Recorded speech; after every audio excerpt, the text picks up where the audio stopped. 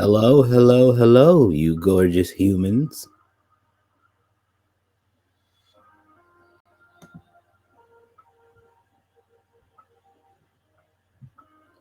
I have a face, I swear. I swear it!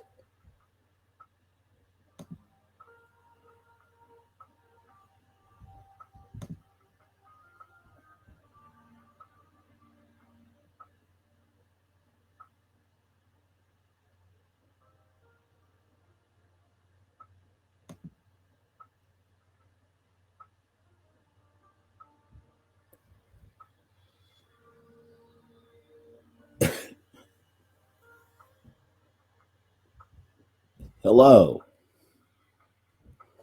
Alright,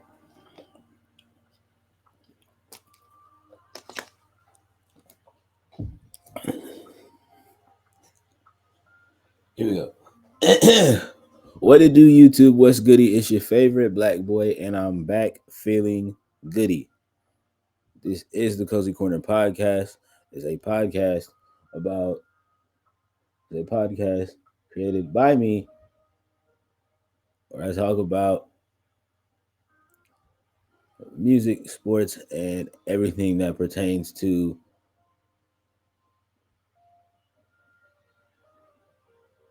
content creation, life, um, and how all of these things intertwine and affect us, even if we don't realize it.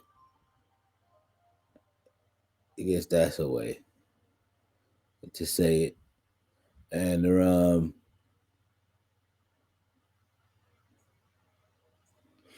not a podcaster. I'm not a media personality. I'm just an artist with a podcast. It's a difference. Um, this is episode 11.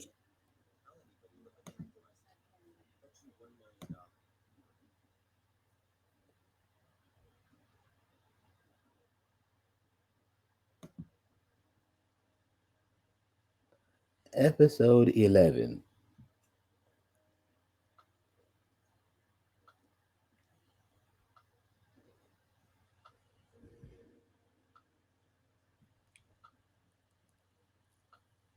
Honestly, didn't think we was gonna make it this far.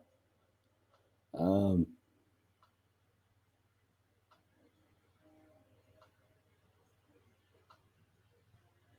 because to be honest with you, chat, there was a point about it where um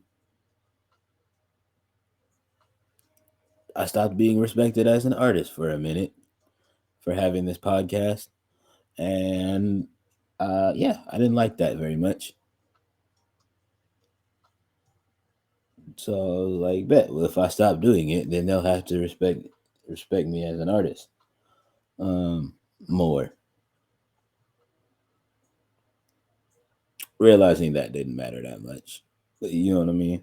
Motherfuckers is just gonna respect you or not respect you regardless. It don't have nothing to do with what it is that you do. It's just the respect factor that some people just have for you in general. And yeah, so that's that on that. But I'm not gonna say for whatever reason, but for reasons that have not been abundantly made clear or known to me, you beautiful individuals thoroughly enjoy these pods, and for whatever reason on the Red app, aka YouTube, y'all enjoy them in these kind of forums and styles. Um,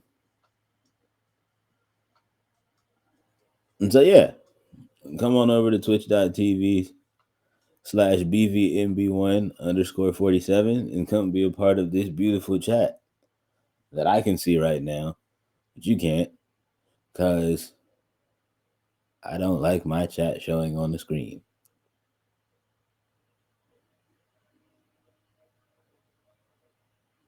Not because I'm afraid that they'll say some wild stuff. Just like, I don't know. just never been. I get why like other content creators do it type shit. They're just not my speed type shit.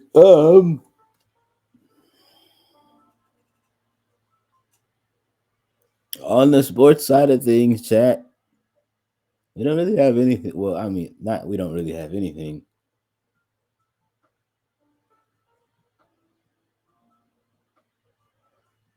I mean, we might say something wild. You're kidding, but you're also not. So that's also that's also the thing.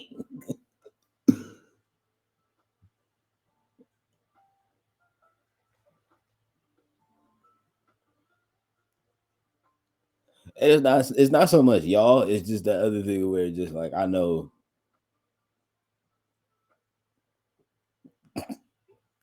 you're right, fair, but it is not so much y'all for real. In all seriousness, it's not so much y'all. It's just I know that like when trolls get a chance to like see that on your in your content, they kind of like find your Twitch and then like come in and try to spam like some crazy shit. Um,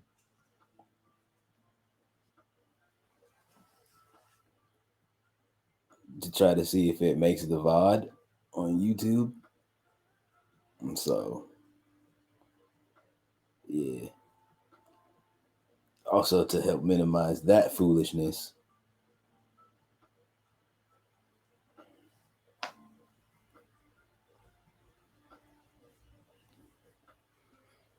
Did you already know? You know?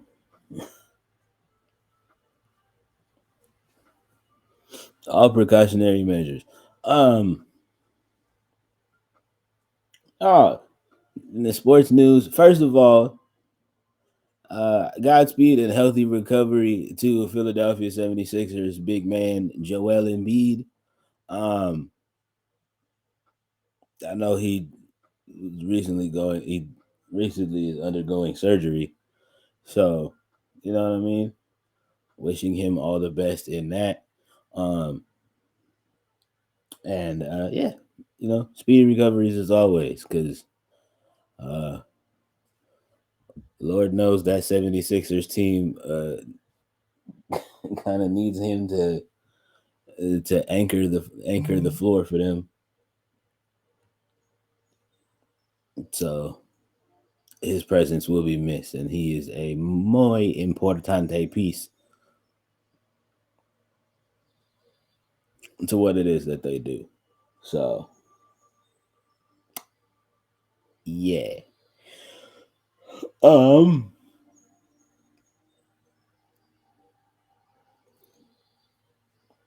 What else? Cliff Kingsbury became the offensive coordinator for the Washington Commanders. Um. Congratulations, I think.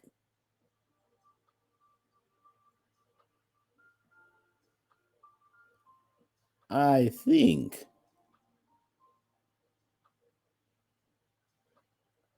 I'm not 100% sure to be honest. So I'm just gonna say congratulations, I think. Um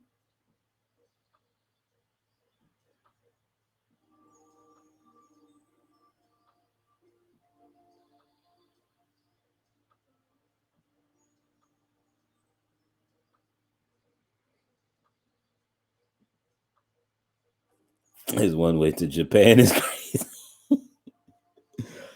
I it's just that thing for me, chat, that like when and it's really only in sports where this happens. But it's just like other organizations will hire motherfuckers that other motherfuckers just got done firing.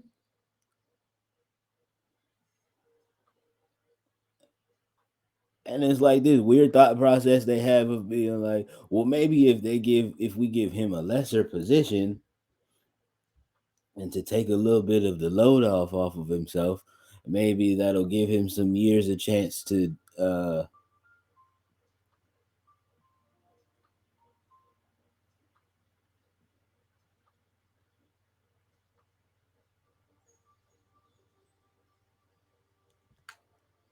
I mean, well, technically he's not coaching, but he is because he's a coordinator.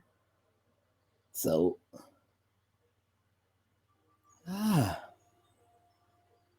interesting. Maybe while he was in Japan, he had a change of heart. I guess I don't know, but yeah, that's my thing.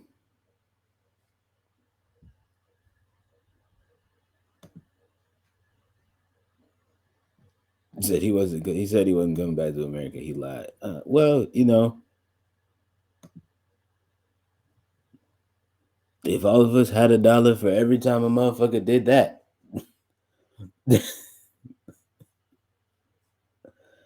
um,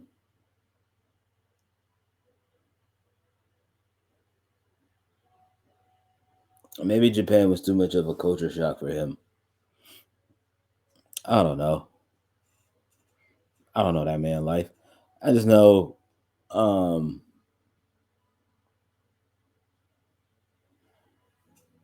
the Washington Commanders got to figure out what kind of team they want to be. To be honest, that's really all I have to say about that.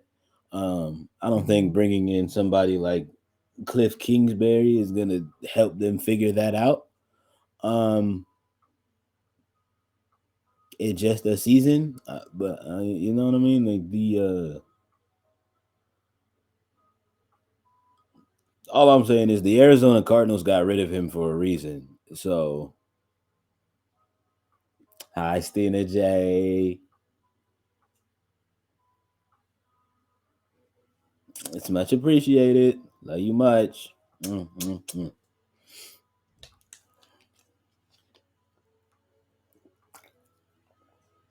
Um, what was I saying, chat? ADHD. Um, ah, yes, Mr. King, Cliff Kingsbury. Um,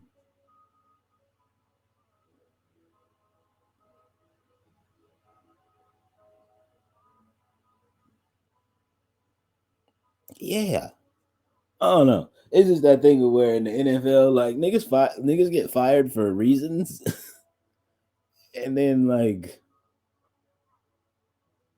I don't know. It's just like this weird thing of where like some niggas in the NFL want to be like, oh well, if we come over here and give him a lesser role, maybe things will be different.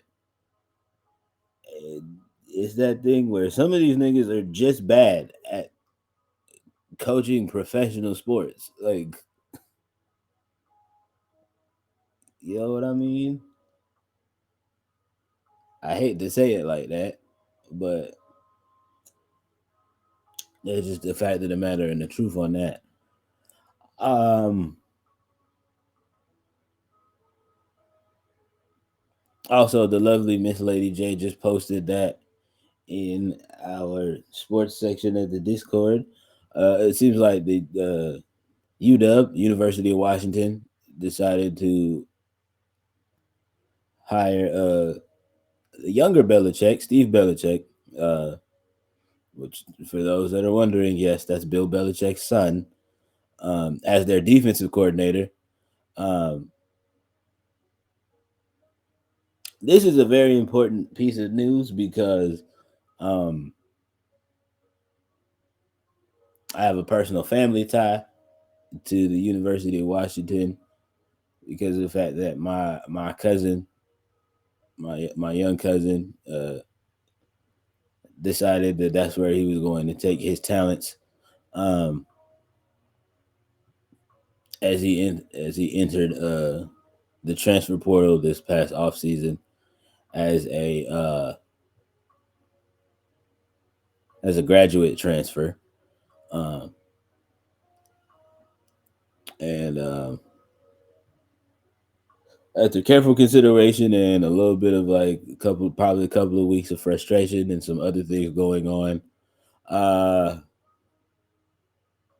he decided he's a West Coast kid. He was born here on the West Coast, so um, that and he just knows everybody's here at home, so he wanted to be as close to home as he possibly could.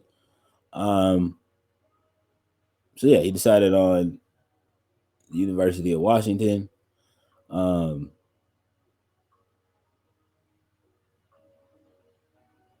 Steve Belichick being hired as a defensive coordinator isn't gonna like directly impact him due to the fact that he plays offense. He plays wide receiver. Um, but still, like, you know what I mean. It still matters, and that's still important, and that's still something uh, to pay attention to because you know what I mean. Because that's where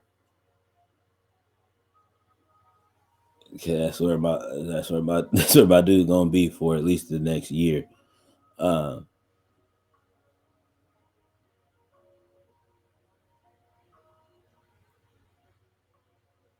foreseeably. So yeah.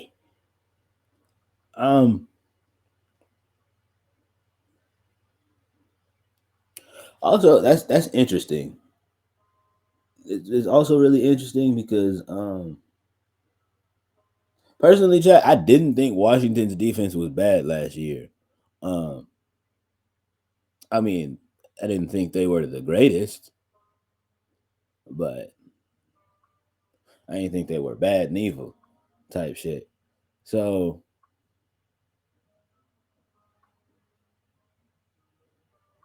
yeah,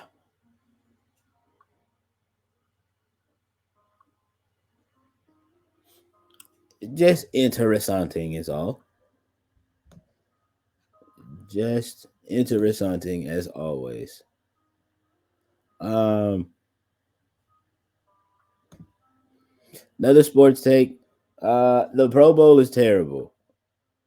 The NFL ruined the Pro Bowl. Um, for possibly ever. There's no coming back from this. Um,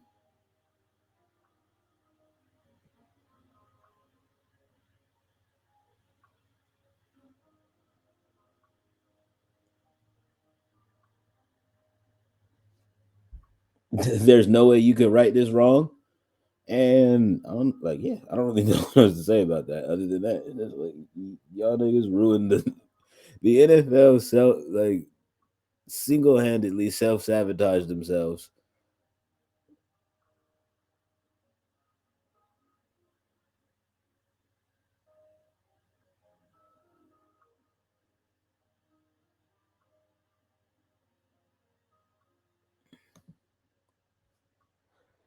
And I don't even know. I don't have anything else positive to say, so I'm kind of trying to keep that shit to myself.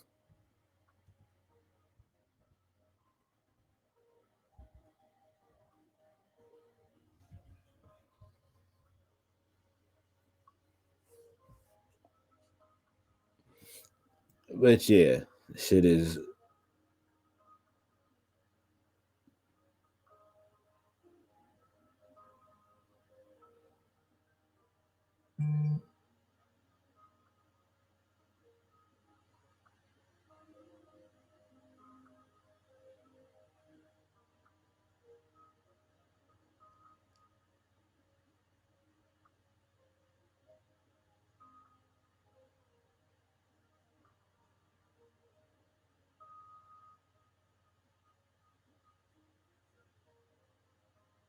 yeah,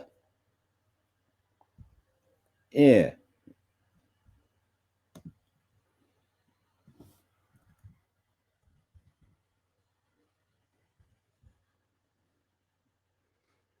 yeah. That's just really all I have on that.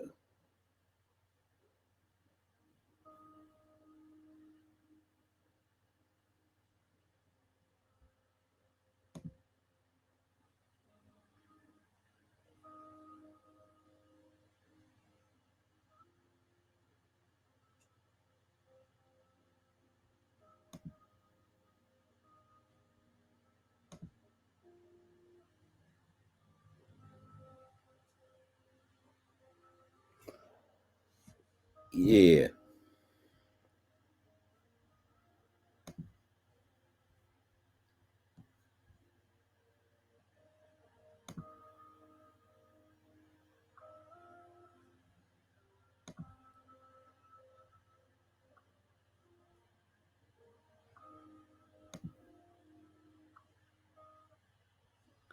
Also, Jack, the boy B Souls dropped a video on keeping with the sports side of things. The boy B Souls dropped a video about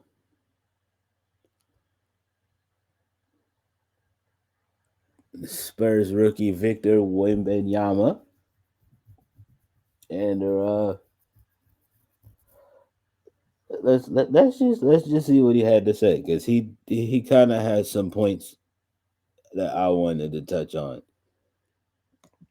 regarding this subject.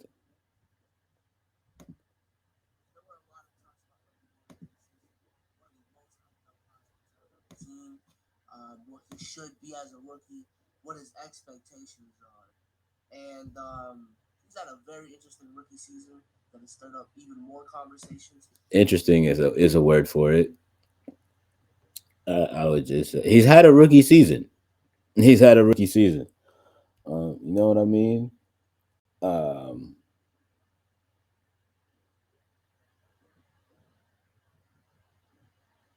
I again from the get go was literally the one person that was like, the 1 year of footage isn't enough. Um,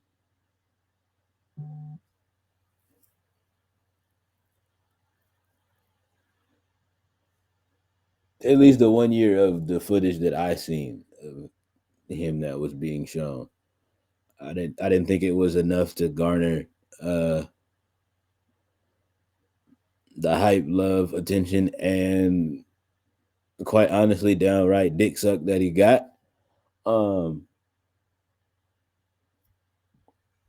and I mean, I'm sure there's gonna be motherfuckers out there that's gonna be like, "Oh, Bambi's being a hater." Probably, but I also know the truth.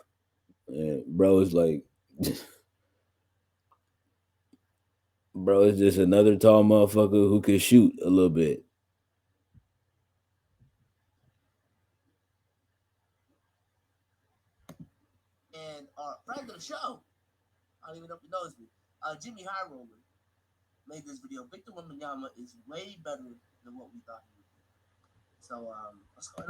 Way better. Okay. Also, yeah, shout out to Jimmy High Roller.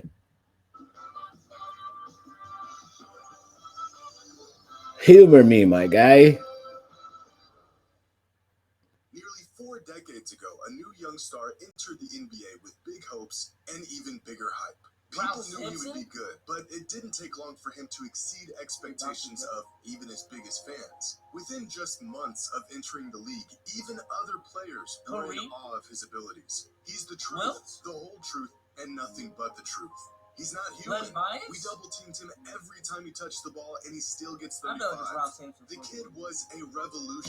Why would it be Ralph Sampson? Ralph Sampson's nice, but let's not do that.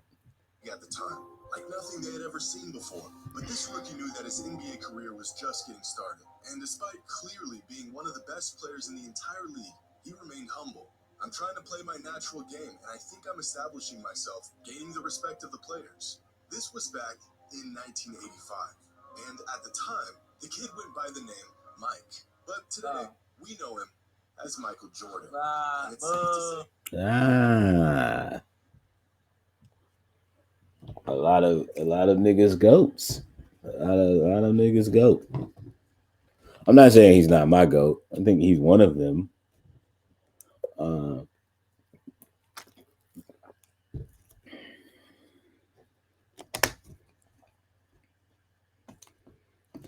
I don't know. It's like I have a weird relationship with Michael Jordan because of the fact that like I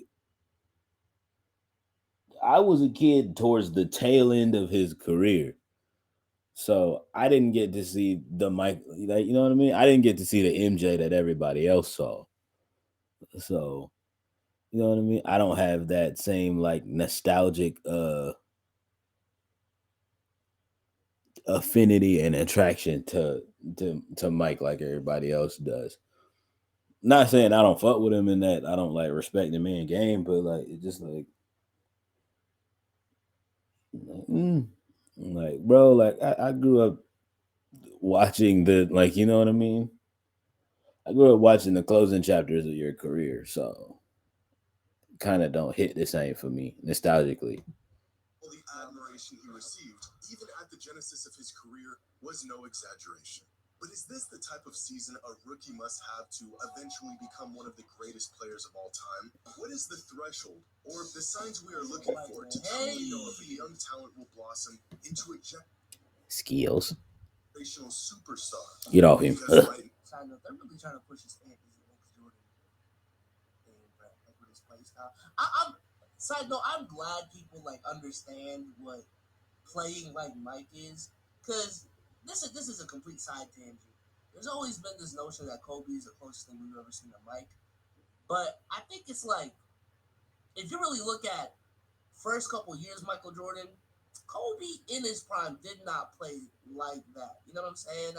I think prime Kobe played closer to like 96 to 98 Mike, but first couple of the years, first couple years in the league, Michael Jordan, hell, even entering his prime, and shout out to Musher because he even made this argument like D Wade is honestly closer to that, and like what we've seen from Ant is closer to that Michael Jordan in terms of play style, not expectations, statistics, and all that. Okay, I'll let him cook with that. I'll let him cook with that. I was now, gonna. there is a rookie in the NBA who may just be on that path. And if history tells us anything, if what we've seen for decades still remains true, Victor Wembanyama is that next generational superstar. He's unbelievable talent. Big, big. Probably one of the best prospects. Chat. He's just tall. They can they can shoot and dribble a little bit. Not a little bit. He got a little handle on him.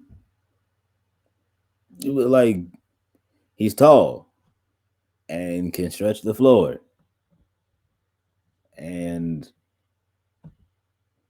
is tall and can stretch the floor. Um, Again, it's his first year in the league, so I'm not gonna sit here and be like, "Oh, he's a boss," like most niggas would do. I'm just like, I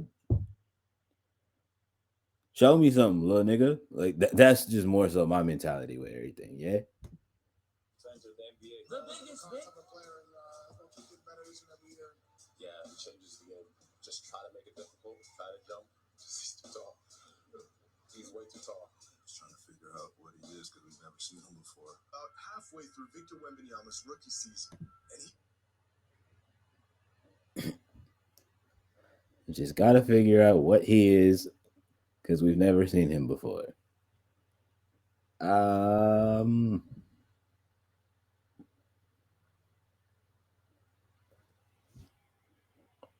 Best way I could put this is he is, and again, hot take. Um, Victor Wembanyama basically chat is a kid's um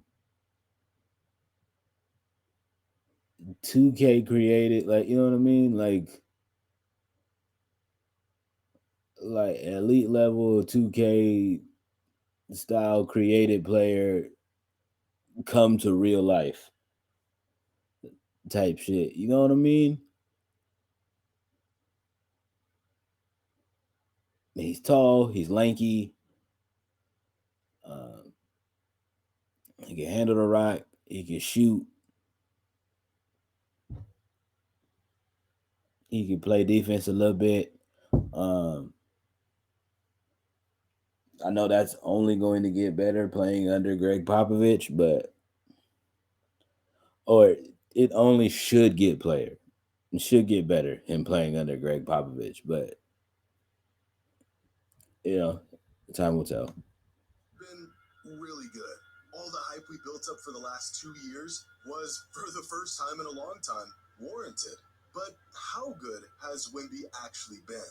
Put the media machine to the side, the absurd highlights, the crazy flashes of superhuman feats, and how good of a rookie season is Wimbenyama actually having? Well, It's interesting because me and Sage did a video recently on Souls and Sage, grading the greatest rookie seasons of all time. Specifically, I think Rookie of the Year winners. So if you didn't win Rookie of the Year, you weren't in that conversation. Mm, I ain't fair, gonna lie, man. fair, fair, fair. Wemby's rookie season stacks up. It stacks up to some of the greatest rookie seasons of all time. Now, But is he going to win it though?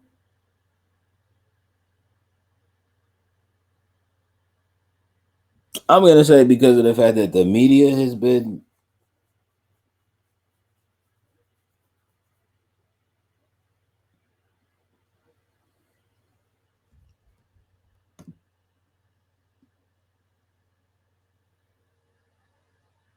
Yeah, I'm not saying that he's not. It's not that I think he's bad or no shit like that. It just, um,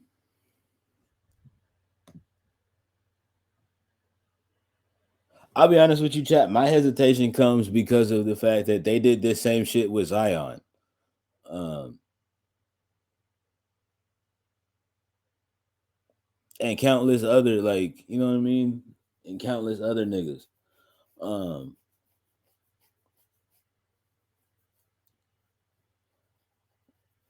so it's just for me. I gotta see the season finish out. Um, for him, again, I'm not saying that he's not bad. Again, he like you know what I mean. He's super tall. He's lanky. He can shoot the rock. um,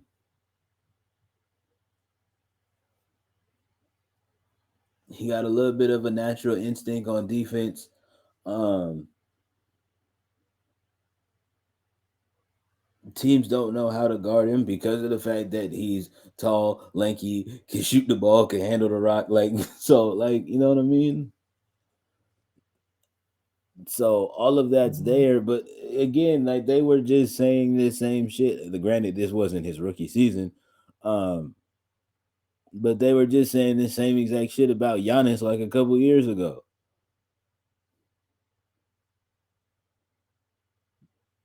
And then now all of a sudden, like the narrative has changed to, oh, he's just a running dunk man. He's just running dunk man. If you stop him from running and dunking, then you win. So I don't know. I just got to see more of it play out. I got to see more of it play out. I like what I've seen so far. Um,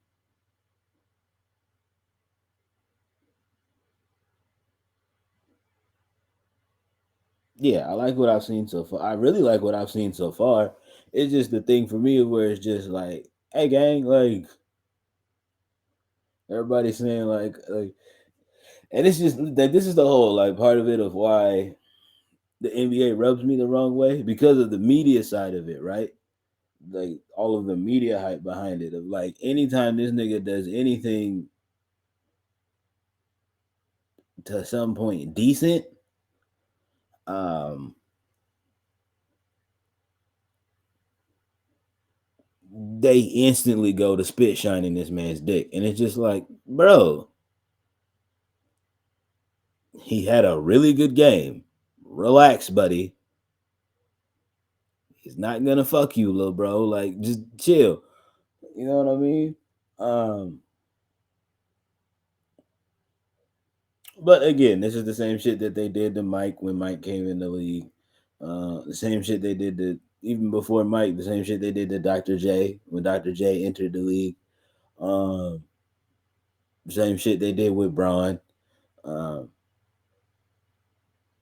Even though I know there's a few in my chat that aren't the biggest fans of Braun. Um, I'm kind of like a neutral. Like I don't like. I'm not like a bronze. I'm not a bronze sexual, but like I also like don't care. If that makes sense. So it's more so that with me, I just like more so just like don't care because it's just like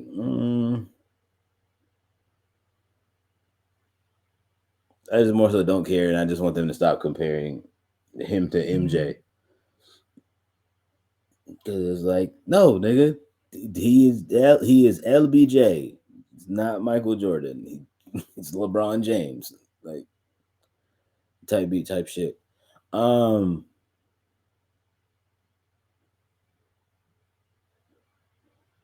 yeah, and so now, like, you know what I mean, and now this is where we're at with the with the Wimby shit. Um, yeah, I'm not gonna hold you. Like, he's putting up numbers. He's playing well. Um,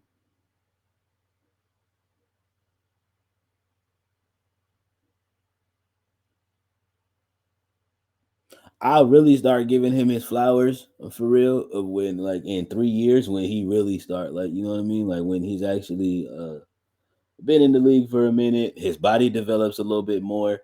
Um,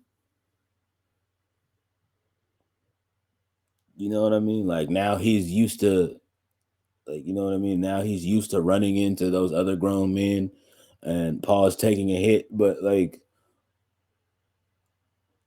I don't know, just right now it's just like oh, he's putting up these godlike numbers. He's the greatest. Like nigga, he's tall as fuck and can't nobody guard him. Like let's just chill. Let's just chill. Let's come back and have this conversation when NBA defenses, I don't think they will, but when NBA defenses somewhat come around to like figuring out what it is that he could do, you know what I mean? Like you know what I mean, figuring out how to stop him. How does he counter that? That's when, like, you know what I mean? That's when he'll get his flowers from me personally. I know probably to him that doesn't mean a goddamn thing. Um, because I'm just a nigga who makes music and is on the internet. Um, but that's where I'm at. I'm sorry, souls. Continue. I don't think it's Shaq level. I don't think it's Kareem level. You even would have to look back at like rookie Larry Bird, rookie Magic Johnson, and things of that nature. Um, but even considering that, I think like the names I just said, those are like S tier rookie of the year winner seasons. Wemby is like at an A or a B. Like if you look at history, Wemby is like at an A or a B. And I would give you that. If we're like doing it like tier list wise, yeah, I would say he's at like a at worst. If you were just like being an absolute hater, he would be at like you would say he's having like a C tier like you know what I mean. He'd be like a C tier rookie of the year winner. Um, but yeah, I would legit just say that like you know what I mean. You're being a hater and get his dick out your mouth. But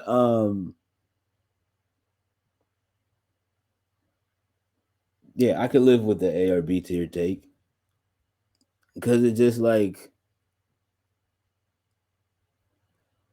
when we want to talk about like niggas that are doing like some transcendent shit, those are the people that I think of, like the Wilts, the Kareems, the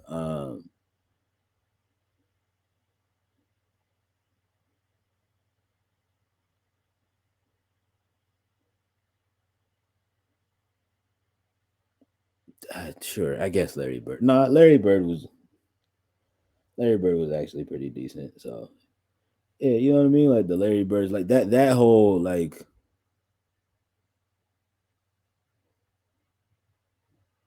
you know what I mean? Magic Johnson, rookie MJ, like that type shit. Um, but the boy good. The boy can put the round thing in the round thing. Yes. So there's no hating from me. And I would even argue that there's even a little bit of a caveat there Because if you look at those S tier seasons, a lot of those players came into the league at 22, 23. And I understand it's still their first year in the league, but I do think there's a stark difference between a 22, 23-year-old coming into the league, already ultra talented as is, and a 19-year-old coming into the league. It's a that then that's my point. That's the biggest point. Um,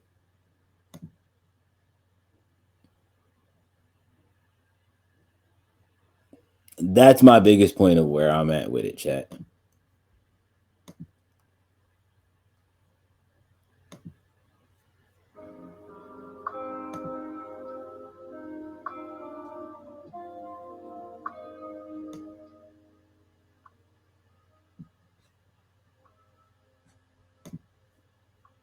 For all of the folks out there that are like, "Oh, he's amazing. He's the greatest thing since sliced bread." Ah! Like, bro, he's 19. He's literally, quite literally, still a child.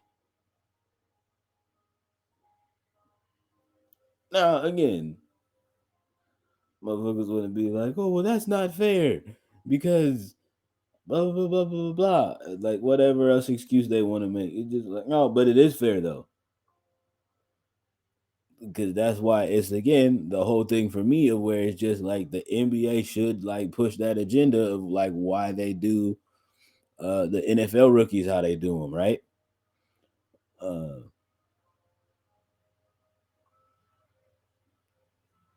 you gotta have a 3 year minimum. You gotta have been in school a minimum of 3 years, and then we can talk about you entering the draft. Um,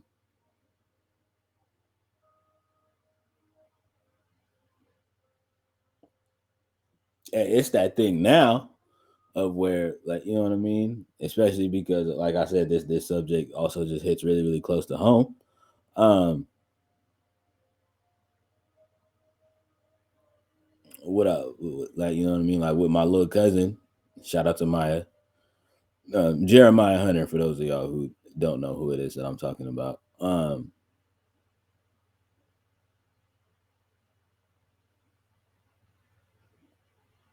He was at Cal. Um, yeah, he was at Cal. Cal didn't really didn't didn't really utilize him to the best of their abilities. Um,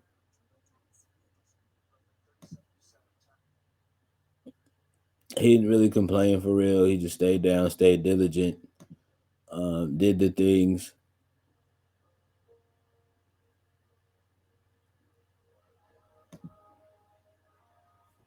got himself a degree.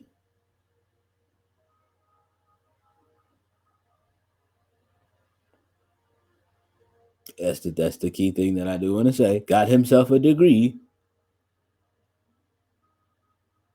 and is now taking his talents to the University of Washington to kind of help with his draft stock situation. Um,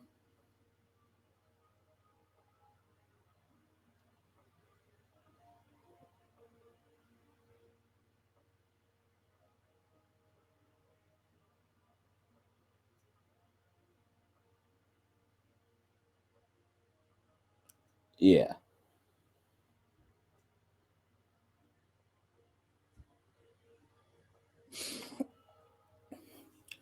So, but like you know what I mean. We're seeing many more cases of that um, in college football happening for different reasons because it's that same thing of where it's just like maybe you wind up like a DJ Eula Guiley and where you like get ran out of Clemson and have to go to somewhere like Oregon State um, to finish out your college. You know what I mean? To finish out your college playing years um, and still keep your draft stock intact. Um,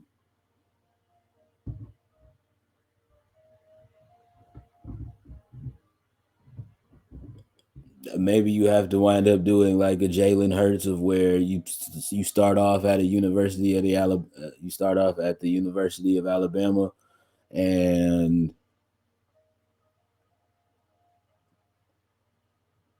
like, you know what I mean, like you go a whole year of leading this fucking team, and then all of a sudden in the national championship, Nick Saban decides that he's gonna go with this young Hawaiian kid, um,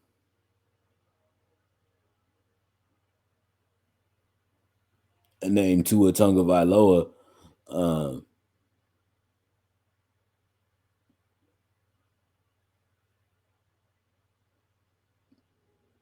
and then decide that, yeah, next year this is who we gonna run with. Um, and so, like, you know what I mean. And so Jalen Hurts had to do that thing of where he had to go to, where'd he go? Oklahoma. Yes. um, and then he has to transfer to somewhere to like Oklahoma to make sure that um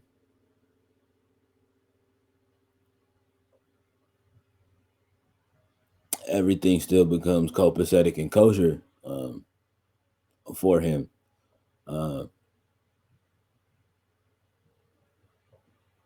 and like, you know what I mean, to make sure that everything still winds up becoming everything for him. Um,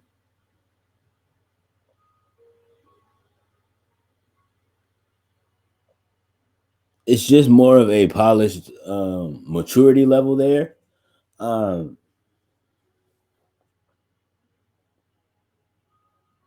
but it's also that thing, Chad, of where like the NBA is not slick. The NBA is not slick.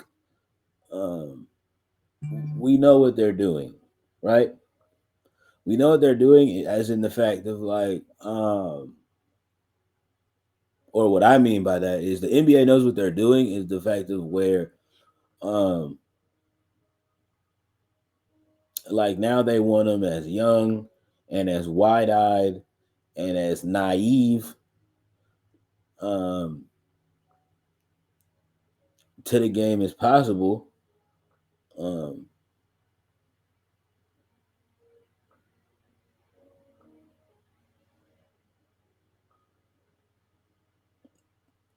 so that they could use these kids as kind of like their weird ass little like walking experiments. Um,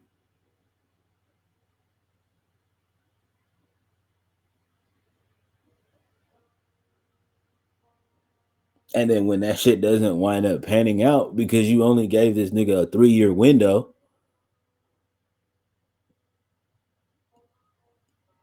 when he entered the league at fucking 18, 19 years old, but you gave this 18, 19-year old a 3 year window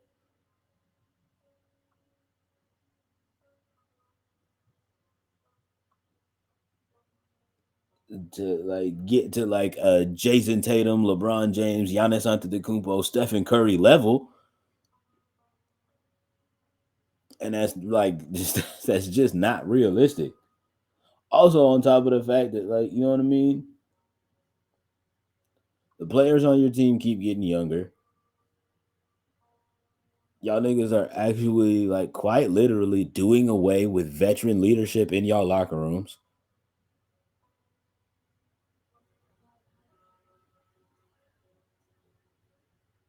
And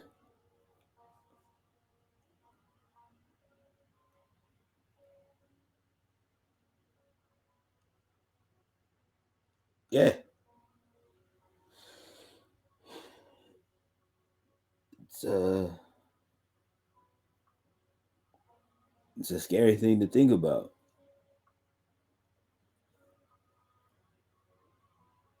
But it's also that thing where like we're seeing why a lot of this shit is, like, you know what I mean? Why a lot of the shit with these teams is happening the way it's happening.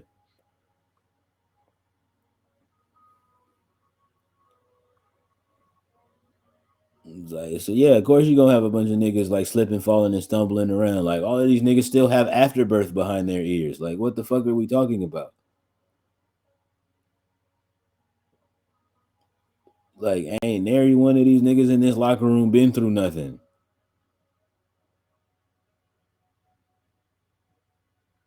For real.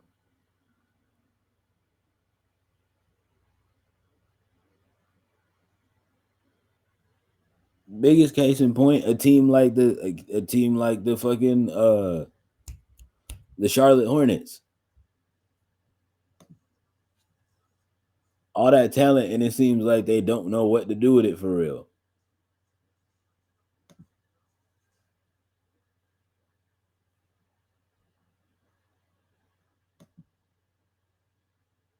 Why? Because where are your vets at?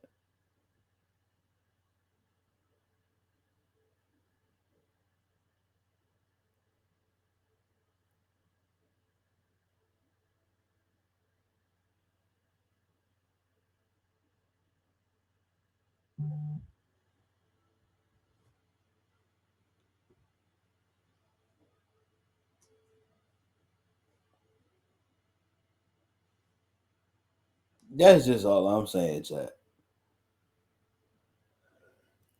So as far as like Wimby, like, and then like getting back to the point, like with Wimby, like who's Wimby, who's Wimby's vet?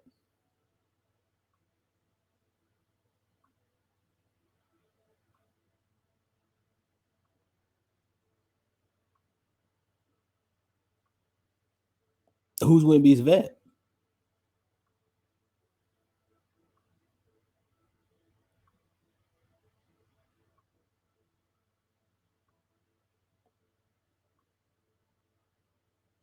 He's got all the talent and the potential is there, but like who's putting him on game on like how to handle his on how to handle his business?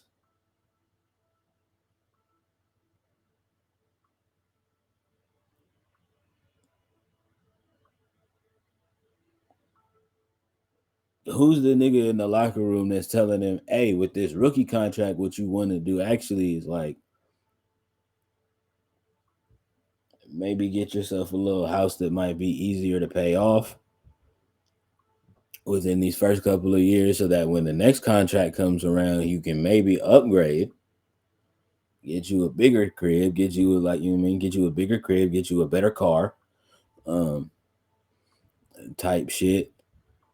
Don't be spending all your money frivolously on these little IG model, like you mean, on these little Instagram model girls that's gonna be in your DMs and that's gonna be like popping up courtside at all the games, trying to throw their little cootie flower at you. Um,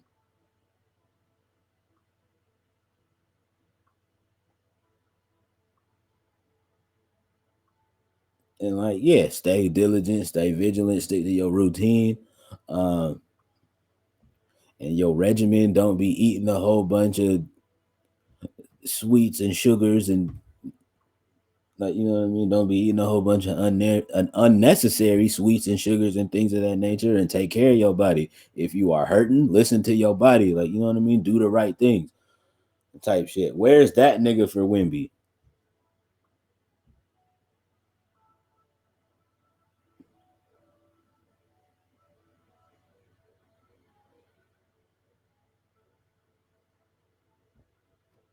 You dig what I'm saying, chat? So like, people can say whatever it is that they want to say, or where it just like,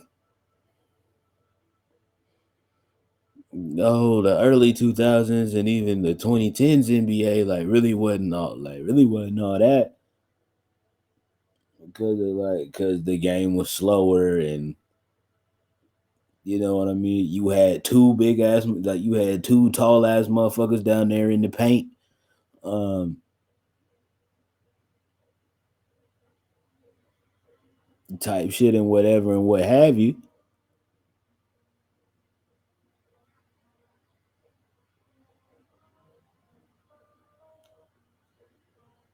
But it's like, yeah, you said you understand that. Yeah, that's just exactly just where I'm at with it. It's just like, yeah, okay, the game was slower, but like also, you know what they also had in the 2000s and the 2010s? They had grown ass men in that locker room helping these young niggas that was coming in learn how to navigate this world that is a also a sports that also is a sports entertainment business. That's the part that I think now is the part that's really like that's the part now, chat. And I will be honest, that's the part right now that's fucking the NBA up in real time. Is the fact that all of these young niggas are sitting here forgetting the fact that this shit is a business. And these niggas are not taking care of the business aspect of things. So yeah, you know what I mean. So yeah, who's somebody random I can name? That's a young player. Um, Perfect example, right? Because niggas was talking about trading this nigga just a year ago, myself included. Um, so yeah, Carl Anthony Towns, right? Big cat. Um, let's see, early in Cat's career, he had the numbers, he had the talent, he had the like, you know what I mean? He had the skill set, um,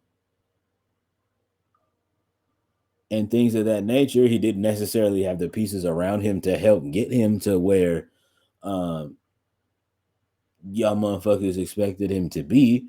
Because let's be realistic, like free agency wise, who the fuck is gonna be like, you know where I would really like to play next season? Minnesota. No nigga is saying that.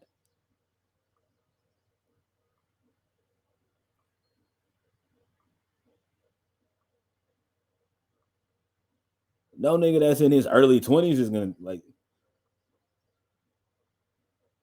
Cause I'll be honest, if I was in the NBA in my early 20s, I'm gonna be like, man, I'm trying to go to Miami type shit.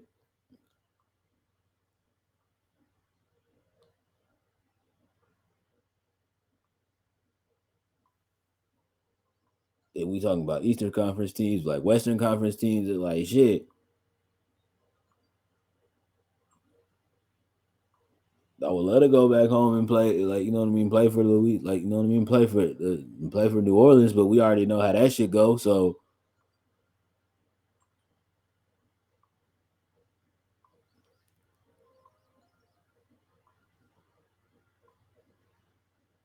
maybe I do a little 2 year stint with the Lakers and get a little bread, get my numbers up. Maybe you know what I mean. Then I maybe like might make my way over to the like you know what I mean. Make my way over to the Clips, and then when it's that time of where now I'm about like 4 or 5 years in this game, 4 or 5 years in, it's like okay, now I want to win. So like now,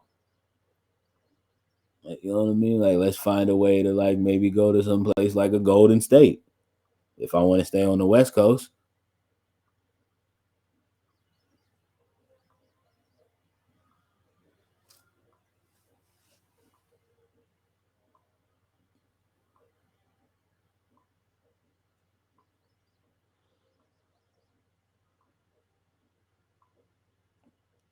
So yeah, I'm just saying like it's that thing of where I get it because it's that same thing of where again, like I say this shit about AD all the time. Like motherfuckers want to be like, oh, why did this nigga Anthony Davis wait till he went to LA to get good? It's like first of all, motherfucker, he was always good.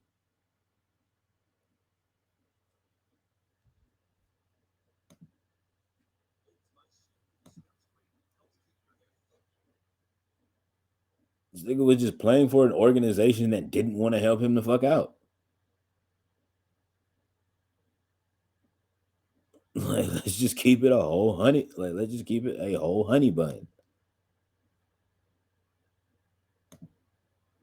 And so when it got to the point of when he got to that age where he was like, "Hey niggas, help me out, or I'm leaving,"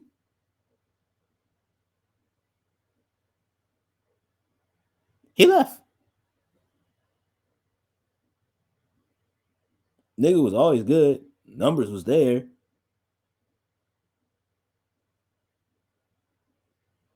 Stats were there.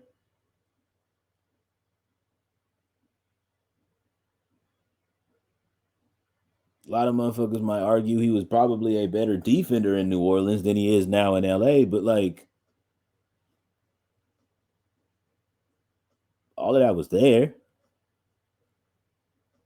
but it's just like, hey man, I want some help.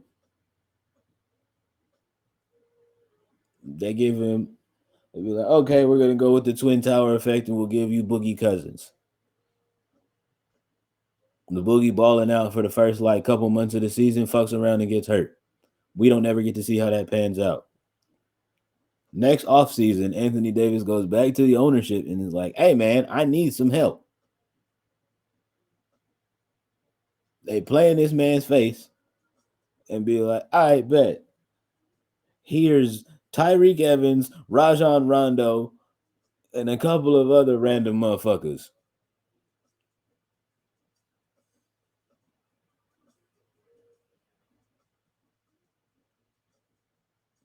The only helpful signing out of all of that whole situation was Drew Holiday, and I will stand on that.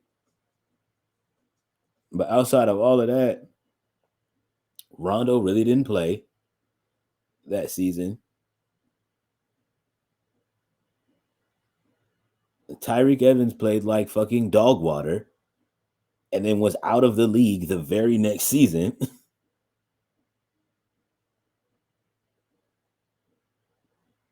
Albeit not willingly, but still.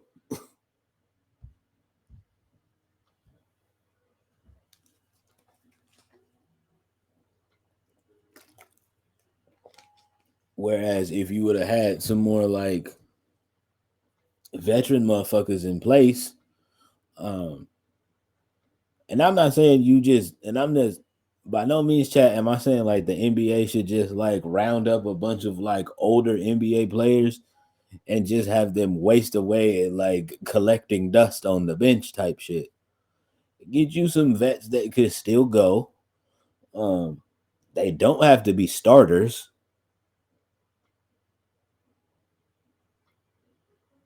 because it's that thing where it's like, cool, maybe you want the young bloods to be out there running around to start the game off, so they can figure the game out, right?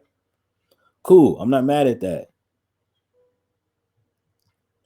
but also have you them veterans there that where in the middle of them timeouts, after you as a coach, after you your coaches are saying whatever it is that they're saying and like drawing the game plan up or whatever, have that veteran there that's like, hey man, when you're on that side of the floor and when they are coming at you doing this, and this, maybe look for this look, and this look, and that's what's gonna help us win this game.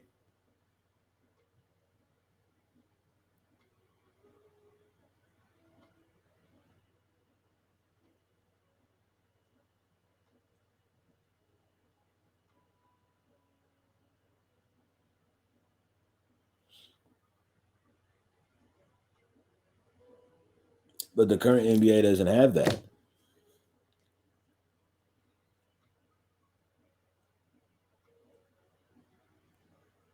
Oldest nigga in your locker room is 20, is like 20, like is 25 years old. That nigga still don't know what the fuck he want to do. Like, you know what I mean? That nigga still don't all the way know what the fuck he doing on and or off the court.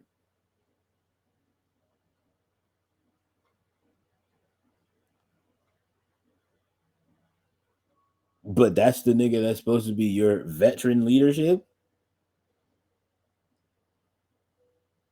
Tell me you think I'm ignorant without telling me you think I'm ignorant, NBA.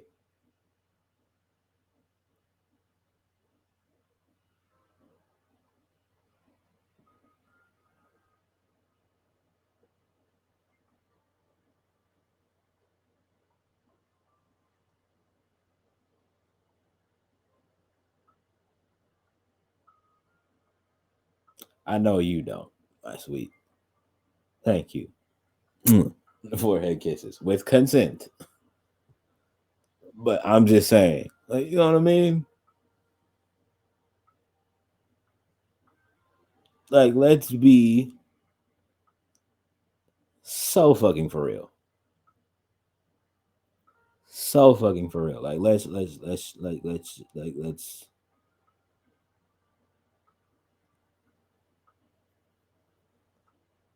let's just be really for real.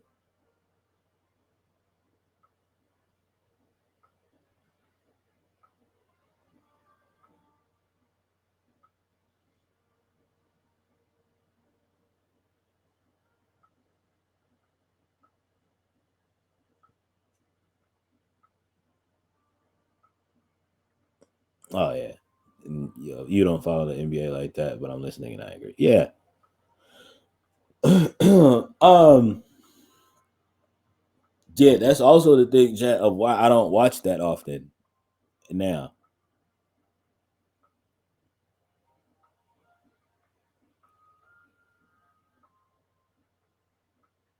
Because the shit just became more about how many niggas can we, like, you know what I mean? How many niggas can we get on this team to put asses in the seats um, without breaking the bank and without giving everybody $100 million contracts? Nigga, that's not realistic. This isn't NBA 2K. We literally have general managers in the NBA playing NBA 2K in real life with real life human beings.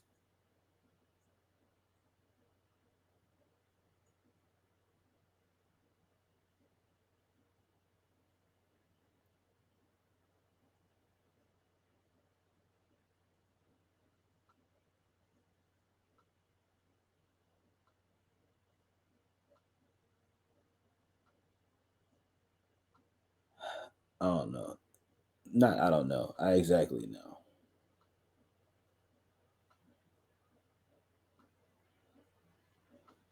Know what y'all niggas are doing.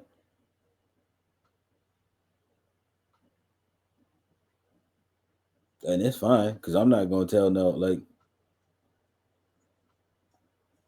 what am I gonna tell a nigga, like, what am I gonna tell a 19-year-old that's never seen 100, like, you know what I mean? What am I gonna tell an 18, 19, 20 year old that's never seen that many millions of, like, you know what I mean? That's never seen that many millions of dollars before in their life.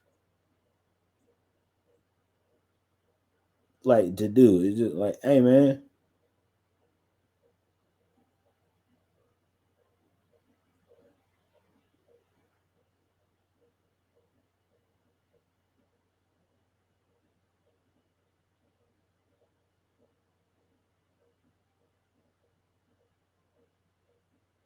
But if you have you a guy on the team like although motherfuckers love to make jokes about this man, but if you have you a nigga on your squad like a Chris Paul, granted he ain't never, like, you know what I mean.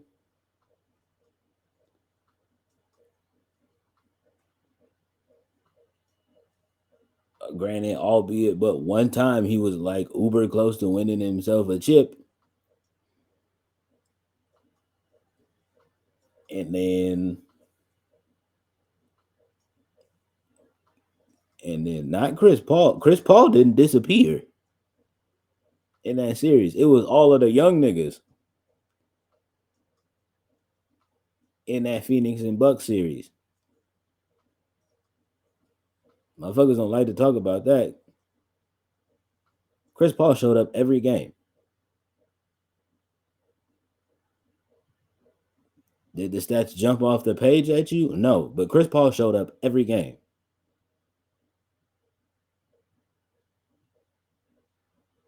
It was D Book, DeAndre Ayton, Gail Bridges, all of those young bulls that, like, you know what I mean, that lost y'all that game.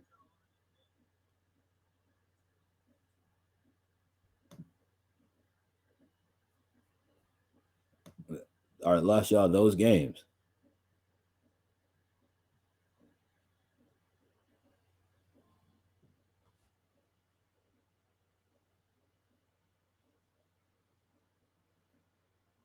Niggas went up 3-1 in a series and thought that shit was over. Genius. The game is best to, like, you know what I mean? The series is best to 7. You got to get 4 of them things. out of 7 if necessary.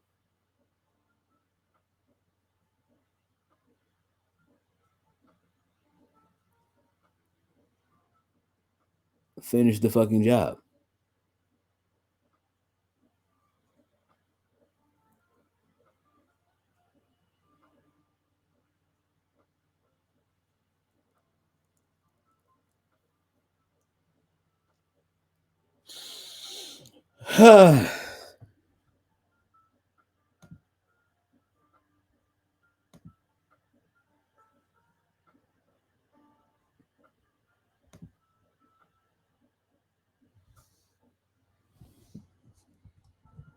All right.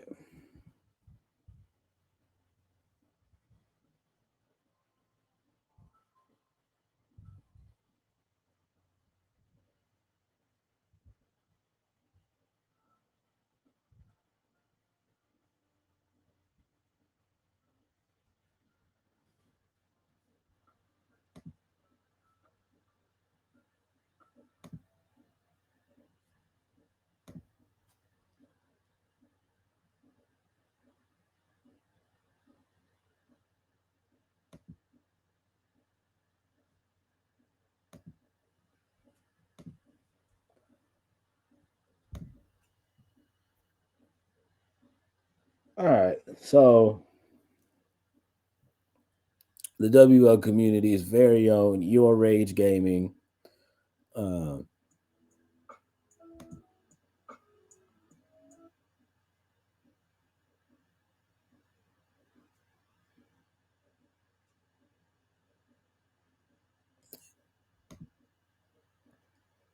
aka Kick Streamer Rage, dropped this here video chat called Black YouTube is Cooked. There's a reason of why I'm bringing this up.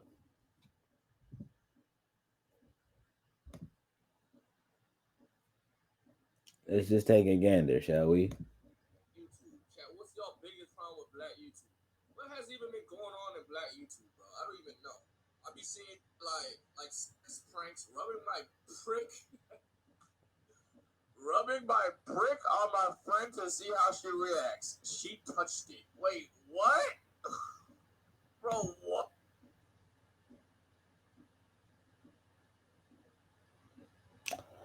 Um,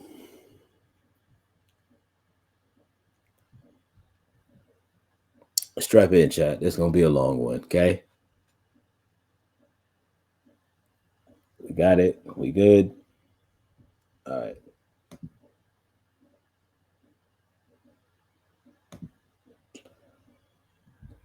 Let's bunker down and try to power through this. Okay. Whew. That title alone, the title and thumbnail alone, made all of my skin crawl. Anyway, Arching my back in front of Chevy to see his reaction. Bro, these are the same that watching this are the same I was watching. They're like those are the same brains I was watching like DMB Nation videos, bro. Same type of like genetics. he's not lying. He's not lying. So you got it? God, I hope so. Okay, so real quick, super quick tidbit. For those of y'all that weren't around during that era of YouTube, um, when like the couple YouTubers were like all of the big thing, and they were like doing like, oh, like fake cheating prank on Bay and all of this other shit. Like, um, that's what Rage is talking about there. Like, you know what I mean? Like those are just like that's just the same kind of. It's just the updated version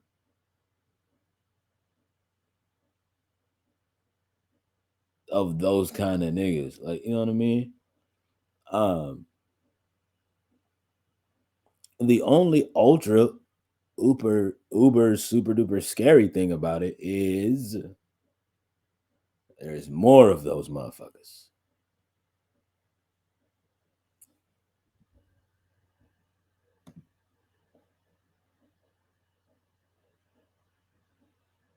because around the DNB Nation era, said those videos were stupid.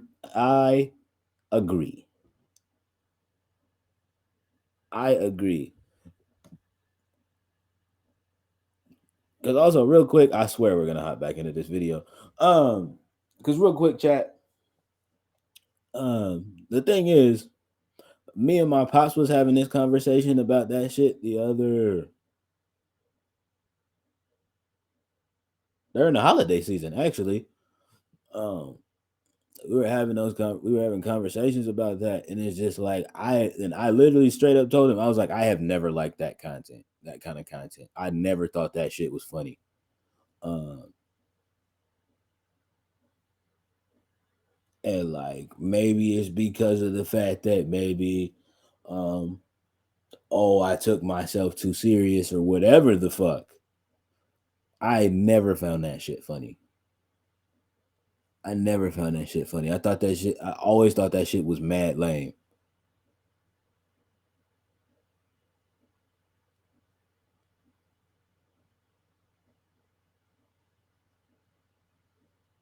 Because it's that thing where it's just like y'all gonna do that shit. And then that's why it was like a whole bunch of like what they didn't tell y'all is there was like a good like 15, 16, 17, 18, 19, like 20% of those videos where like they do them shits and that shit went left. And they didn't post them. Well, some people didn't. Some people still did. Cause clout, right?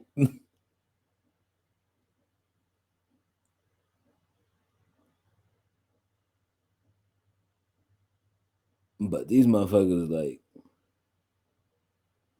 sitting here playing around late in the bed with your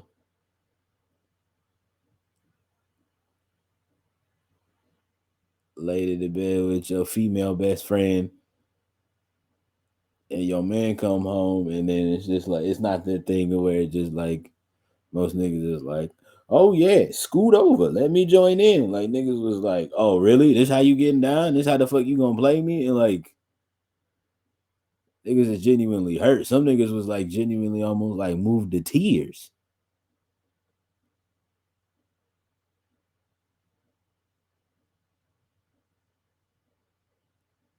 because of the fact that you want to play with like, you know what I mean? Like it's that thing of like for the sake of this little fucking camera in front of y'all, like some motherfuckers like forget that motherfucker, like some motherfuckers like especially during that time, like some motherfuckers like genuinely forgot that motherfuckers were human and had like fucking feelings. And so like it's that thing of where it just like you want to sit around and like fuck around and play like that, and then it's just like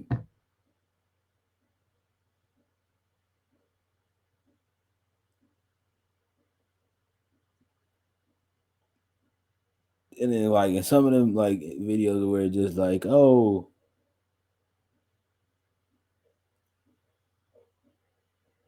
like I paid my gay best friend to hit on my boyfriend to see how he would react. He got mad. What the fuck do you think? Of course he got mad, you dingus.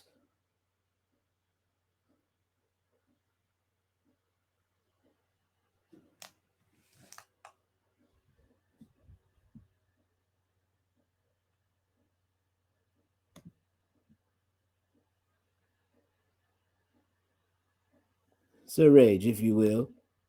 Continue. Chevy.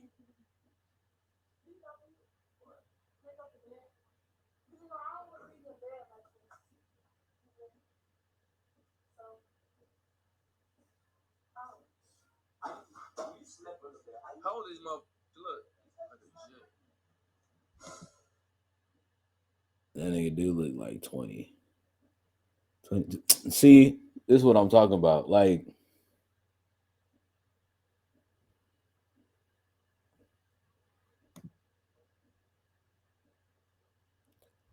same kind of girl do some shit like that. And then be like, I don't understand why niggas be in my DMs just asking me only to fuck. Like, what the hell? puts videos like this out on the internet.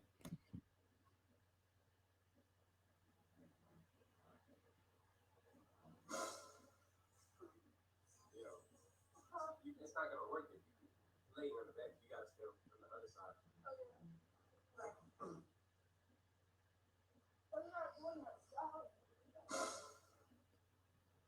Oh yeah. And she don't even got no.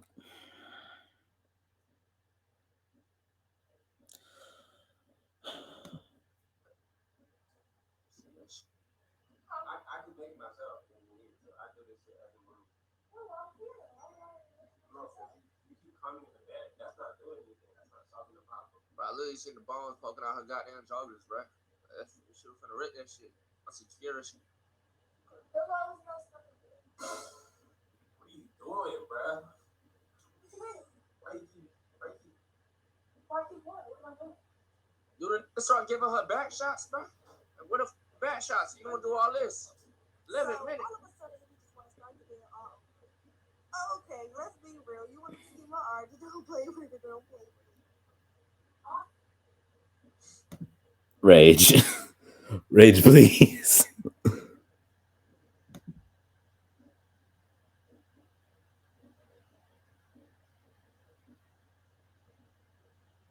Those were some off the wall video. Oh, the videos I was talking about earlier. Yeah, they were.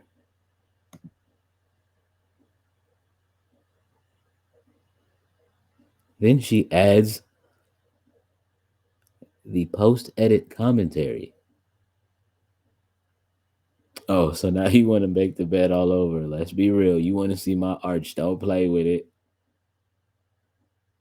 No, ma'am. You fucked my bed up. So now I have to fix it.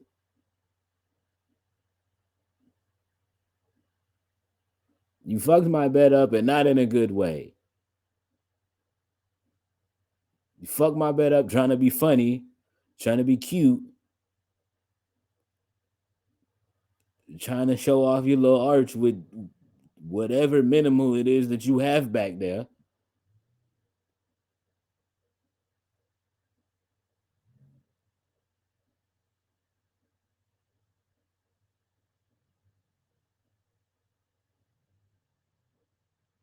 And then gonna be like, you just want to see my arch. I could care less, ma'am.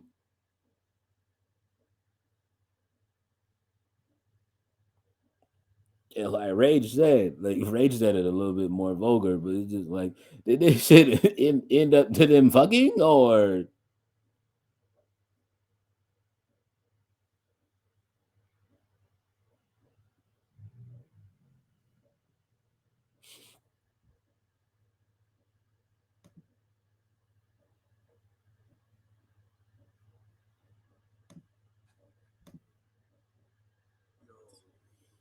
That was the stupidest word of my life.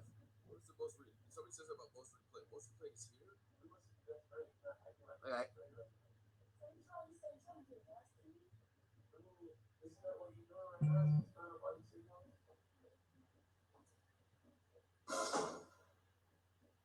Whoa! Hey! No, where you going? Hey, you got caught red-handed. Look at you. Look at you. Look at you. Look at you.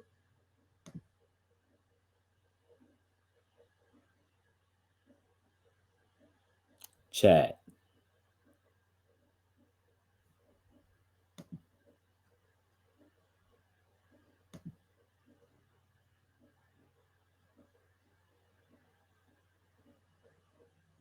Okay, first of all, chat. First of all, for YouTube, a good 90% of my community is grown. Um, so I don't have to do things like chat. I better not never hope to see y'all post no videos like this. Not never. Um,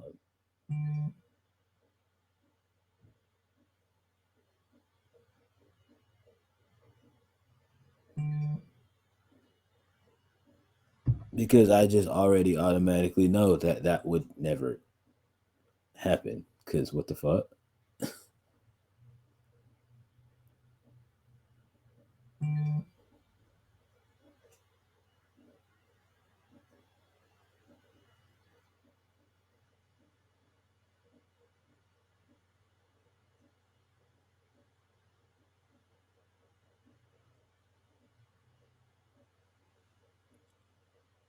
And another reason of why honestly, and there's gonna be that thing of where just like motherfuckers will be like, oh well, of course you're not gonna put no blame on the nigga. That first of all, in this instance, no, he didn't do anything wrong.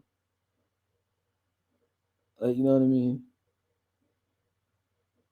In the case of this young ne'er do well, no, he got a female best friend. He probably had some feelings. He probably actually does have some feelings for her that he's been holding back.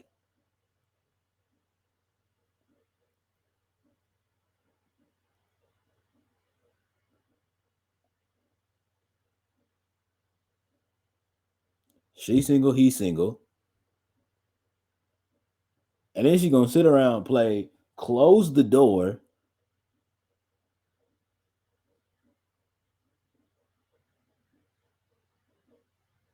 and then act like she gonna straddle this man and then gonna be like and then gonna climb over him, then get to the camera and be like, you've been caught red-handed. Like, no, man, you played with this nigga's emotions for content.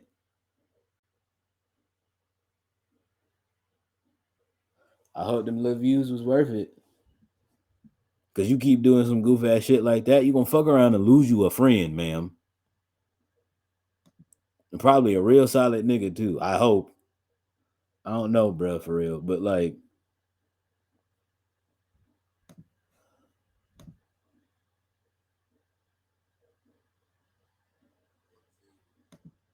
look at the disappointment in Rage's face.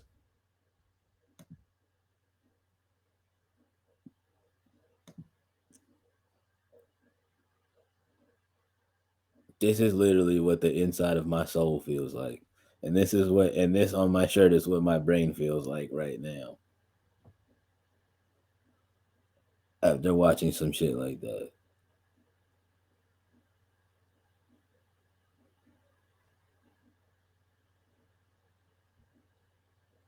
You've been caught red-handed. Don't try to play. Don't try to play.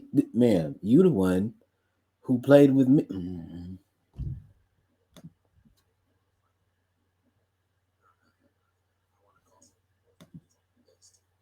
What the did I just? What the was this, bro? Who the is liking this whole ass? People are so stupid.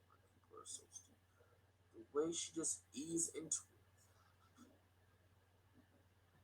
My people think this is real. Casually flashing my kitty, turning my boyfriend on in public. My best friend sat on my lap while I was brick. What do you mean? Why you was brick? Watch it. Why it's just horny? It's just why you horny. My what?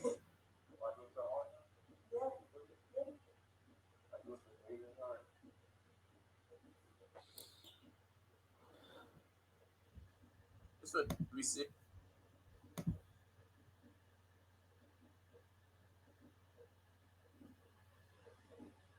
That's what I'm saying. Did all that for views,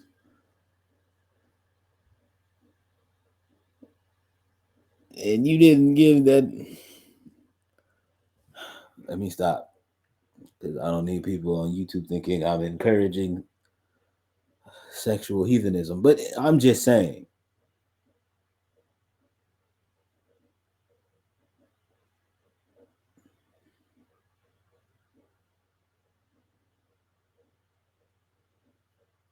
and then with this video, Shorty sat on this nigga lap and gonna be like, bro, what is that? Ma'am, I am a nigga with a dick. What do you think it is?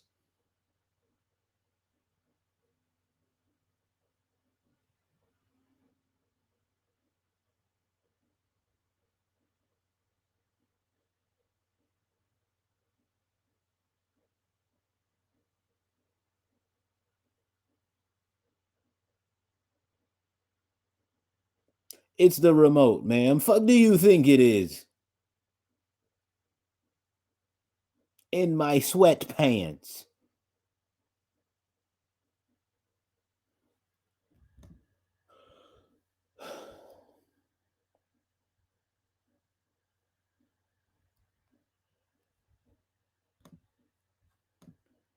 said, "Oh, this is just my guy best friend." This is what I think. And then nigga said, "My best friend." And she's smiling. Oh my. Oh, mother of God. My best friend, both these motherfuckers chopped. Get the fuck out my screen. I just drooled too.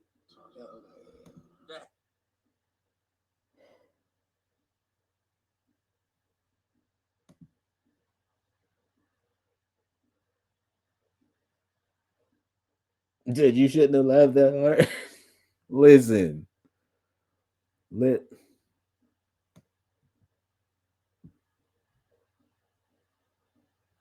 listen. Listen. Li-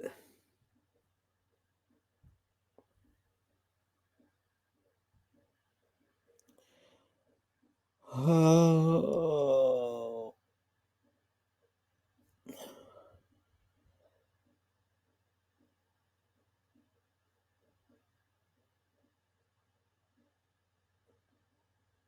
For content though, right, chat? W content. W content. W content. Shorty, you want to fuck this man. Secretly. In your heart of hearts. Like, you know what I mean?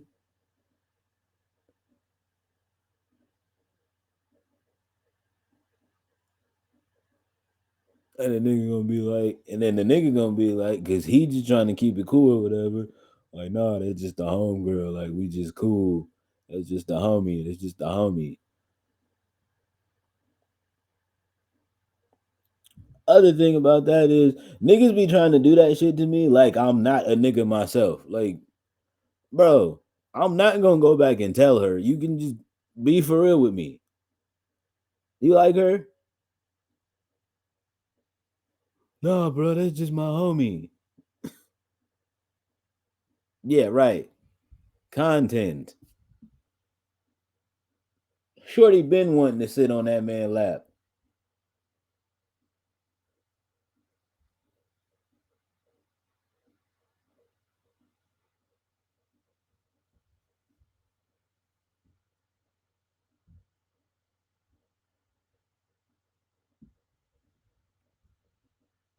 But yeah, niggas do that to me all the time. Oh no, bro, that's just a homegirl. That's just a homegirl. It's not like that. Bro, stop it. I'm not gonna tell her. Just talk to me like I'm like nigga, I'm not wearing a wire. You can talk to me like you can talk to me regular. Like you like her?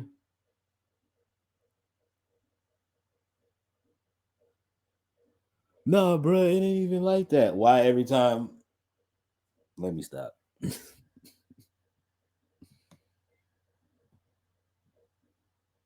It's just a homie, but every time y'all go out, can't nobody dance with her but you at the club. That's crazy.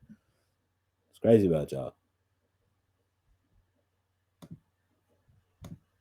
What is this? I put my freaky ass parents on a blind date. Never again. Huh? What's the freakiest thing you've ever done? Oh my god! Nigga, did you ask your daddy that? What?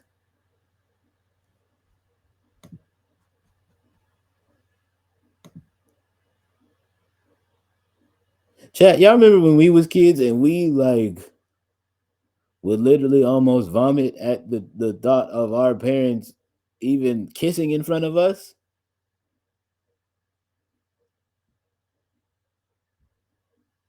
These little niggas are cooked. Niggas is in the backseat of the car with the camera out. Dad, when's the last time you put your thumb in mom's booty? What? Excuse me?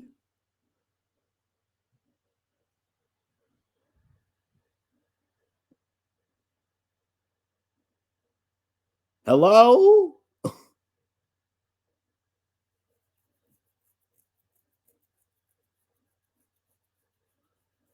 You said you wasn't prepared. I listen.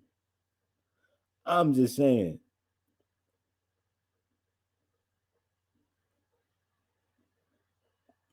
literally the idea of when my mom and dad were together, when me and my sister would be like sitting there chilling in the kitchen or chilling in the living room minding our business, and then our mom would come, and then like you know what I mean, and then my Dukes would come out of nowhere and be like, it'd be like, "Hey y'all, your dad looking extra fine today."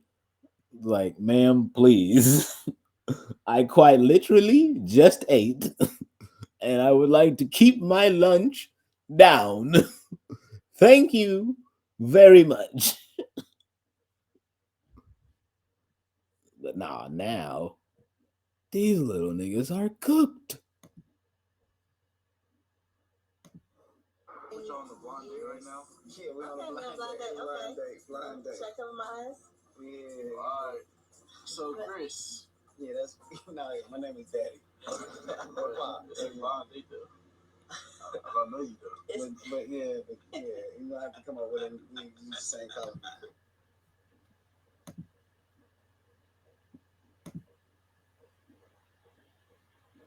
Not LOL. Oh, don't encourage that foolishness. This nigga called his dad by his government name.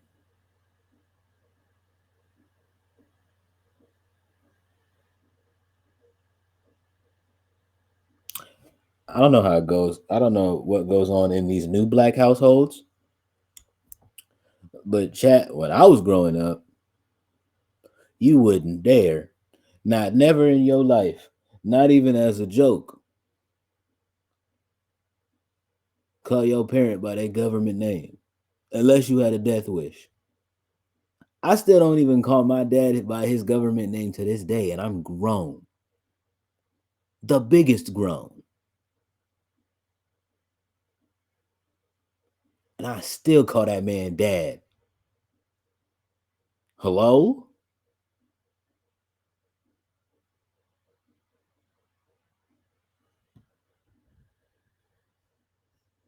Y'all know niggas weird. And chat, you could tell by the look on his face, he wants to deck this nigga in. He wants to duck this little nigga in the mouth.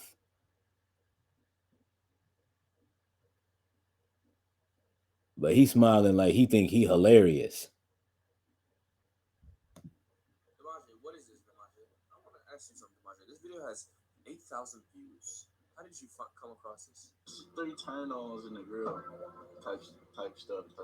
Three turn-ons. This nigga did not just ask his daddy what are his three turn-ons in a woman.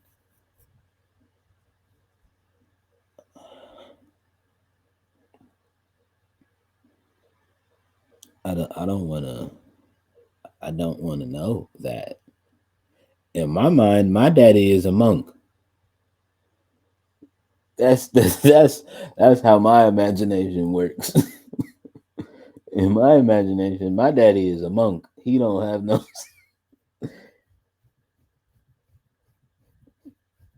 Literally, in my mind, I came here by immaculate conception. That's how my thought process works. Because quite literally, what?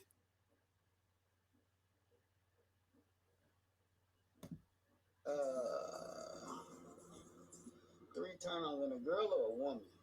A woman. Like a woman trying to get to your wife type stuff. And then this nigga with the dono, with the dono,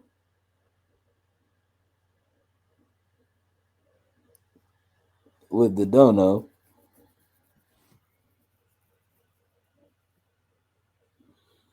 No, that ass, the stork, dropped me on the front porch and was like, "Hey, this little nigga kind of look like y'all. Here, look after him, yeah."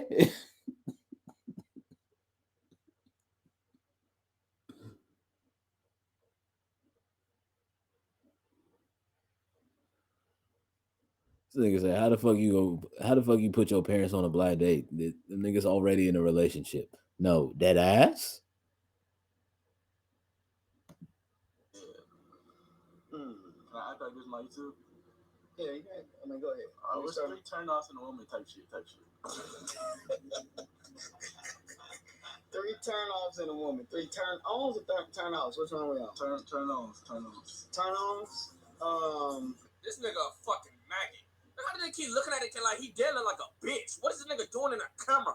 I see you looking at the goddamn nigga checking himself. Oh my god. On some whole shit though. Like, nigga, yes, we see. You just recently got a haircut. You probably just recently got your dreads retwisted. You look decent, okay? Get your hands off your face. This is the problem. This is literally the problem now.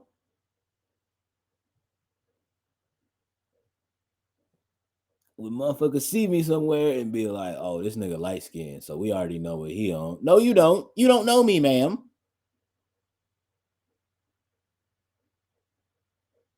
I'm like, oh, but I be watching YouTube shorts and TikTok. Yeah, that's them niggas. I'm not them. I'm me.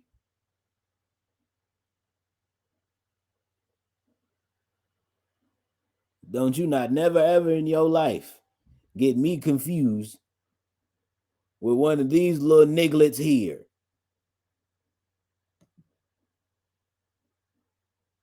And this little nigga is no help. He just encouraging all of the foolishness.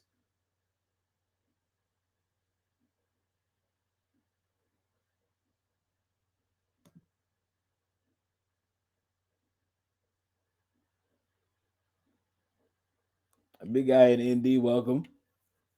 Appreciate you for the browse.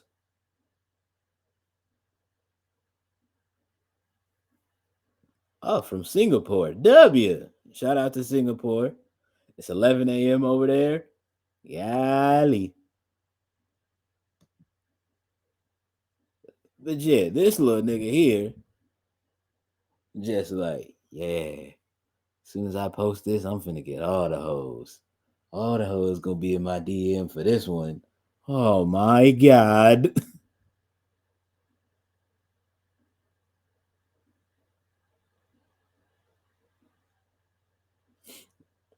So other shit be trying hard. You see him chill. That's the art of what it is that I'm doing. So you know what I mean. We're just streaming our weekly pod, talking about Black YouTube at the moment. You caught me in the middle of my rant.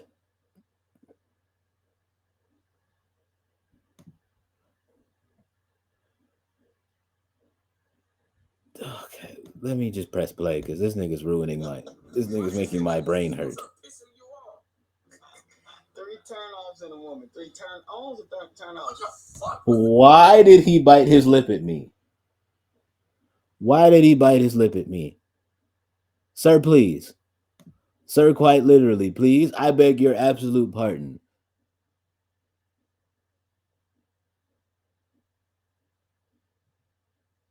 Are you shooting a YouTube video or are you trying to riz me up? What is happening?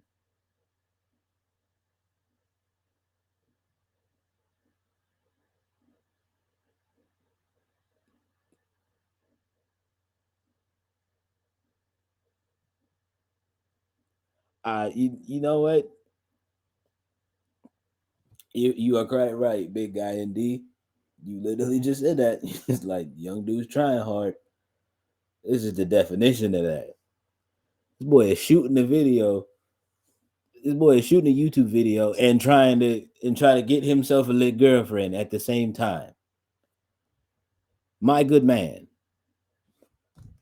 You need this beverage? Take this, good sir. Hydrate yourself. Free your mind.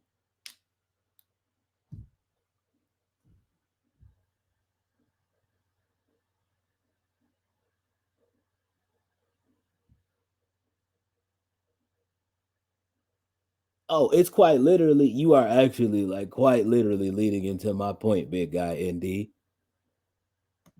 Shout out to you. Three turn offs in a nigga. Somebody that's just trying to get to it too quick. Stop licking your. Stop it. Just shoot the video. We know the camera's there. Stop trying to break the fourth wall. Like,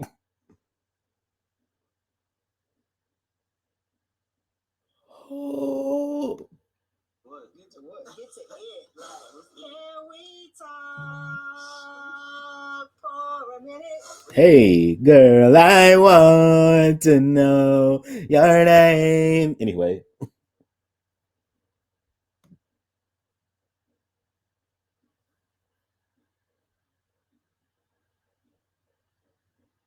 Oh, I know for sure that he couldn't. We dropped if we dropped this look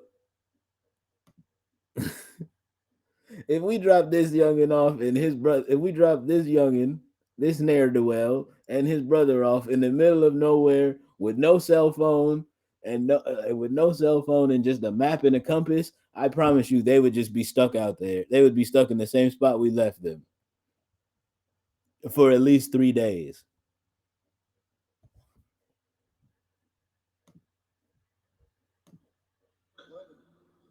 It's just trying to do too much. Just the loving ain't going nowhere. Slow down, baby. So have you experienced that with somebody before, like recent? Definitely not recent. Well, maybe you could be a little too quick. Oh my god. Oh my god.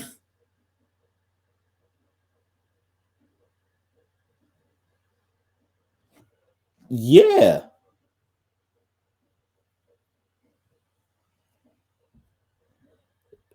That's why, big guy ND, have you ever noticed like when for that generation specifically, when they phone dies, they go into an instant panic looking for a charger?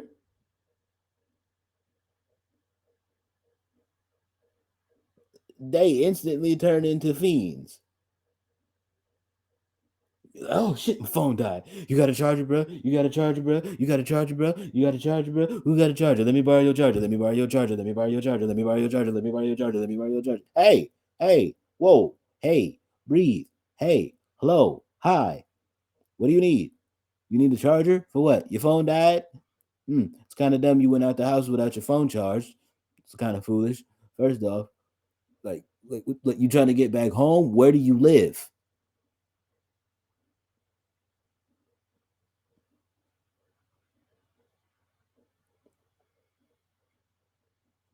I trust and believe. Like my phone will more than likely be fine. Um, like if my phone dies and I'm not in the middle of handling business or I'm not in the middle of like trying to put something together, yeah, I'll be totally fine. I'm good. I'm good. I'm groovy.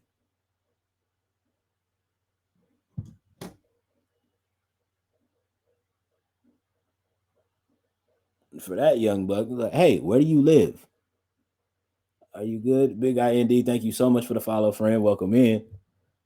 Hope you enjoy it here at the Cozy Clubhouse, where the vibes are always chill. We are always amazing. And you are amazing for being a part of this cozy, comfortable, and magnificent community.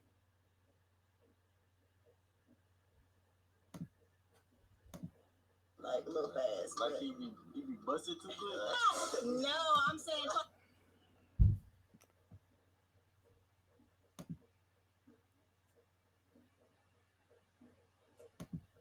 All love, all love. Appreciate you. Oh my, this boy said like he be buzzing too quick. You are asking about your father. Get to it too quick. I ain't talking about bus. I'm saying trying to get to it too quick. Imagine you talking to your mother like this, bro. Imagine speaking to your mother about busting too quick. This is exactly what I'm talking about, Rage. Imagine talking to the woman that gave you life about the father who helped in the conception of your life bussing too quick. I quite literally threw up in my mouth at the thought. Quite literally. Because, huh?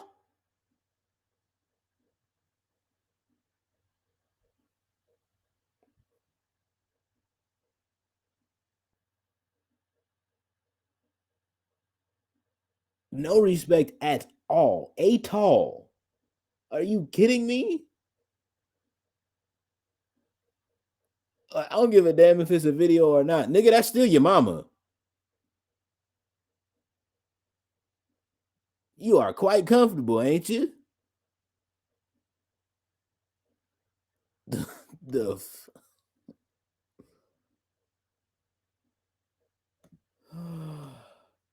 You be busting too quick? Chat. That shit made me jump. That shit just made me jump.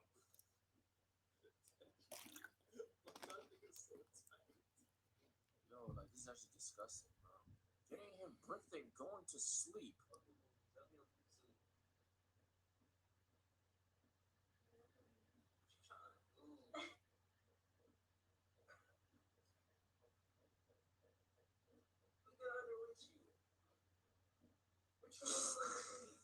I'm tired. So I can.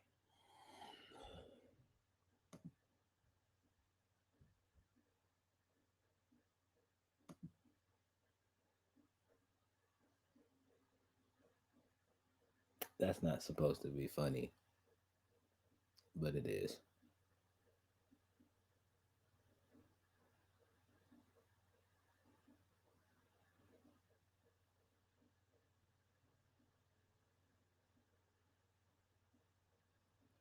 Yeah, that's just a line you don't cross.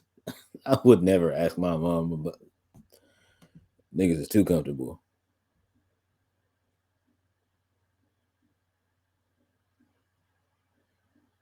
Yeah, no, dead ass. This is legit. That like these kids are legit the result of mom and dad just handed them a tablet when they were young, and now this is the like you know what I mean. Now this is the content that they produce now that they're old enough.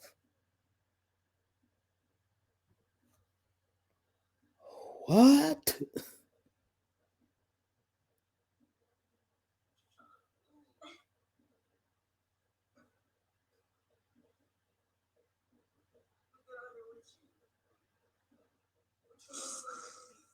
I'm tired.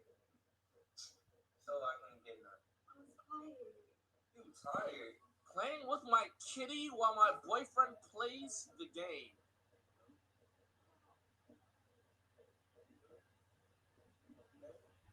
Is that a stripper pole in their bedroom? Oh yeah, this generation is cooked. This generation is cooked.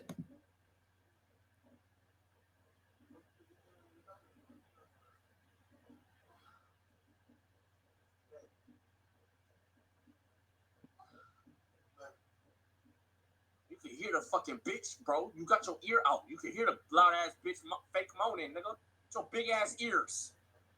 You gonna build a goddamn wall.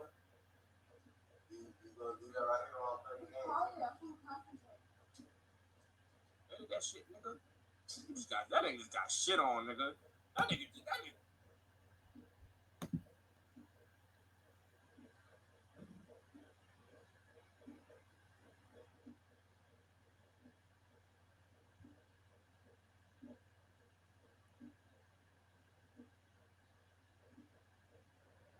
Oh yeah, I remember them days too. Quite myself.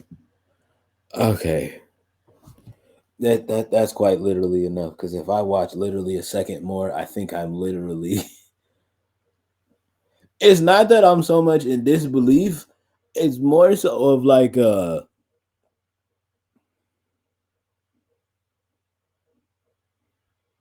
there's a hint of disbelief in there, but not as much as you would think. It's more so of like just a disappointment and a frustration of where it just like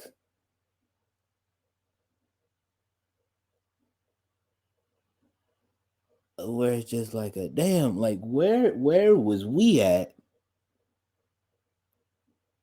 what like like who was monitoring the content that y'all little niggas was watching when y'all was coming up. Cause like that's funny. That's funny to somebody.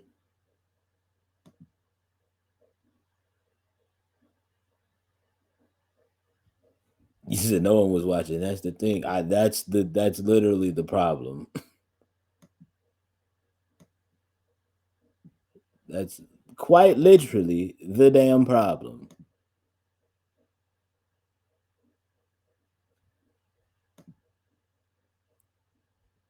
That is quite literally the damn problem.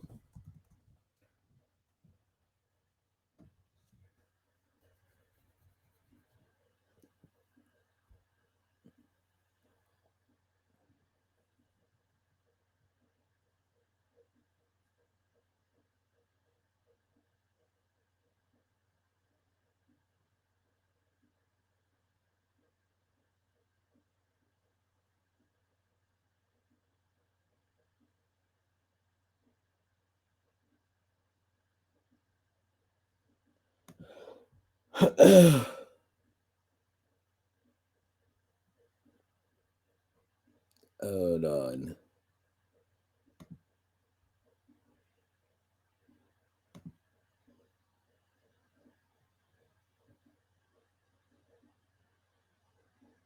Oh, same thing. My parents would literally, my parents quite literally would come down the hall and be like, "Hey, what you got going on in there? You've been quiet for a little far too long. What's going on in here? You good?"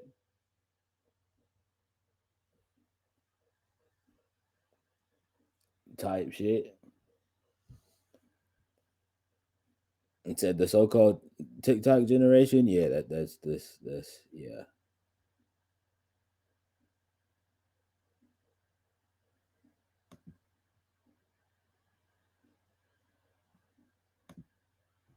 And that's why you see the rate of you know what has exponentially increased because of the fact that you got young niggas seeking validation from motherfuckers that they don't know.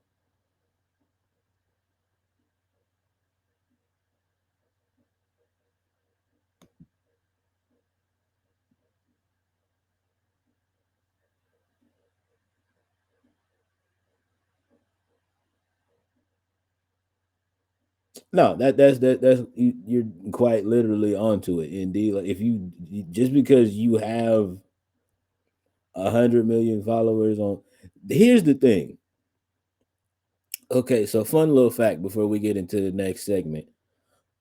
Uh, Back when I was running around touring in 2018, or no, I was living in LA for a cool little minute. I'm in California for those that are wondering. Um, so back when I was living in Los Angeles for a cool little minute, back in about 2017, there was a young lady that I was talking to who was an Instagram model at the time. She had her a cool little, mm, like you know what I mean. She had her a cool little 11K followers on Instagram.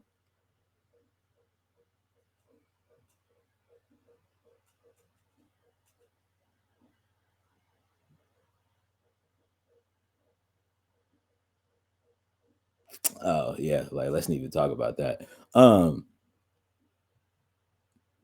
yeah, I was talking to a young lady that was an Instagram. She was a little Instagram model at the time. Had about 11K followers on the gram. A cool little like 90K on Twitter at the time. Um,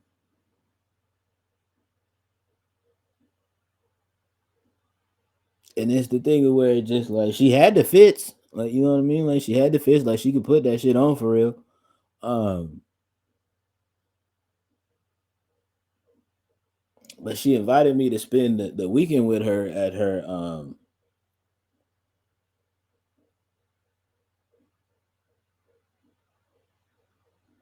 and her homegirl's house in Calabasas. Um, and they had a nice little house or whatever.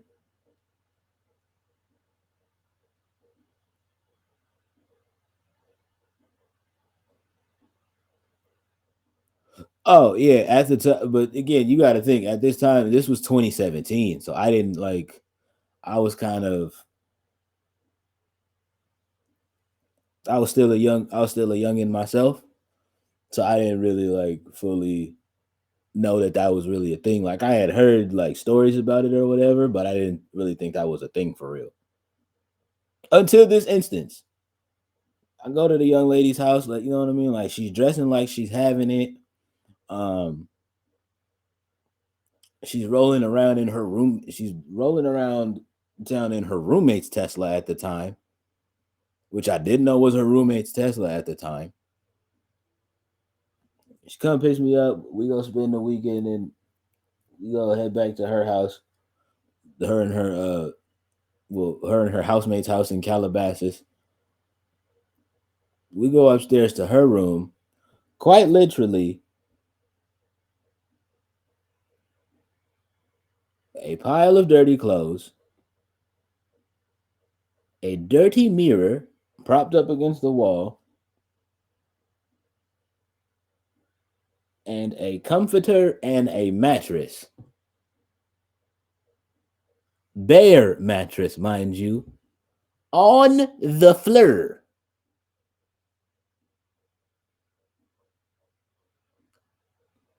in the middle of this bedroom.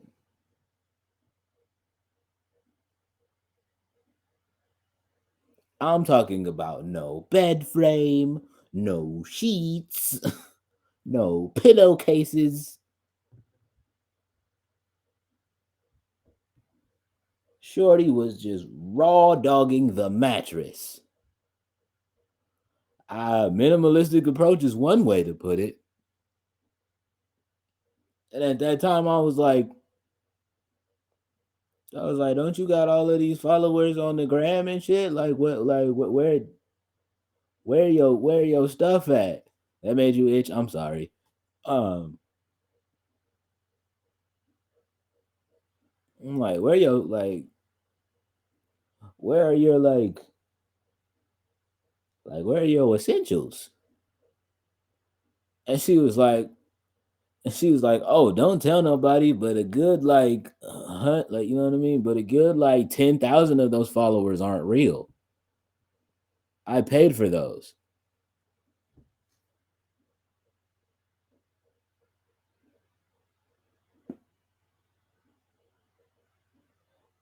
Oh, when I tell you, I had I literally I was like, I need to go to the bathroom for a minute, and I was in the bathroom for at least like 20 minutes,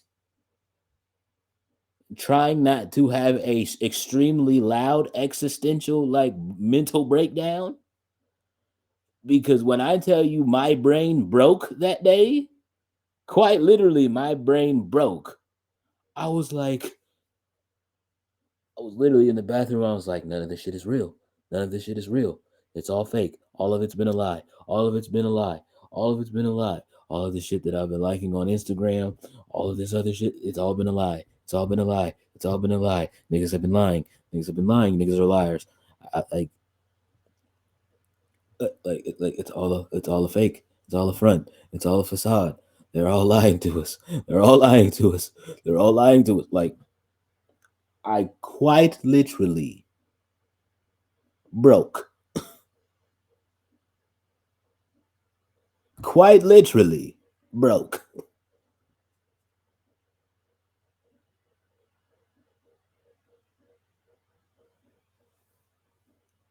And so now it's that thing of where just like now it be the thing.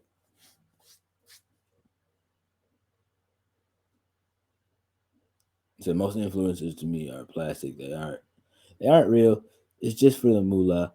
Uh, you know what, Indy, you are absolutely correct. It's either for the money or it's for it or it's in the pursuit of said, you know what I mean, or if it's in it's for the pursuit of said residuals. Um, you know what I mean? They gonna make it look like something until like you know what I mean, until it's actually that thing. Totally agree. You know, but yeah, that's just really what it. But that's what me interacting with that young lady like really did show me and teach me because again, in that same week, I met a dude that was an owner of an up and coming tech company at the time. Um, and bro still dressed like he was a college kid on camp, like you know what I mean. Bro still dressed like he went to college somewhere.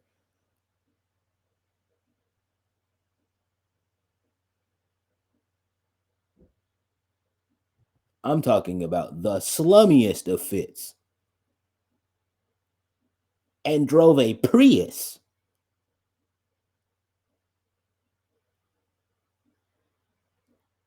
And legit, like you know what I mean. Like I was sitting there hanging out with my friends. Those who no facts though, no facts though. Like bro was like sitting there, like I'm sitting there with like me and my friend, like me and my crew at the time. We're sitting there chilling, like getting stuff ready. Um, I think we were in the middle of like getting ready for another like showcase or whatever. So like we were doing our little show day shopping, we liked to call it. Um,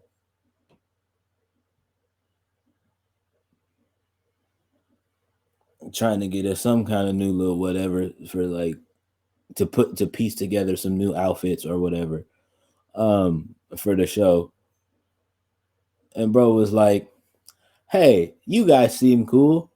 Mind if I take you guys out to dinner or take you guys out to lunch?" And all of us looked at each other and we were like, "Yeah, we are quite hungry." Like, hey man,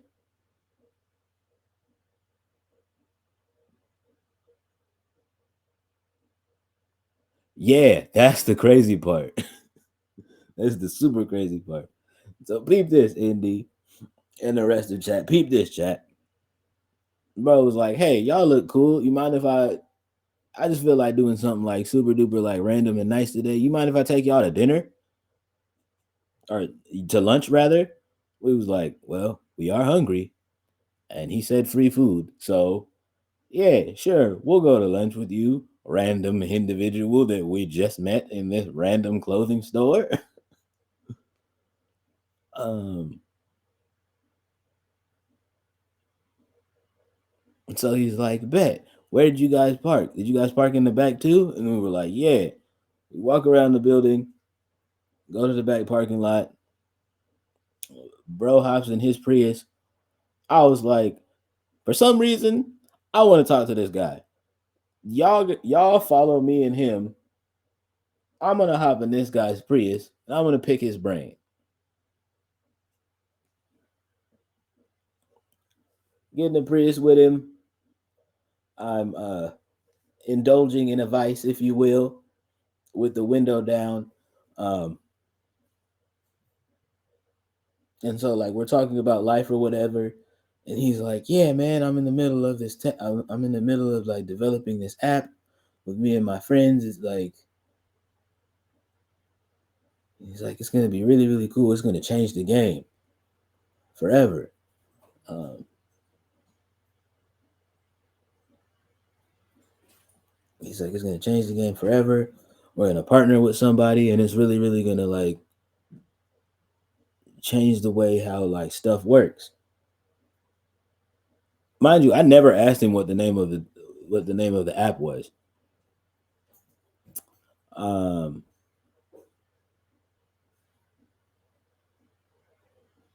and I was like, you know what? You're a really cool dude. I like you, bro, and I fucks with you. We sitting there. We go into um, random place to dine. um,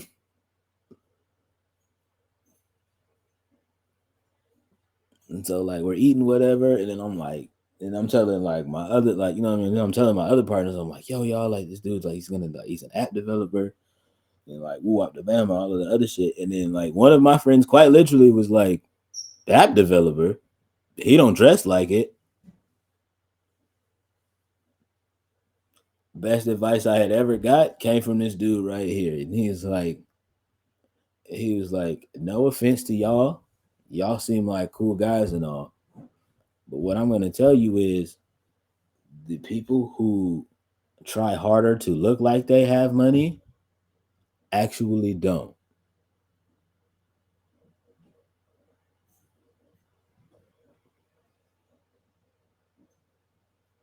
And that's exactly what my thought process was. I was like, literally, my whole thought process was like, this nigga dressed like a tore down college kid, but for whatever reason, he seems really, really cool, and I like him.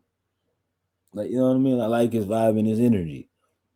Like, you know what I mean? I'm fucking with Buddy. He's like, no offense, the real people who he was like, no offense to y'all guys, like y'all guys seem cool and you guys are obviously like artists and entertainers or whatever. Um, but best advice I could give you is I'm gonna get to that. I'm gonna get to that. I'm gonna get to that. Um,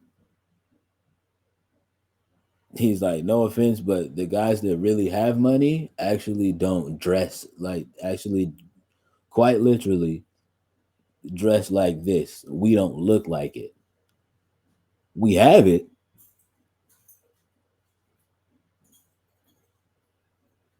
He's like, and oh, trust and believe. I have it. I'm not gonna tell you what the exact amount is in my account right now.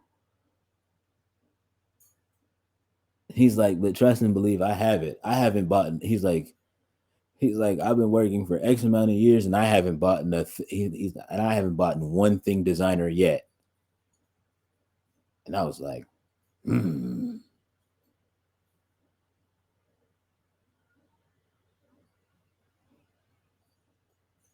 nice.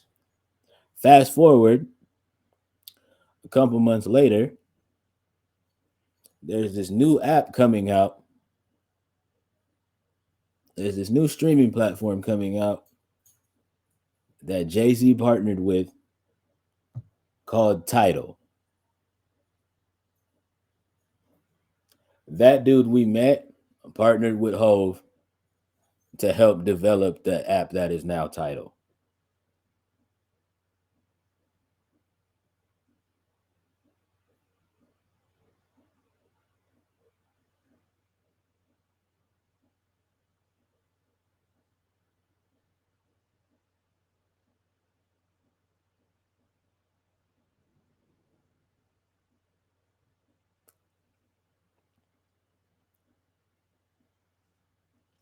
Mind you, absolutely, that's the absolute bottom line. Dude was humble, was cool, was chill, was a down to earth individual, and he had known like literally before he met us, him and Hove had literally just closed that deal to get ready to launch Tidal as a streaming service. And then he runs into us, felt like being like, you know what I mean? Seeing that we were some cool type of chill individuals and was like, hey man, y'all mind if I buy y'all lunch just off the strength?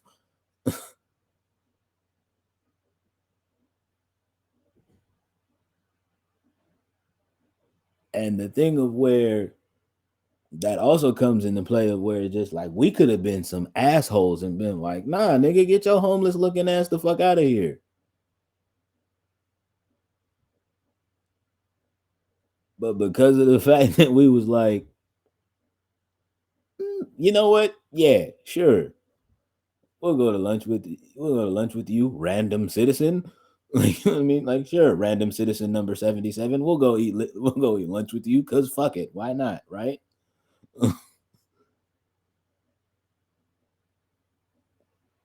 And like, yeah, and the whole time we was at lunch, he was like telling me the same thing that he was telling my friends the same thing he was telling me in the car. He's like, yeah, bro.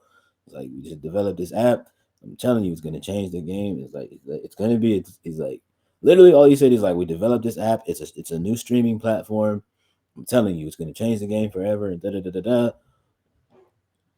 He's like all of these things. He's just like He's like, Spotify's going to be shaking in their boots after we drop this shit, and blah blah blah blah blah, and all these other things. Fast forward a couple months later, Hove announces that Title is dropping and all of this other shit. And for like a good 2 weeks, like a whole bunch of people like thought this shit was like some album or whatever that was coming out. And then when the actual like headline broke that that shit was like actually a streaming service, and then I was like,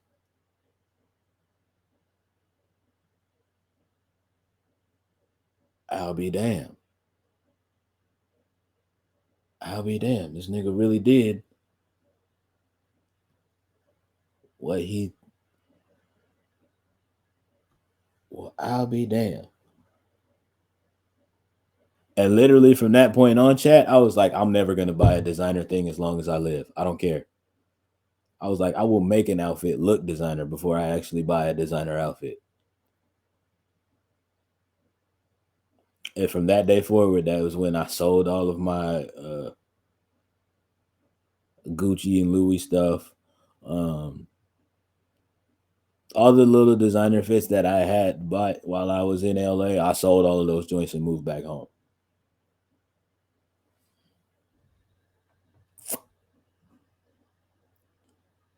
And I was like, I'm going to go the J. Cole route and I'm going to dress like a college student until I die. Because quite literally, what?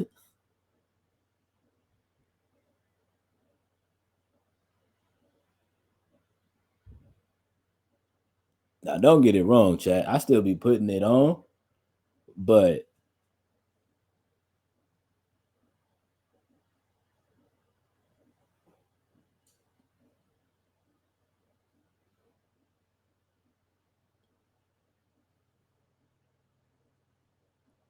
oh yeah, that's just what I figured out quickly. I was just like, I was like, I don't even care if it looked like all the rest is like, you know what I mean? Like, so like now, me being back in my home, like my home base city of California, and seeing like all of like the up and coming artists in this area, they putting on their best fits. They got their Gucci belts, they got their Louis belts, they got their Balenciaga shoes on that they probably use their stimulus money to buy. Like, no shade, but it's just like, yeah, okay, it's cute, but it's like you bought Balenciaga, like you know what I mean, like you bought Balenciaga sneakers, but you just hopped out that rinky dink Honda. No judgment, but just like,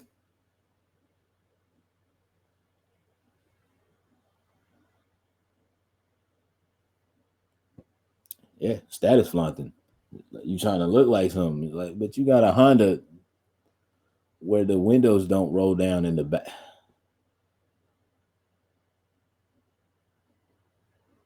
It's like, bro, with that stimulus money, you could have got you a new. Okay, whatever. Y'all boys got it. Y'all got it, gangsters.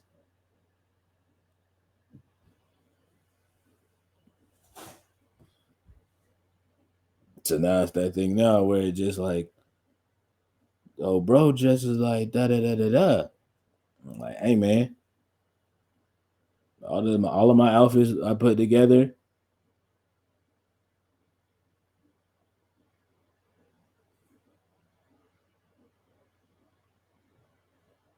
Keanu Reeves does still ride the subway. Well,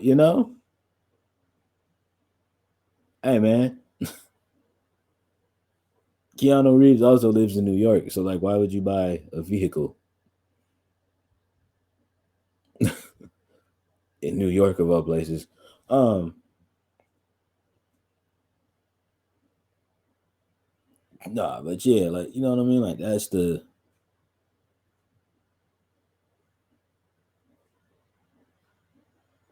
the thing for me. That was really the thing for me with that.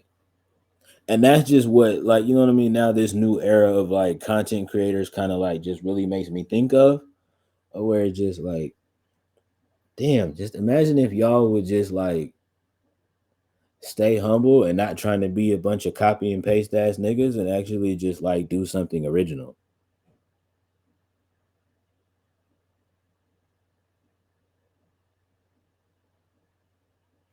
Imagine how much further your content could go.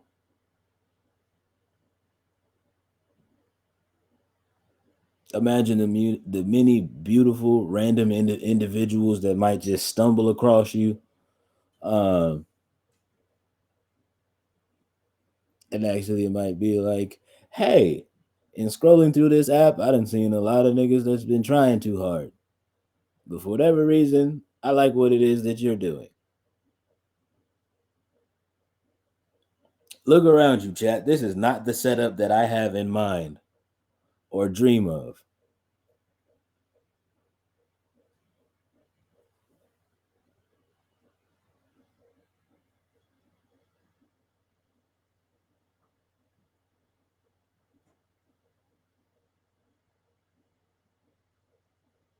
I mean, them the thing about that is like them boys know who they are. You know what I mean? And like, don't get me wrong, like I'm a fan of a lot of like the young guys, like the we could just talk about it, like even just on the streaming side, right? Like we could talk about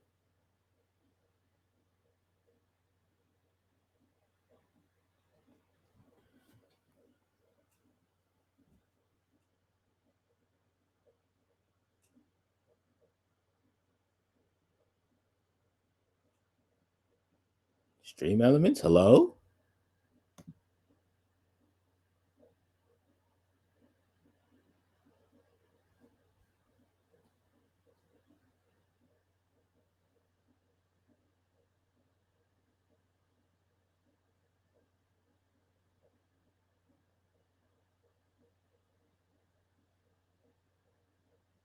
Oh,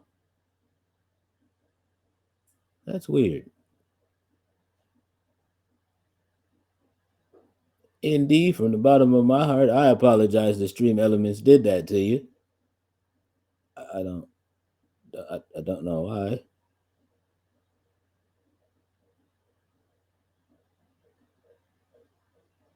Oh,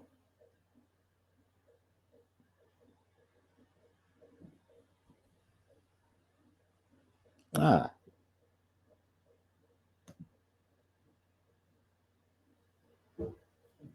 yeah. I don't know. Maybe they thought you was putting too many. Maybe they thought you was like spamming messages, but you were chilling.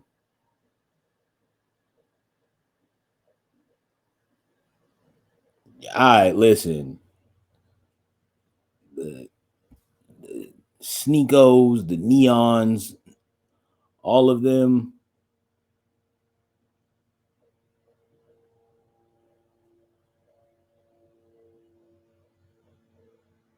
Hey man, if you and Stream Elements want to run y'all ones outside for a second, uh,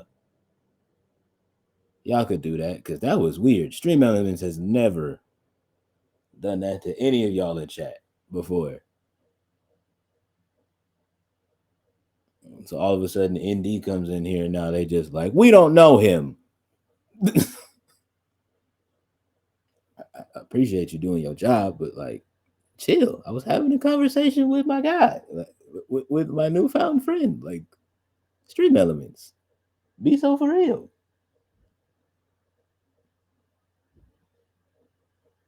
You gonna hit him with the chonk? You gonna hit Stream Elements with the chancla? I like your style. He's old school. I like him. Chat. I like him.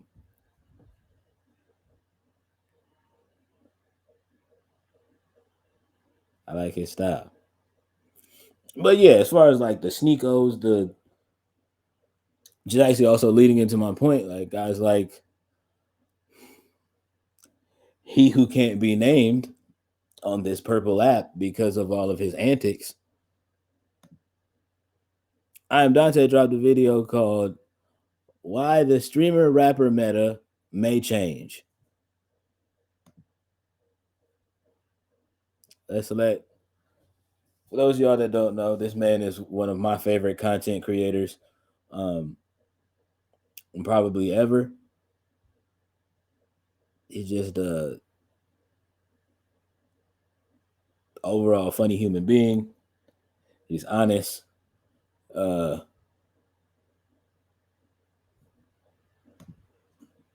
and to those on YouTube, oh well, what about all of his comments about stuff he beat? Those are jokes. It's not my fault that you can't tell the difference between when somebody is kidding, and because of the fact that you've watched so much brain rotting content, you can't tell the difference between what's a joke and what, like, you know what I mean? What's a joke and a bit and what's real. That's not my fault. Learn to tell the difference.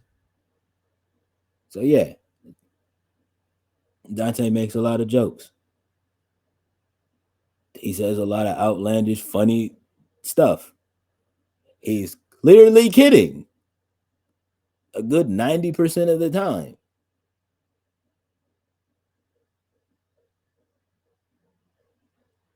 Precisely, indeed, the sarcastic puns kind of thing.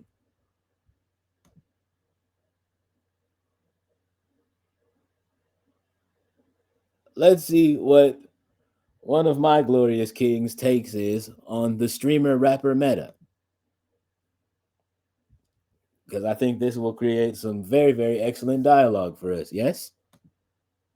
Streamer method might change. So as you guys seen, Aiden Ross, Playboy Cardi had a stream, and just like all of you, I was waiting as well. I had a sponsored stream last night, surrounded around the Grammys, no flex, and out of nowhere, people started spamming me. Aiden tweet, Aiden tweet, Aiden tweet. Aiden had tweeted he's going to be going live with Playboy Cardi, and just like many others, I doubted it. I said, "Cat, that's not happening." But as people began to talk, and as more things went on, and more tweets came out, someone tweeted he paid $50K to have him on stream, and then Aiden replied to the tweet and said, for like 2 mil, a car, a baby, a dog, and like all types of shit. And that's what everything was circulating. That okay, maybe this might actually be true. Even me in the Literally, chat. Aiden Ross is the definition uh, of a glorified clout chaser. Um,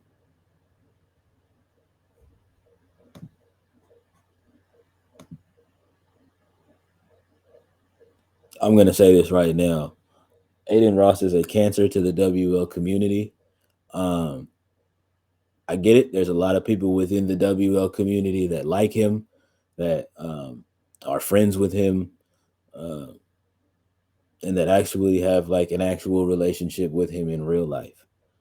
Um, but as far as his content is concerned, he has done nothing positive, uh, forward moving,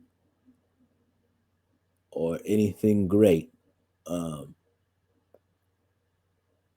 for the WL community as a whole.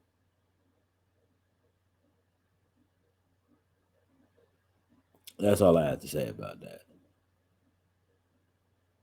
And also, shout out to Tay for doing his sponsored stream uh, for the Grams last night, for the Grammys last night, um, or his Grammy related stream last night. You know, big things. I was like, okay, maybe this is actually happening. But even if this is happening, what are we expecting from Cardi? I had a prediction of how I thought the stream was gonna go, and this was no shade. It's just like, when do we see Cardi do anything ever? Entertaining? Oh, ever? That too.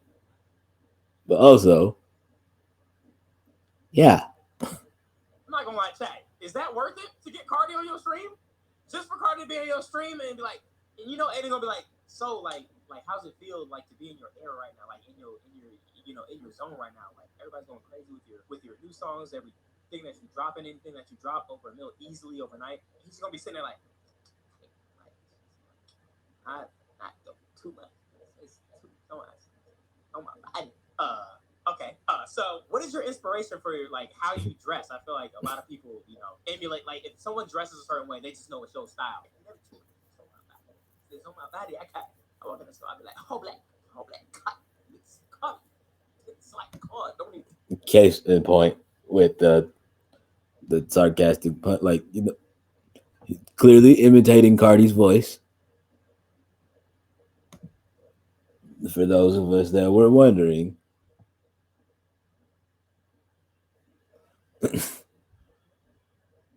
as a joke though, because he actually is an avid Playboy Cardi listener. So yeah, It's like, oh, I tell shit. My kind of called me said, "You spent too much on clothes and you changed the color." I said, "Bitch, all my life, I paid $2 million cash in a Rari. I paid $2 million cash in a Rari, and we can't even hear you talking to the mic, bro." But oh my god, the stream was worse than that.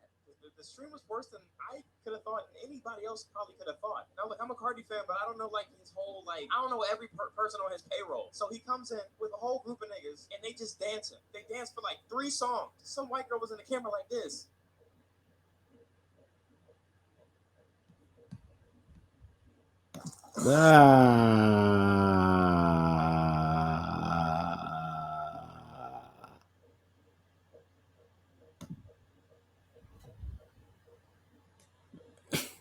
Yo, I forgot my camera was even on. This is like even watching this back is hard, bro. At this point, there's literally just music playing, bro. Aiden, there's nothing in that cup, man. That shit's empty, dog. That shit's empty, dog, bro. He's been drinking at that cup. boy, it was fake sipping for all of like 40 minutes. That's fine, man. I feel for him though. I feel for him though. You can't even see shit. Cardi's request, by the way. I said on Twitter, if I was Aiden for 2 mil, I would lock that nigga in the cage. You're not going anywhere, buddy. You're staying right here with me. Bro, Aiden seems like such a nice person. Like this is And again, y'all know Cardi's aesthetic is this whole like dark, gloomy.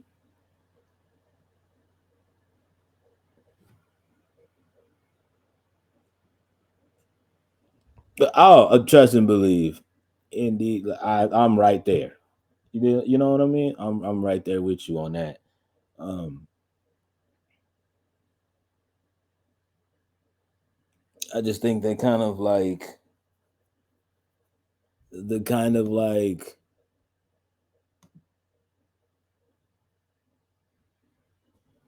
the trying to be edgy, like on like you know what I mean, like the trying to be edgy but also funny, like you know what I mean, like the trying to be edgy for the sake of laughs kind of content thing was like, um, I'm gonna be honest. I personally like I never rocked with it because I was just like, bruh, like I could like you're pressing, you're trying far too hard.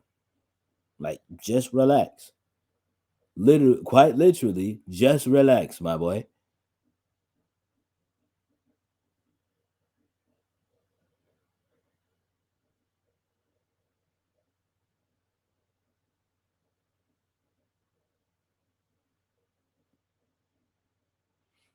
Oh, I often wonder that. Like, I wonder if, like, you know what I mean, for all that he's done, and for like, you know what I mean, all that, like, all that, all that Buddy has like done and like gotten to get to this point, like, is like, I wonder if like he's really at peace when he goes to sleep at night, type shit. You know what I mean, chat? Like, that's the kind of stuff I wonder about with individuals like that. Chat. He clearly looks uncomfortable. He literally look at his face. He literally has this face of where it's just like, I don't know what I'm doing here for real. I don't know why there's so many people here. Um, he's like, how am I gonna make this an entertaining stream?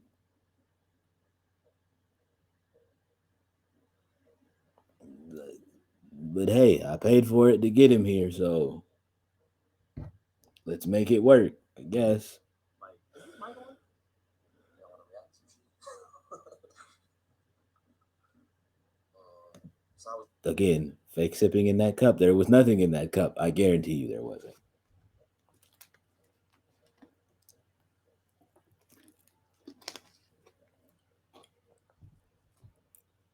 Y'all want to react to some shit, bro? Grammys.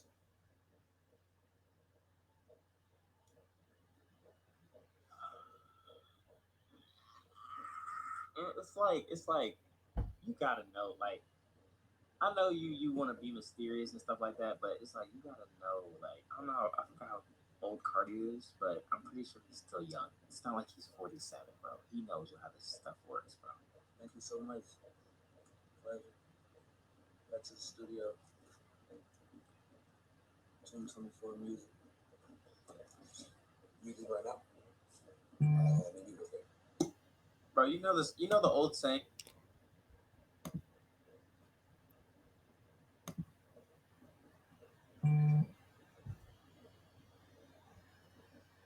Okay, so here's my thought on that. Hold on. It's like on stream. It's like, yeah, we're tight. We're good buddies. Off stream, you're you and I'm me. Two separate individuals. Yeah, absolute. That's like literally. That's literally. That's literally Buddy's whole niche. And his whole like shtick in the sense of where like this dude will get um whether they be artists. Oh, it's definitely for like a show kind of just for show kind of thing. Like it's legit. Like whether it be artists, whether it be other big name YouTubers, um, whether it be um and not just any big name YouTubers that like all of us are currently like upset with at the moment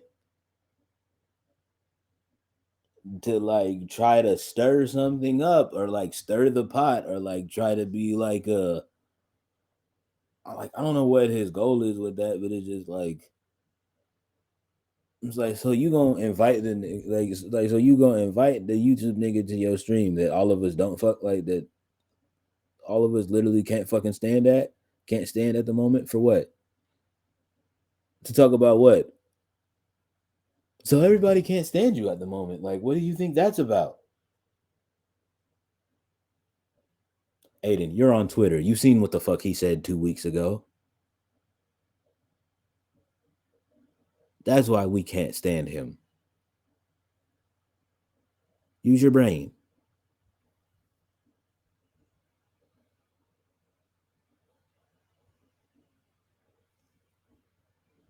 And then the shit with him, like, first of all, Buddy lost all respect for me when he like tried to do all of that advocating to try and like have them free Andrew Tate and that whole like situation and debacle going on.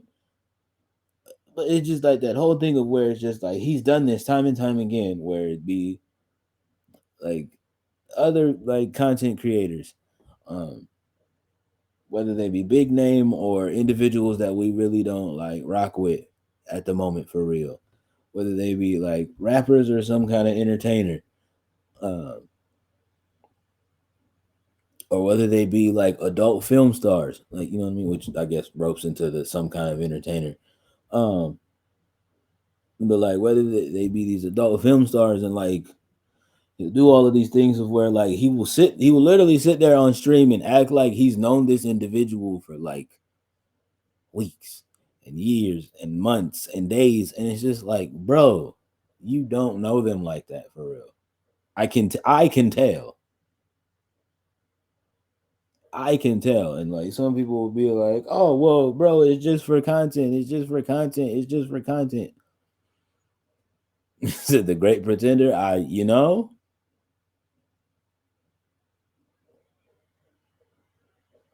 When you're on to something, you're on to something. It just like you know what I mean. It's just like oh, it's just for content. It's just for content. It's just for content. First of all, as also a content creator, you can't. This is more so on the not y'all chat. This is more so like on the other viewers. Y'all can't come to us and keep like trying to use that as an excuse for this person who's obviously your favorite creator. You can't keep using that excuse with other content creators to try and defend your favorite creator. Like, oh, you're going too hard on him. You're dunking on him. It's just for content. No. No, that's the problem. Because y'all are just like, oh, it's just for content, it's just for content. But you also gotta understand there's a thing that needs to happen, and even the content creation space of where there needs to be a quality control on the product that you put out.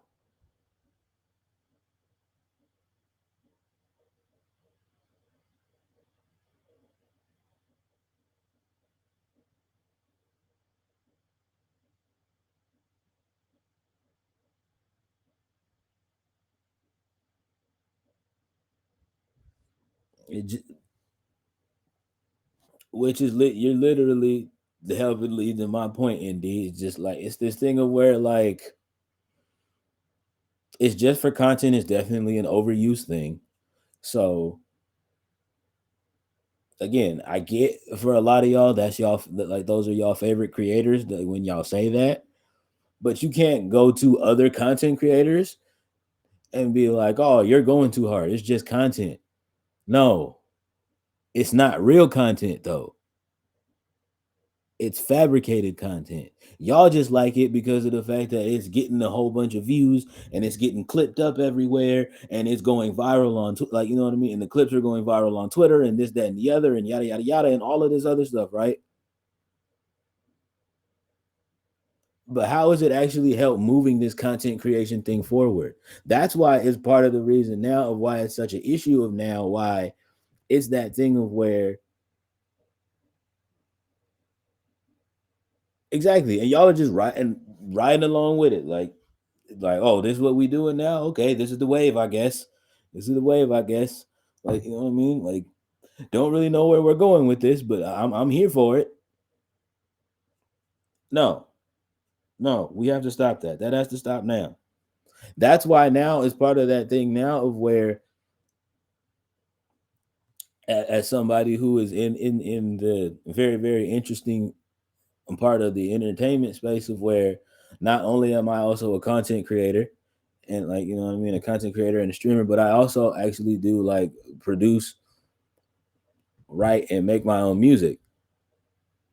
So it's that thing of where it's just like um it's hard for me in certain spaces of where um I walk up to folks and like you know what I mean like I introduce myself to folks and I meet folks and I don't even lead with the not because I'm embarrassed or not because of the fact that like I don't want that to be a part of what it is that I do, but it's just that thing of where because of the fact of all of these plastic content creators, there is already a narrative that is created in people's minds. When you meet somebody and you be like, "Oh, I'm an artist and a content creator," they'd be like, "Okay, the artist thing is interesting, but oh, content creator, uh-oh, um, I don't gotta worry about you filming anything crazy." Like, no, what? What? Can't look at what? It's like, oh, because you've seen when you hear content creator, you go back to that clip on TikTok that you seen. Yeah, people get very, very weary as soon as you be like, oh, I'm a content creator and an art. Like, you know what I mean? Like, they ignore the part. Some people ignore the part that I just literally said I'm also an artist, but like, they also be like, just like the very, very like nanosecond that they hear content creator, they get because of again the mass produced version of this that they see. Hear content creator and then be like, oh, whoa, whoa, whoa. You're not gonna come in here on a weird shit, are you? What?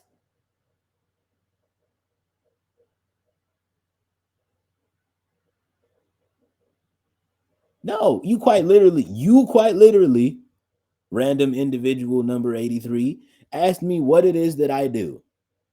I told you,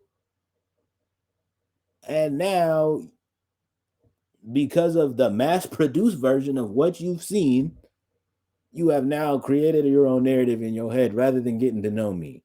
And that's actually quite hurtful. I'll say it.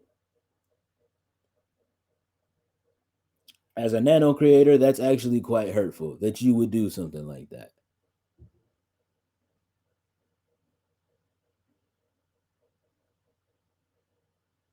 Because as everybody here in the Cozy Clubhouse knows, I pride myself on working very, very, very, very, very, very, very, very tirelessly and extremely hard to make sure that the best product that I put that, you know what I mean, the product that I put out winds up being the best product possible that I can put out for y'all.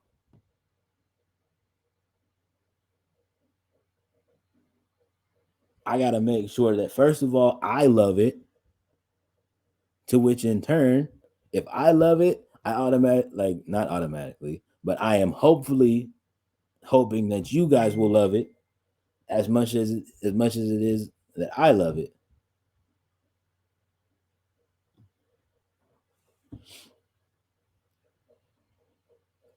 So speaking of content creation, these so-called prank YouTubers these days are rude. Remember back when, right, when pranks don't harm strangers? Whether the funny thing is about that, I was having a conversation with one of my music buddies. Shout out to my dude Mikey Boo, the drummer. He's a drummer here in the city. Um, he's in two different bands here in the city. One band is called the Built Different Band. The other band is called Orange Cat. Shout out to my boy Mikey Mike.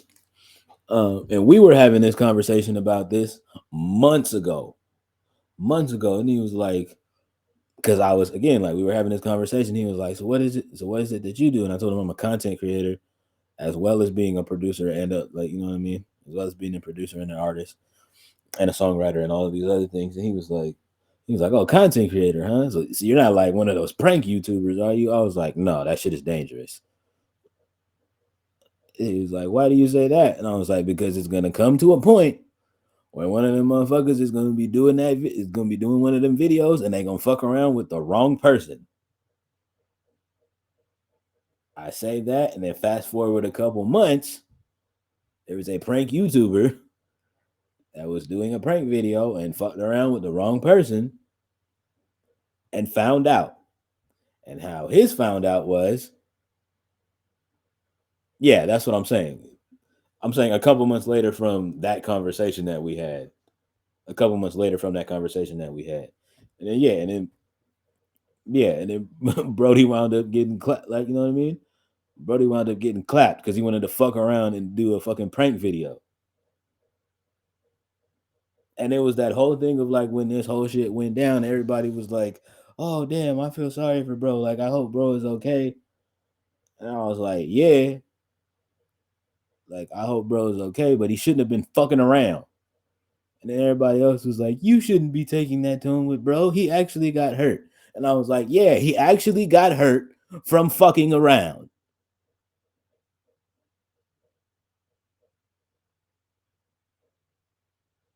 because of the fact that he was all like, fuck it, YOLO, do it for the do it for the views." And bro was like, "Hey, like quit fucking with me." And he kept fucking with bro, and bro was like, "I bet." Kapow.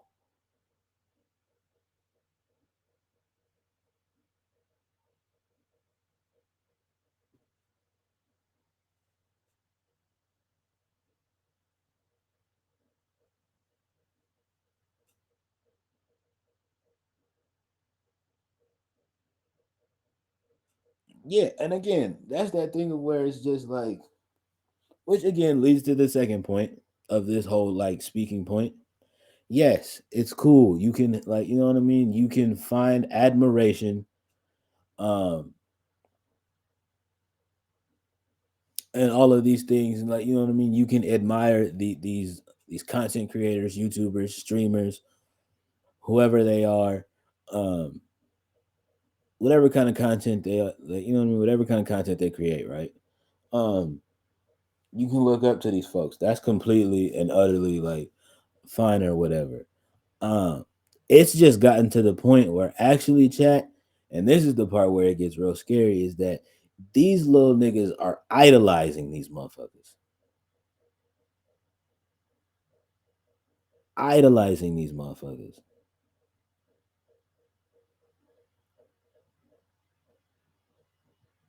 Why do I say that? Case in point, the Kai Cenat situation in New York.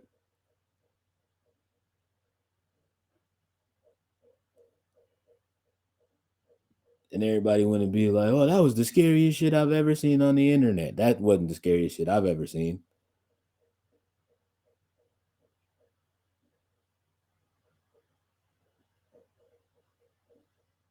But it's that thing of where it's just like because of the fact that they see Kai and Phantom and all of the other AMP dudes doing what they do,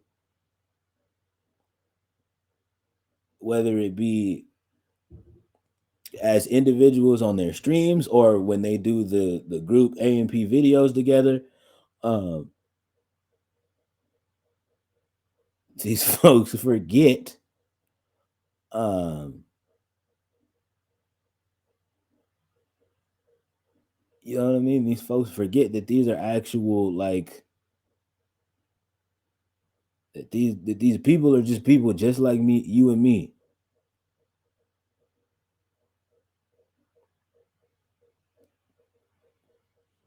It's that thing of where it's just like it's cool. Kai Cenat can be your favorite streamer. The other thing is that a lot of y'all youngins got to understand is that Kai Cenat is also still young. He got to still figure out. He got to still figure like you know what I mean. He got to still figure life out, not just as a content creator, as a man, and not just as any man, as a black man in America. Kai Cenat still has to navigate that part of growing, like you know what I mean, of growing up as a black man in America who is one of the biggest entities on the internet.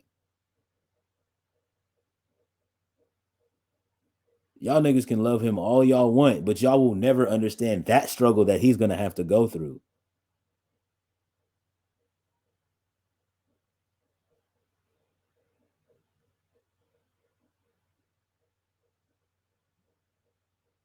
Again, love Kai to death. I think he's like, you know what I mean? I think he's hilarious. I love his energy. I love all of that shit, right?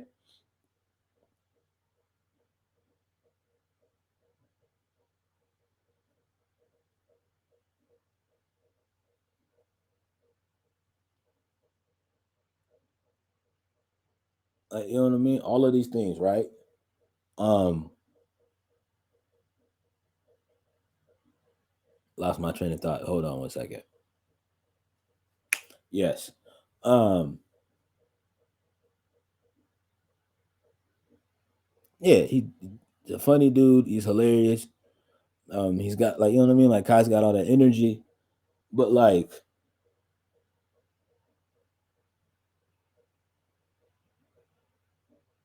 the thing is just like the thing for me is just like how much longer, and this is just personally like, you know what I mean, just like real nigga conversations. Um, how much longer are you gonna ride that wave of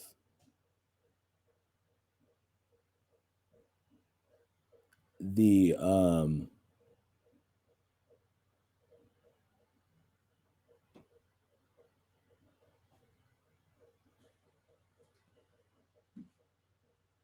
fuck it, let's just talk about it. Like how much longer are you gonna ride the wave of like this semi-sexual um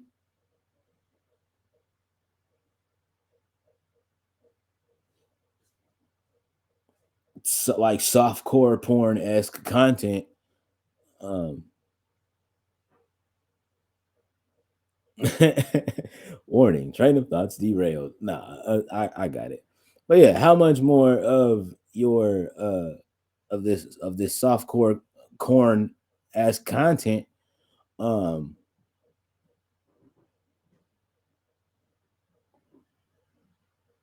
are like, you know what I mean, are you gonna do before like you wake up one day and you just realize that like shit is tired?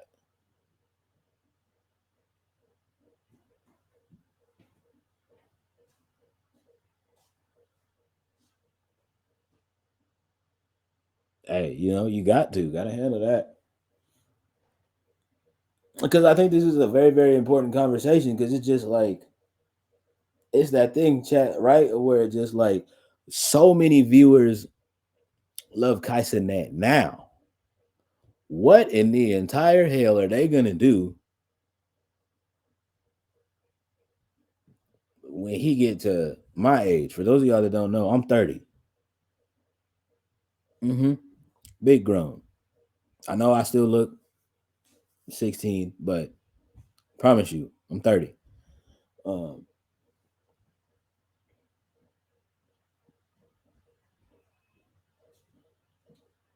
but yeah, like that's the whole thing, right? Of it just like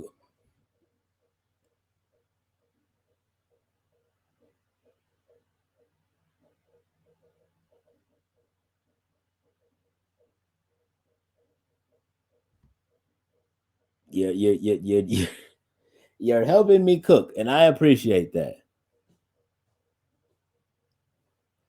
You are helping me cook. So yeah, so there's also that thing, like you know what I mean, like it just like as far as like KC, like what are y'all viewers that like him for the content that he's doing now gonna do when he gets to my age and then he gets to the point of where, or maybe he gets to around like 27, 28, 29, and then he gets to the point of where he just like, you know what, this shit ain't cool.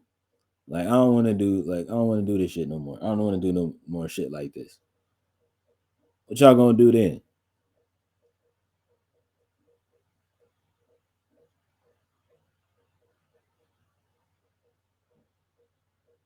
You right. They just don't evolve. They just gonna jump ship when uh when Casey, hopefully when Casey why what you know what I mean, when Kai wises up and he decides that he don't want to do that no more. Um and then they just gonna jump on to the next wave of niggas that make that same kind of content. Um Speaking of content, you brought up a you brought up a excellent point. And also, to all of you viewers that be in those chats, that be in those chats of the Instagram OF model girls who are now trying their hand at streaming. Um,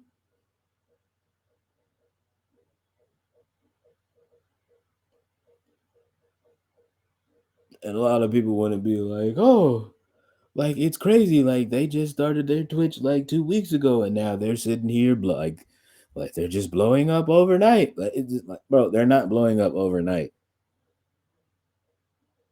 They're advertising what they advertise on Instagram. They're getting as close as they possibly can to those T, like you know what I mean, to that TOS guideline before crossing it on this side, and they're just raking the views in.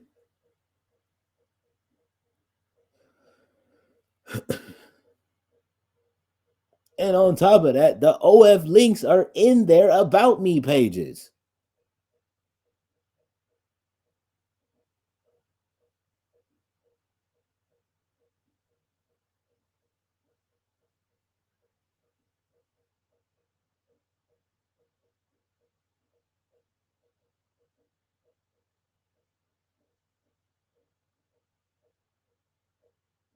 Yeah, I think that's weird too. I can understand.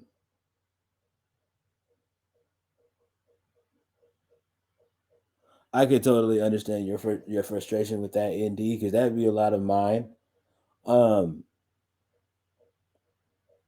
the screen will legit be big as shit like this, and then the content window will be like this little, something like this,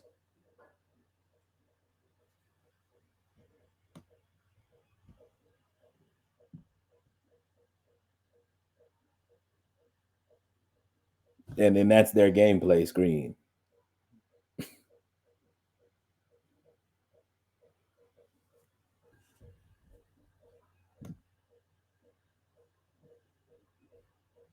And it's just like, man, I came in here to watch you play Power World, and all I see is your cleavage.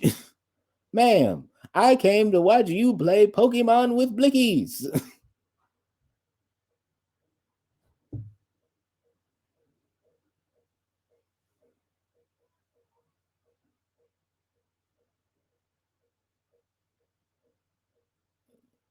She's someone from that industry, but she's streaming on Twitch. And dude, you can tell she is straying away from that. She's straying away from the scene. And she dressed up proper. And she's dressed up proper on stream, and she's a good gamer too. Honestly, that's the other thing too, where I'm not gonna sit here and dunk on a lot of girls from that industry because there's a lot of girls from that industry that are trying to carve a new lane and a new niche. And case in point, not only somebody like a Sasha Grey. Case in point, um, another beautiful queen, Miss B Nasty. A lot of y'all might know her from her videos on the Hub or on her Twitter page, or you might have clicked her OF link in her bio on Instagram, and you might have seen some things.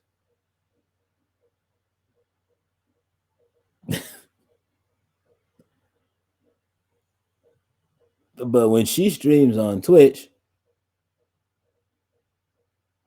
she literally one of her chat rules when you go to click on her chat is don't ask me about the other kind of work that I do. Because when she made it very, very, very clear that when she is on this purple app, she's trying to play video games.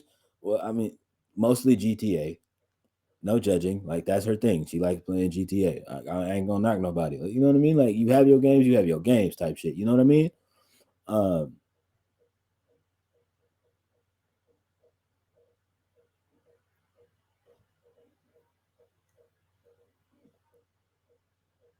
that's the part that I'm getting at, where it's just like it's that thing of where it's like, yeah, you might know her from this one thing, or like you might have this one idea of her, but it's like just like all of the rest of us, these individuals also have other interests. Like again, a case in point with a Miss B Nasty. She likes to, you know what I mean? She likes playing video games. She likes talking about literally anything else other than what it is that she does on that side of the internet. So much so, it's literally a chat rule in her chat.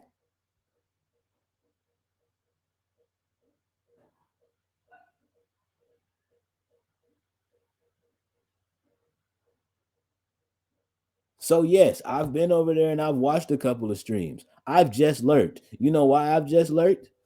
Because of the fact that every time I go in there, it's niggas in there just like trying to shoot they shot every 30 seconds. Like Twitch is the place where you come for that. They have dating apps, my boy. Get on Tinder or grind, whatever it is that you like.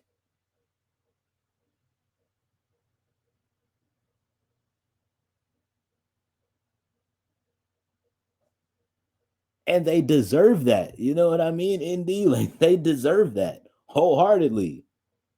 These individuals deserve that because at the end of the day, like you said before, they are also just like us humans. But I think that it's the crazy part about that is the internet has like warped the view and the lines for so many individuals that they just don't know how to like separate it at all. What I feel is some of the new upcoming YouTube perception streamers be thinking it's all about lavish luxury and whatnot. But when it does not, But when it does not get to that, they'll crumble. And some of yeah, no, factual.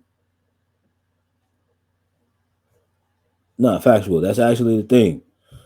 Like you know what I mean? Like you're setting you're setting your bars for this. You're setting your bar for this far too high. Far too high.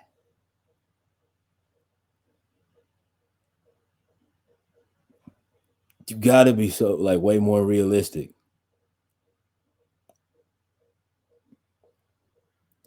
You gotta be way more realistic with yourself.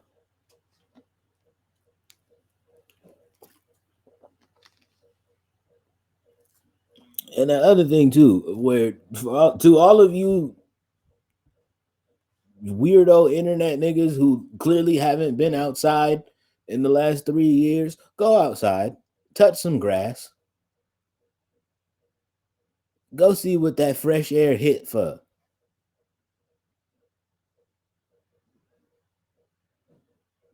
You've been inside too long.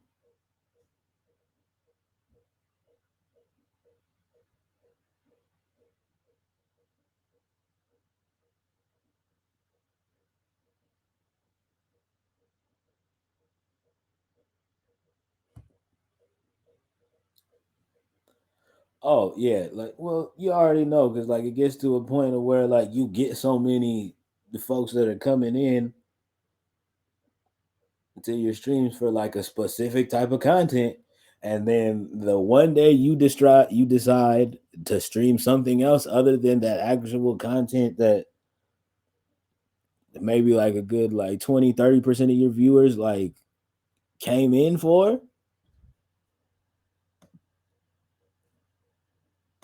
uh you see the other side of the internet.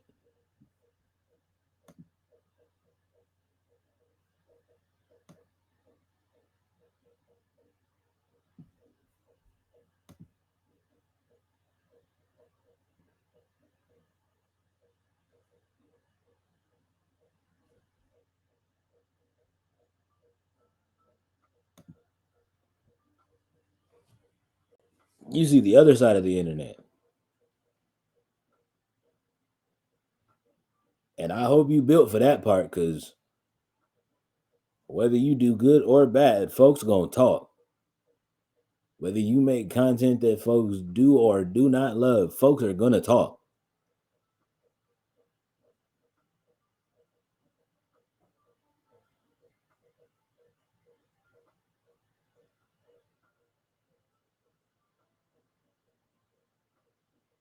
It's crazy that you mentioned that ND because you came to a place where that's exactly the case. Um,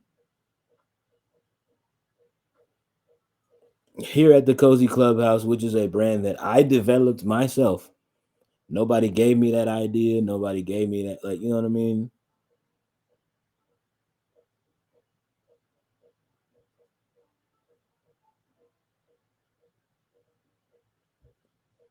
Actually, yeah, no, like factually,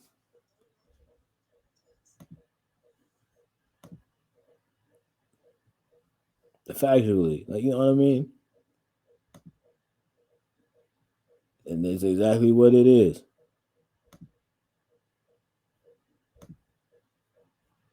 Yes, I'm predominantly a music streamer. Hey man, you come in here on a cozy Sunday and we're sitting here streaming Stardew Valley. And in a minute we'll start getting into some like Power World and like other things like that. And eventually, like, you know what I mean? Like the gaming side of stuff is gonna grow.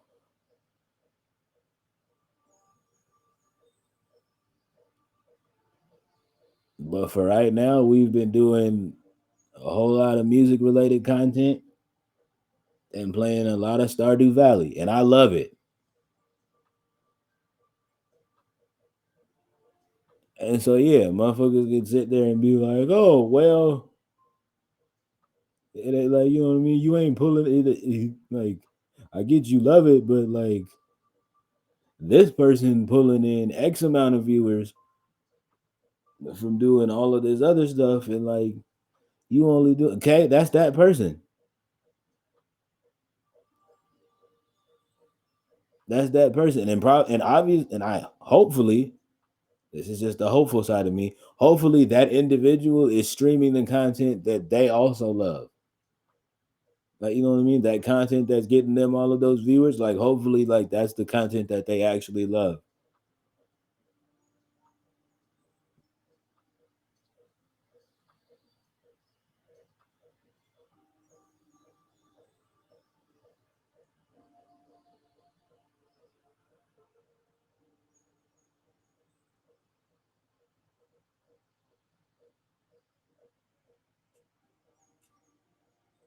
Shoot, let me know. Cause I know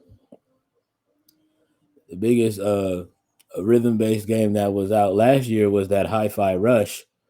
Um I wish I would have had the means to stream that. Um because that seemed like a fun little game. Um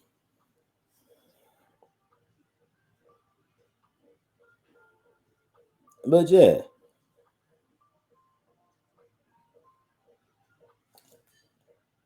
but yeah, that's my rant on that. Just as far as this content creation space, to all of my fellow content creators out there, create what you love and the clientele will come.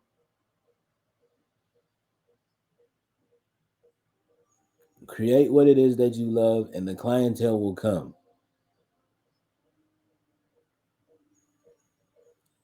Now, will you go from 2 viewers to 20K overnight? Probably not. It might take you some months. Hell, it might even take you some years. But if you commit to the commitment of consistency, it's just all gonna fall into place. So like you sitting here chasing after the trends and chasing after what everybody else is doing.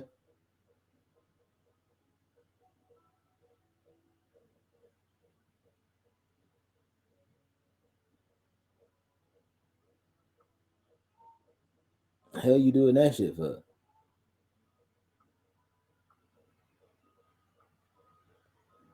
All right. Y'all knew we was gonna get into it. Grammy talk. Let's talk about it, yeah? First of all, shout out and congratulations to all of the winners. Um, in whatever category it was that you won. Um,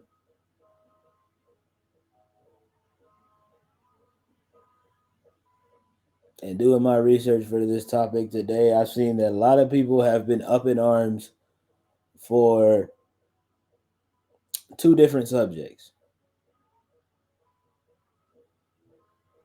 One, which my lovely mod Miss Lady J mentioned to me yesterday, um,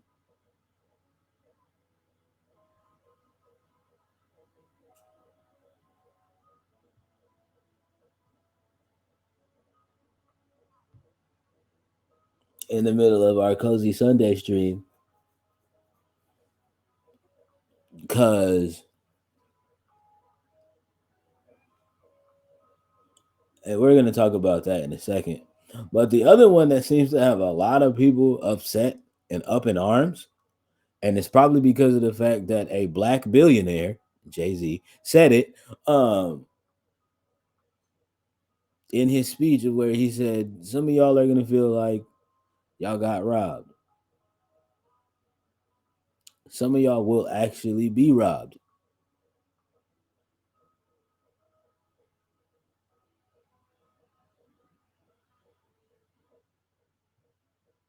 And then the way that he highlighted his wife and he said this beautiful young lady has won so many Grammys, but she's never gotten album of the year. It's like that's crazy to me. He's like, that's crazy to me, and that should also be crazy to y'all.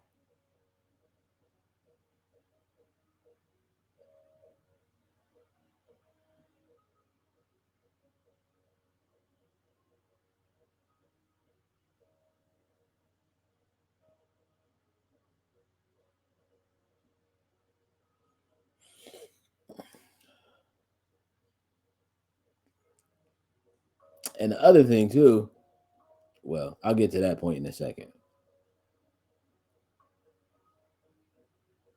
I said, you still trying to find that dude? Take your time.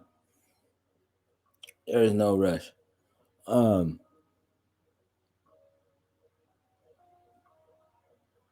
but yeah, we're gonna get into the Jay-Z speech a little bit.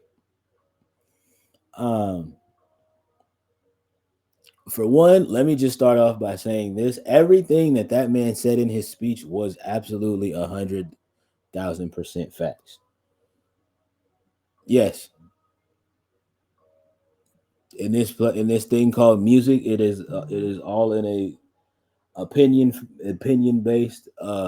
This is the most opinion based art form. Um, and everything is subjective. Yes.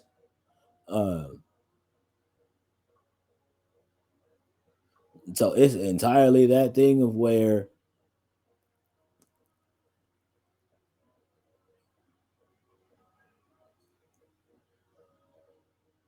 this man got a, I believe it's like something equivalent to like the lifetime achieve, like the Grammy equivalent to the lifetime achievement award. This being one of the individuals that a lot of people do not consider, like, you know what I mean, do not consider the goat in any category. Um, I personally believe he's one of the titans in this music space. Um, and no, not because of the fact that he married Beyonce. That has nothing to do with it.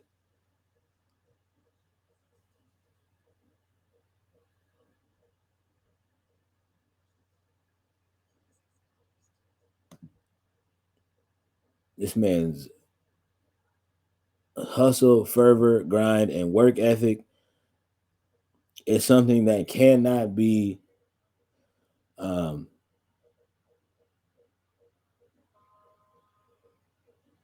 imitated, emulated, and let alone like for real, like downplayed. Um,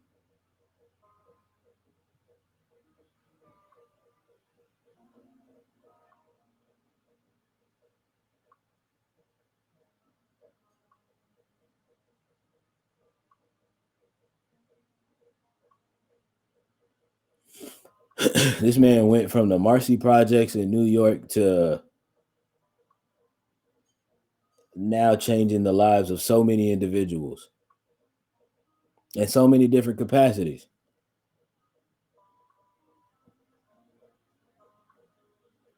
So it's cool. It's fine. You don't have to think that every single, like, you know what I mean?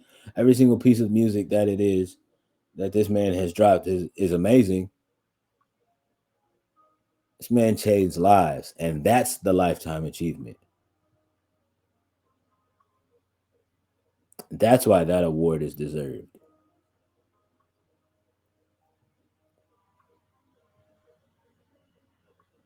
And the amount of lives that he has impacted and changed. That's why that award is deserved. You can say whatever you want about him. You can say all of the other little allegations and like all of the other things. Like you can have all of the things that you want to say. At the end of the day,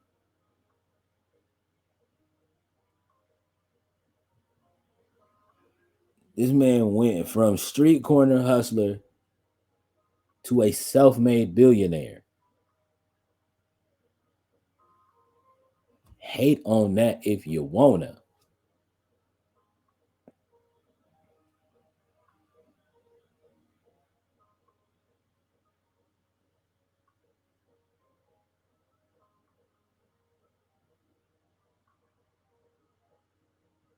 And now, it's the biggest thing that seems to be an issue for a lot of y'all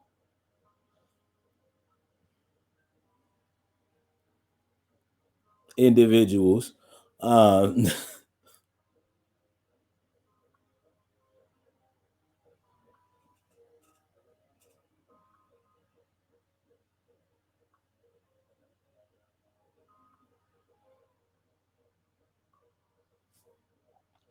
is that, oh, he said some of y'all will be robbed. It's crazy that he was talking about. He wasn't talking to that little girl.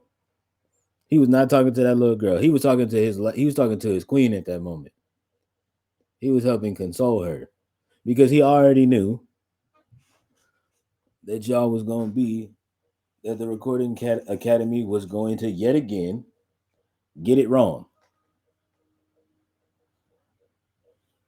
All these Grammy Awards that y'all have decided to give Beyonce, and none of them have been for Album of the Year.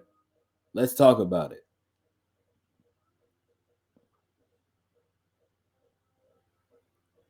Let's go down the reasons of why. Because the music's not good. Well, that's not true.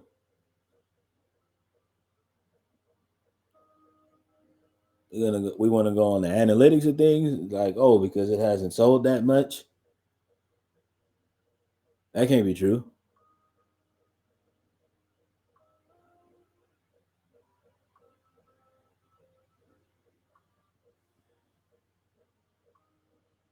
Because literally every time Beyonce drops, streaming services literally almost break.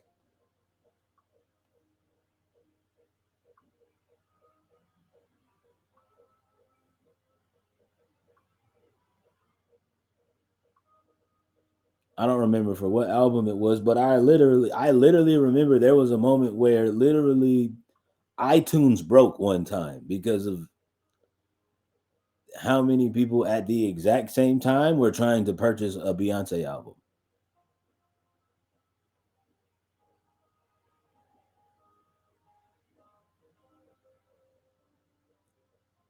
Found him for sure. Um,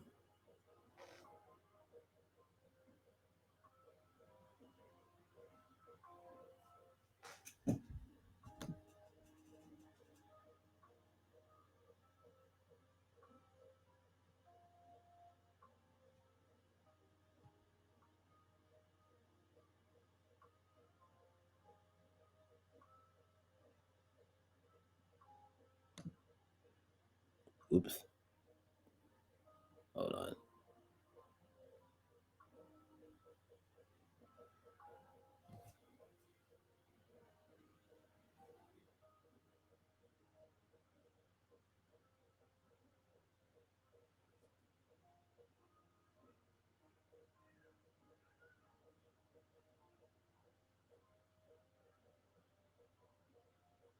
Ah, Sword Symphony, huh?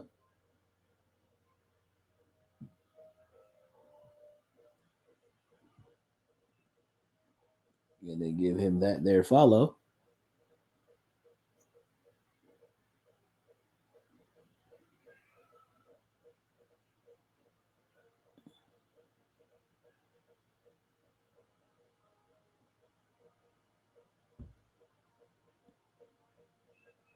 Also, will follow him. Appreciate you, Indy.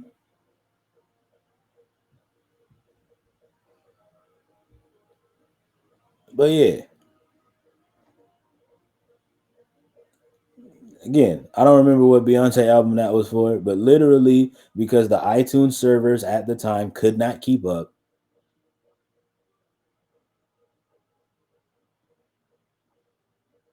iTunes literally broke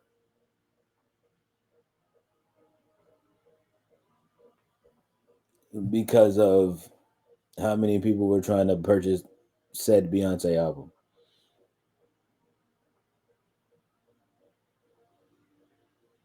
And if we want to talk about impact, literally every time this woman drops,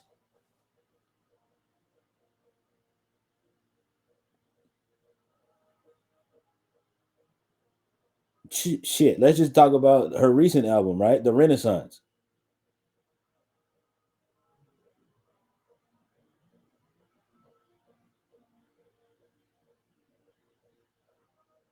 He said it's Queen B. You know,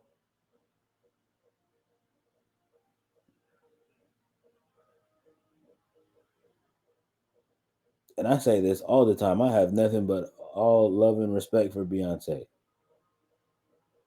Even if Rihanna is my favorite, I'm still not an idiot. Like I know.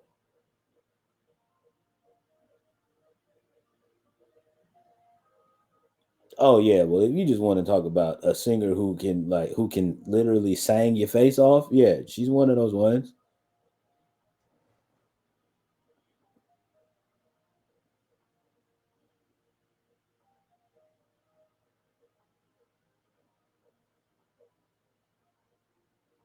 Yeah, she's one of those ones.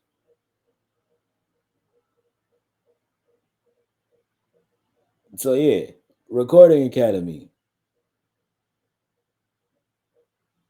Soon as you're done making your little excuses for why you don't want to give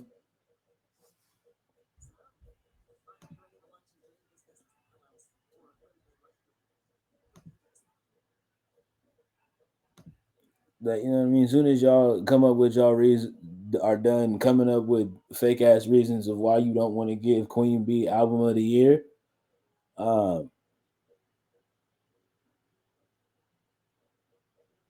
let's go ahead and do that because it's kind of overdue.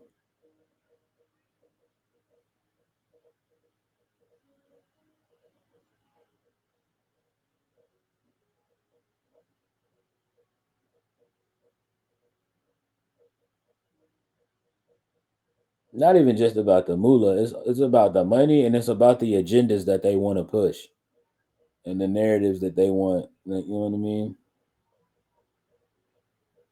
That they want us to like. You know what I mean? That they want us to try to ignore. Um, or the narratives that they want to like blatantly put in front of our faces and then try to gaslight us and act like that's not what's going on.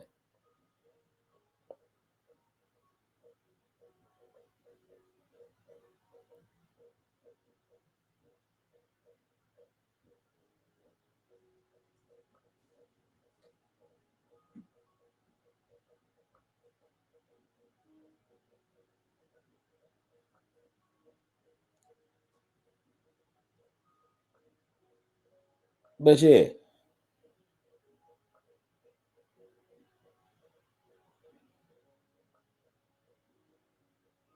there's literally not even just content creators. There's literally females right now that are still saying I'm that girl right now.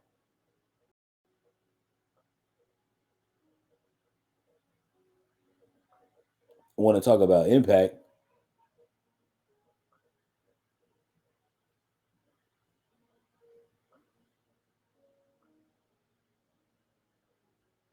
and then it's that thing of where people want to be like, "Oh, well, the album only came out a year ago." It's funny how you say that when it's a Beyonce album, but if it's anybody else, the tone of that changes.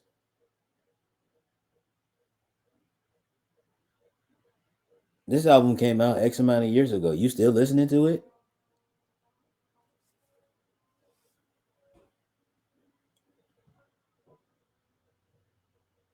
But when it's a Beyonce album,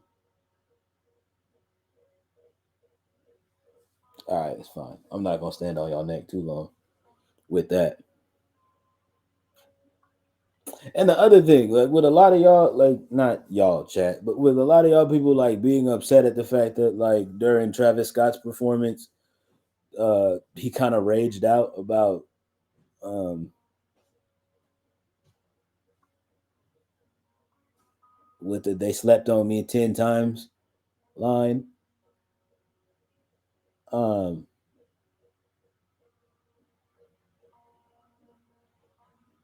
and to that, I want to just say this: you try being that close to something that many times,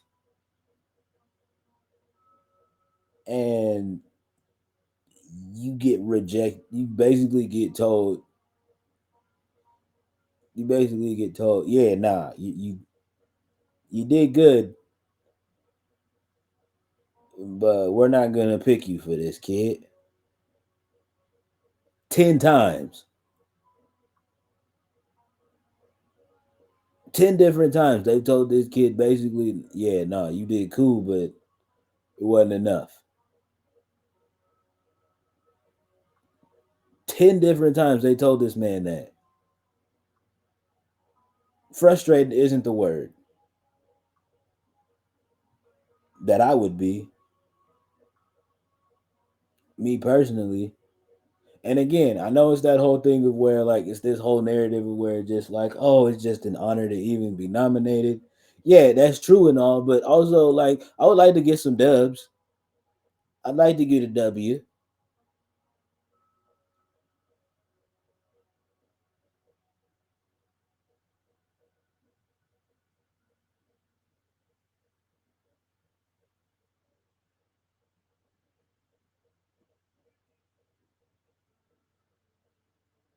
And then it's that thing of where like so many people want to ask us entertainers of being like, what is that like? What does getting a Grammy even do for you? Blah blah blah blah blah. And all of these other things. It's just like, hey man, look, it's not so much about the award that's so much the thing. It's just that thing of where now when you go to negotiate for stuff, there's a different asking price between when you're Grammy nominated and when you're a Grammy winner.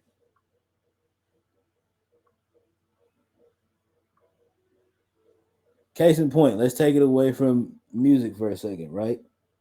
Viola Davis, right? Shout out to the Queen Viola. When she goes in to negotiate for stuff now, she's an EGOT winner. That's on her resume. That's on her resume. The negotiation look different when you're talking to EGOT winner Viola Davis.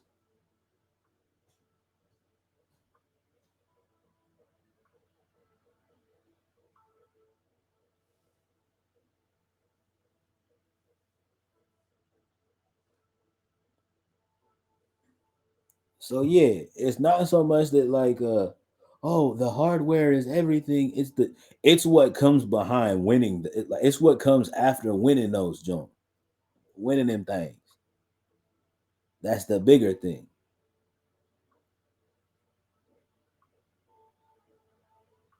Again, chat, we talked about this last night. That Grammy trophy cost $14 to make.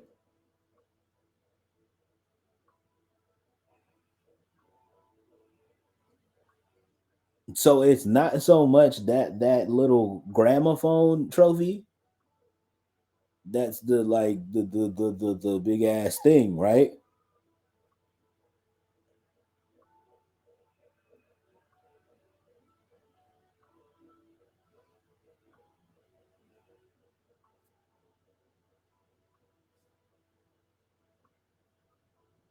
It's the like, you know what I mean?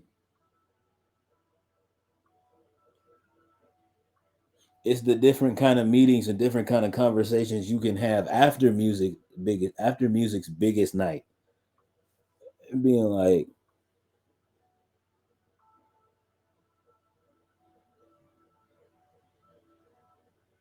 especially it's that thing. Again, chat. I would never sign to a major label, but if it's that thing of where it's just like, if I was signed to one and I just brought home a Grammy, oh, we're having a renegotiate. We would have had a renegotiating meeting this morning because the Grammys were last night. Yes, we would have had a contract renegotiation meeting this morning. Been up there in the meeting, been like, uh, yeah. So we just brought four of them things home last night. So I'm gonna need this deal restructured, or I could get the fuck out.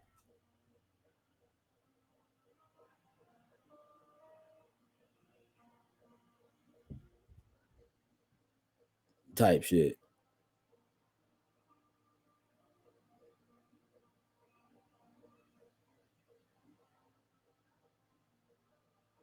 Now when it comes to yo, like, you know what I mean. Also, with you winning a Grammy, your asking price for shows now gets to go up.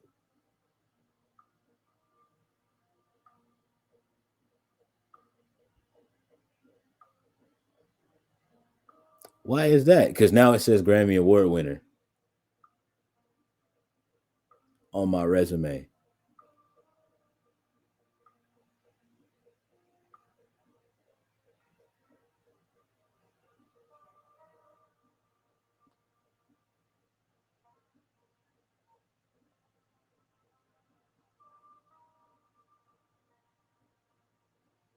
It doesn't like, you know what I mean. It doesn't help for anything else other than that, chat. It doesn't.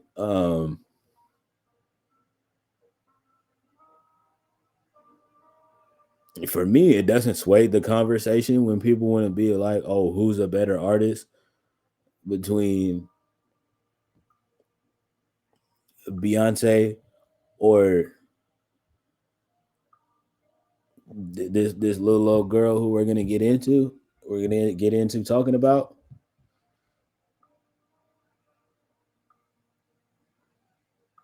You little Swifties can say that shit all you want to about. Oh well, clearly T Swizzle has to be the better artist because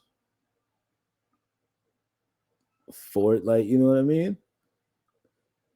4 for 4 album of the year. Okay, so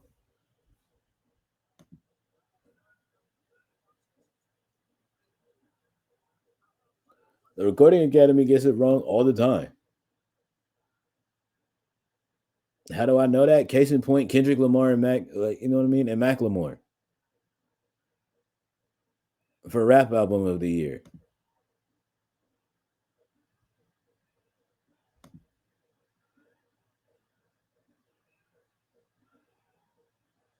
Sit here and tell me with your face that you thought that Macklemore album was better than Good Kid, Mad City,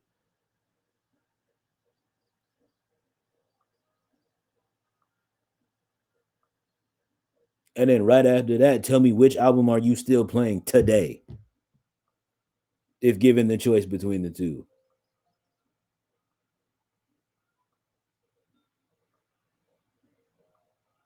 Said never that.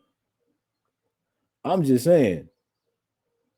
But like, you know what I mean? But all of the Swifties want to be like, oh, first of all, Miss Lady J, you need you a check. Cause they sitting here and they trying to take your sauce about the 4 leaf clover shit. You might need to go see somebody about something.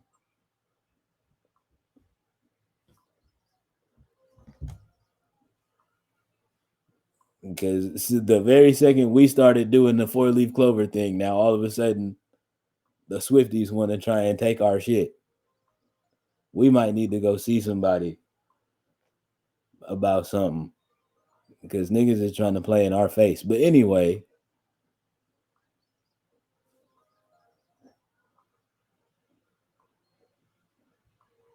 yeah, I just literally seen that today on Twitter. It was literally a thread of just like random Swifties being like, "Oh, 4 leaf clover, 4 leaf clover, 4 leaf clover, 4 leaf clover." Like, hey, not y'all stealing my shit. Hello, my shit back, man.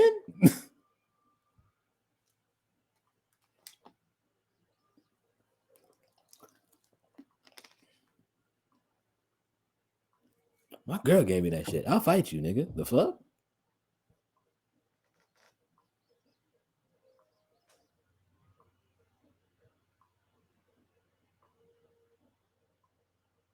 But yeah, they want to be like, oh, somebody call up Wendy and tell her we got the real 4 for 4. Y'all niggas are corny. Said you'll have to look into it, and see about it. They probably might have tried to delete their shit.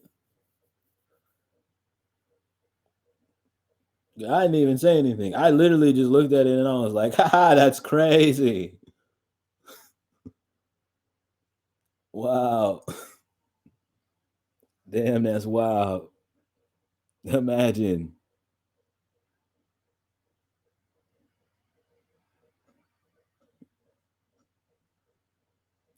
But it's also that thing, chat, of where, like, let's just be realistic.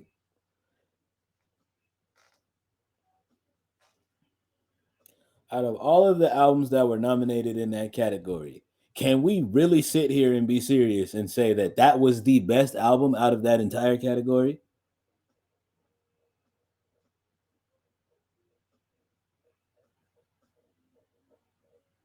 Let's even take it a step further, shall we? Was that even the best album that came out in 2023?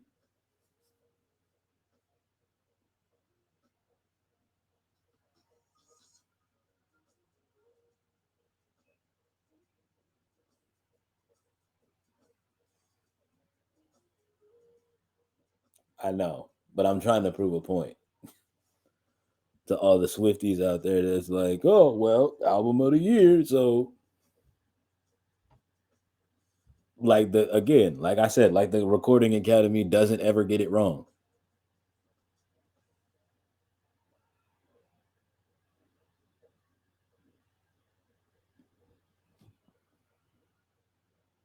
When we have clearly seen time and time and time and time and time again that the Recording Academy is notorious for getting shit wrong.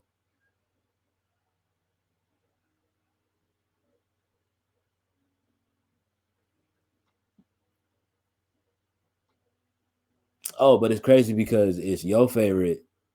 Now when it benefits your favorite singer, now it's not.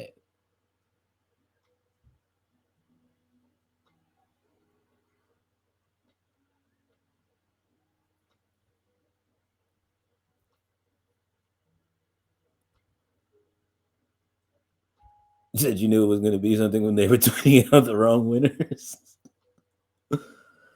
uh,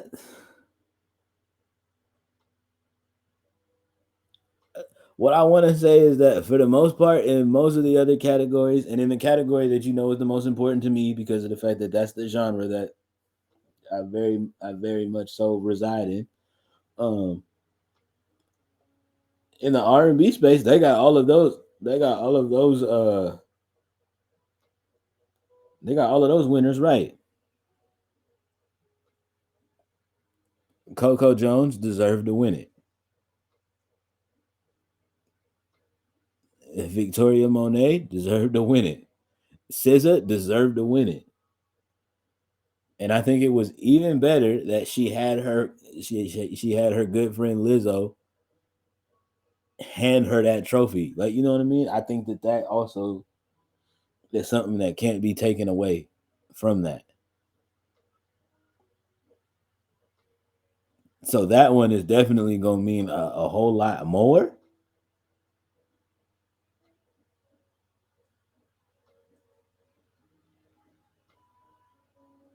Indeed, we appreciate you coming through regardless. We get it. Life be lifing. You got to do the things. Hopefully, we can see you more often. You're always welcome. We appreciate you coming in and spending time and being a part of the being a part of not only the Cozy Corner Pod, but being a part of the Cozy Clubhouse. So, shouts out to you.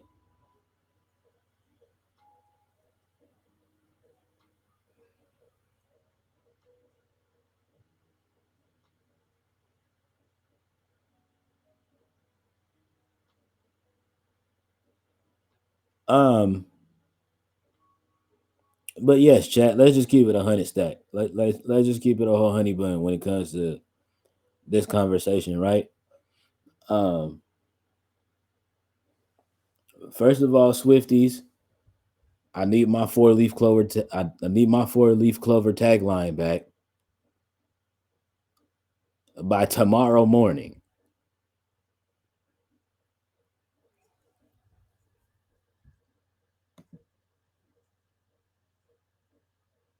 Or if not, I'm sending all my mods after y'all.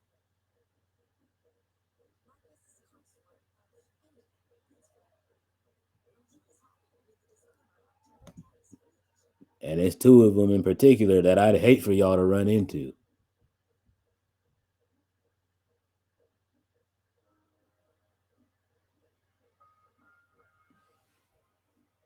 I would just absolutely hate that for you.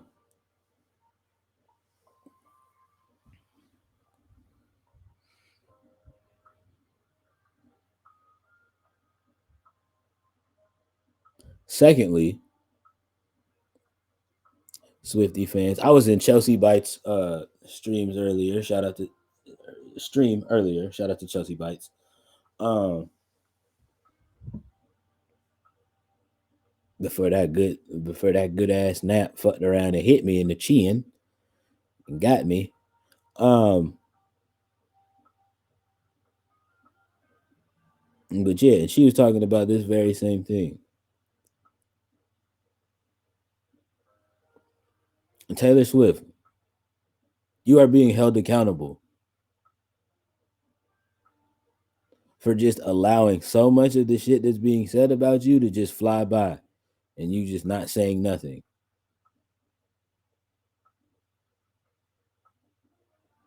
In some instances, I'd be like, yeah, you're doing the right thing by not saying nothing. In this instance, you're actually hurting and damaging um, our culture during the month of February, which is actually kind of nuts.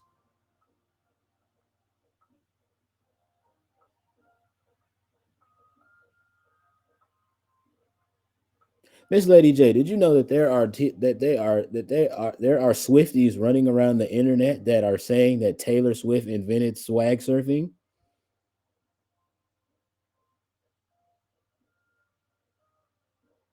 Invented it.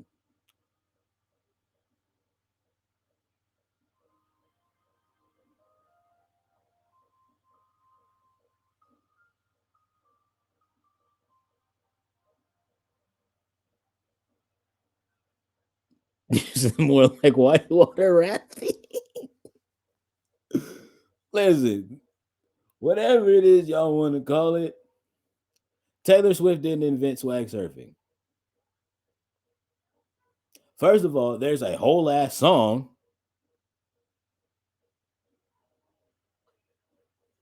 from back in what 20.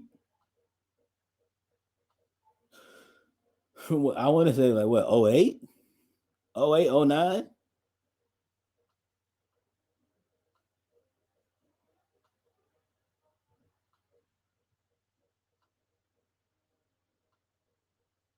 First of all, they played that shit at all the football games, my entire football, like you know, my entire high school career. One, let's talk about that. And said, yeah, around then, I thought so. Like, you know what I mean? For one, like, let's talk about that.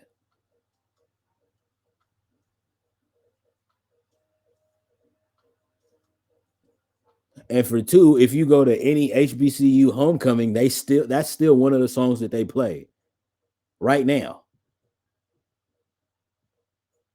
Hell, you go to any HBCU event, period. The bands still play swag surfing now.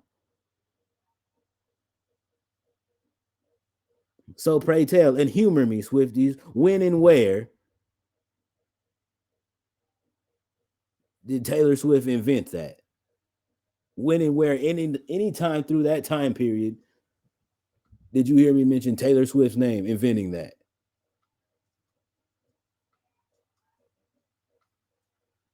There's gonna be a lot of people in the comments asking, well, why are you holding Taylor Swift accountable? Because she's not fucking saying anything. That's the fucking problem. And I literally legit led with this saying, usually in most of these instances, I'd be like, oh, you're doing the right thing by not saying nothing. But when it comes to shit like this,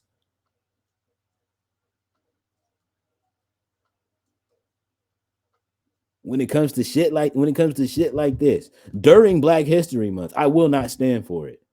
I won't stand for it anytime, but especially during Black History Month, I will not let you motherfuckers run around the internet talking about this little bland, unseasoned, palm-colored girl invented a dance that was already being done.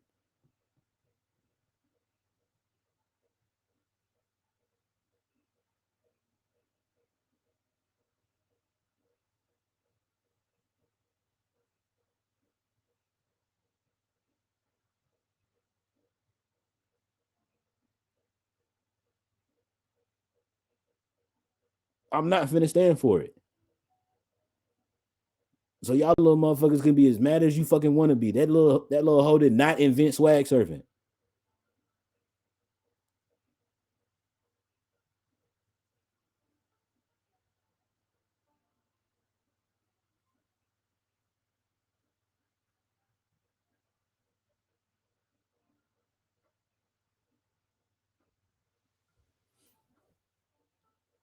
I'm just saying, like, I'm getting tired of this shit. Like,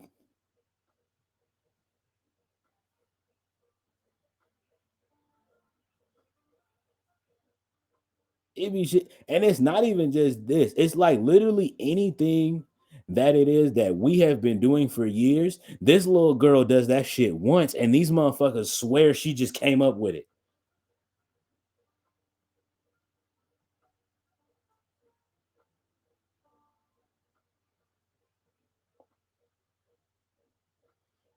They did the same shit when she was at the American Music Awards doing the fucking Dougie.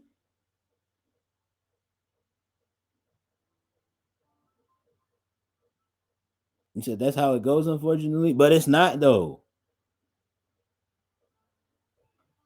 That's exactly how them motherfuckers want that shit to go. They want to take some shit that black and brown people have been doing, wait for somebody who looks like them to do the shit, and then be like, "Oh yeah, we came up with that. We invented it." Mm-hmm.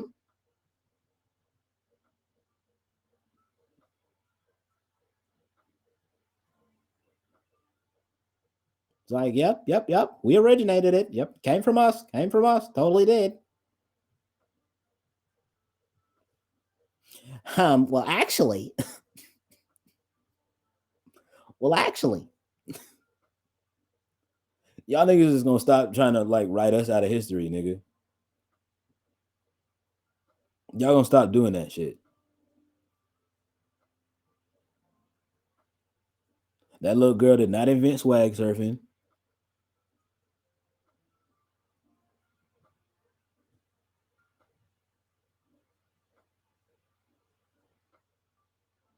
Her boy. Oh, and by the way, her boyfriend's haircut is called a fade. It's not the Travis Kelsey.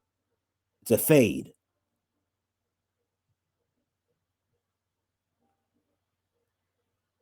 Yeah, that's us. We did that. We came up with that. Y'all motherfuckers didn't even know that some of y'all heads would look good with one of those on before us.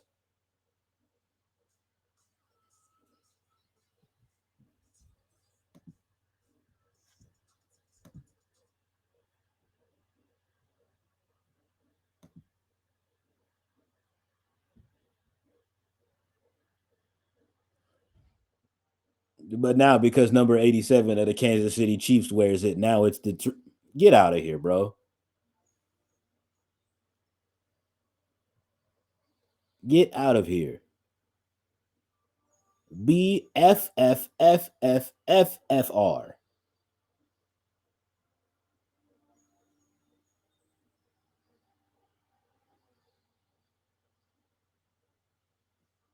And for those of y'all that don't know what that means be oh so fucking for real. Are you kidding me?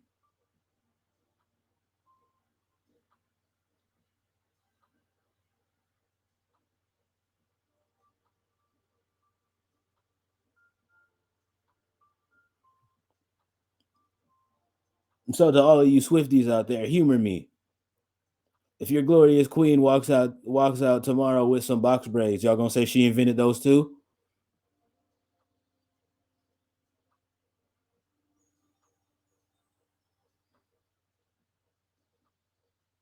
Lie to me with your whole chest. I dare you.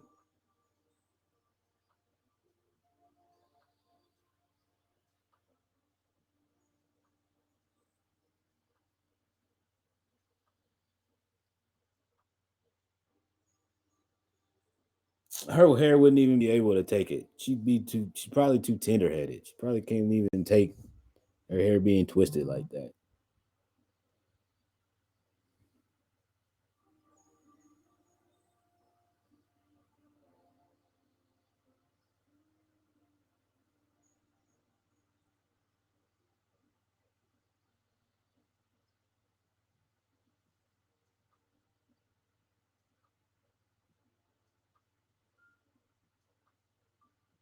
As a black African American male in this country, I'm going to do all it is that I can, and I'm going to do my due diligence to make sure that you motherfuckers do not rewrite our history. I give less than a damn. And I know it's gonna be a lot of motherfuckers that's gonna be like, "Oh, funny that you decided to take this tone during Black History Month." Fuck you, nigga. I've always been this way. This has always been my tone. I just don't always have these conversations because a lot of you motherfuckers don't like being uncomfortable, and I don't like making motherfuckers uncomfortable until I absolutely have to. And this is one of those instances where I absolutely have to.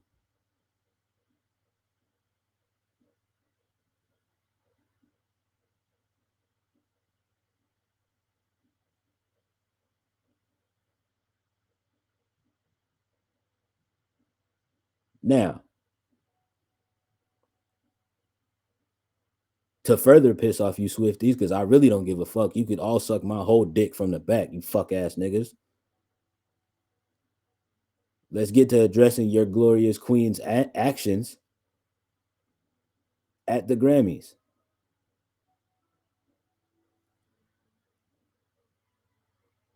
The one and only legendary Celine Dion presents the Album of the Year award.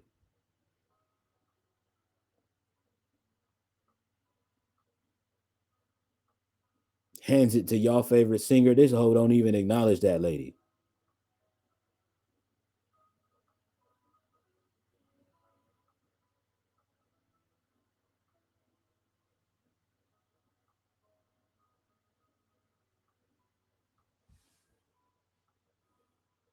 Didn't even realize in that moment.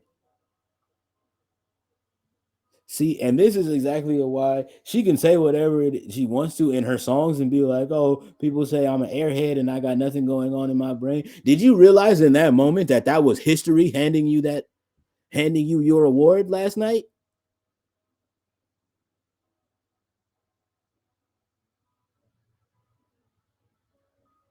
That was a whole ass legend that was stood in front of you and handed you your award, and you didn't even acknowledge that woman.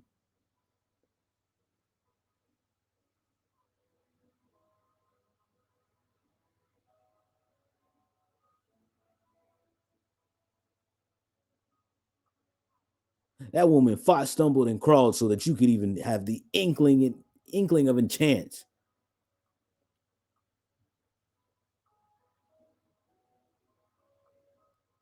I don't give a damn about that fake ass picture after the fact. Like, nah, shorty, we already know what happened. I love how like it be motherfuckers like that, chat. And I promise y'all, I'm not upset at y'all, chat. I'm upset at the situation. I love how motherfuckers like to do some shit like that after the fact. Like, bro, we seen you though. We already peeped.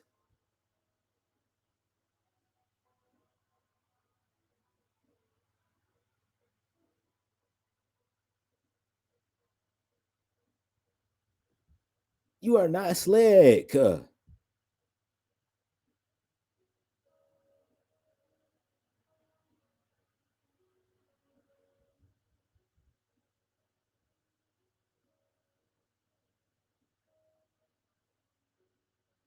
Like, I need you to be so for real, Miss Ma'am. Like, what?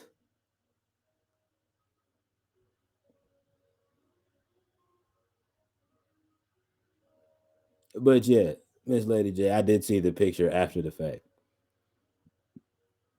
I saw it while I was winding down doing the post stream things. And I remember you had just told me that the queen, one of music's true queens, Celine Dion, handed this little old girl an award,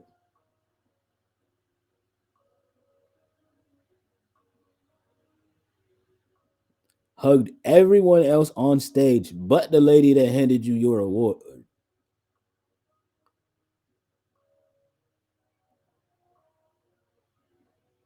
and then proceeded to not only double down, but triple down, if you will, and not even Acknowledge this lady in your speech.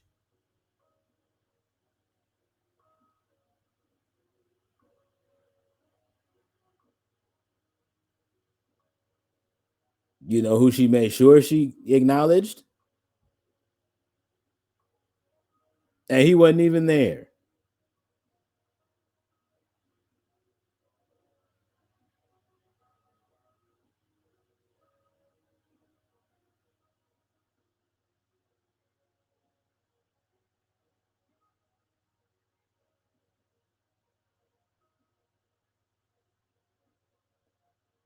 Nigga wasn't even the part that I really do like hate for him, bro, is just like I've already said it before, but I'm gonna continue to say it again because of the fact that you Swifties are really like pushing this narrative that like she put this nigga on the map like he wasn't already destined to be a Hall of Fame tight end before he started fucking with this girl.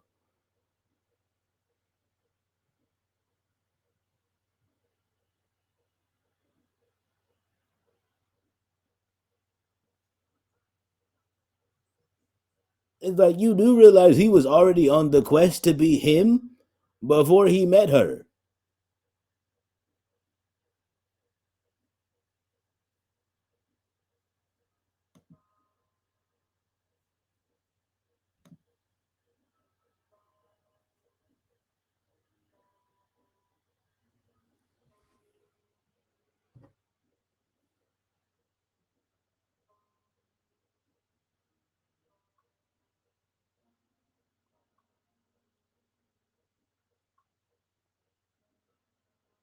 And it's that thing of where it's just like a lot of these songs now that I'm going back and looking at, I'm now finding the holes in all of the like, you know what I mean? Just specifically the ones that were hits that she's written, chat. And I'm starting to find the holes in all of her writing.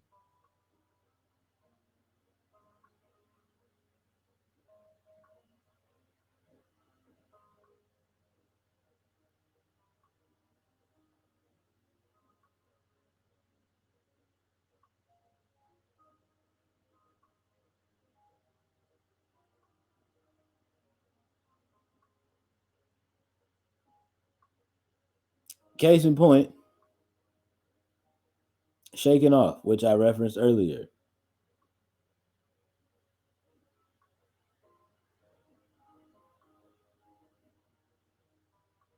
I go on too many dates, but I can't make them say, or but I can't make them stay. At least that's what people say.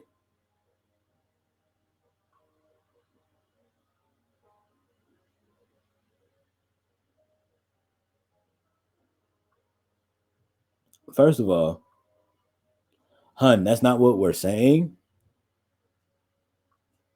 That's literally what's actually been happening.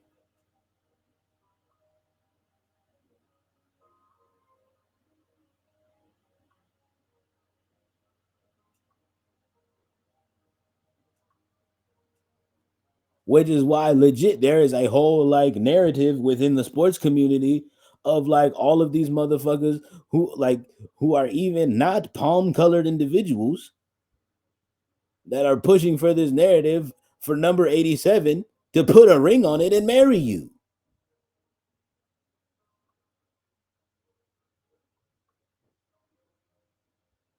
Because our whole thing is that we don't want to see this whole thing become a spectacle and then this nigga become a fucking song lyric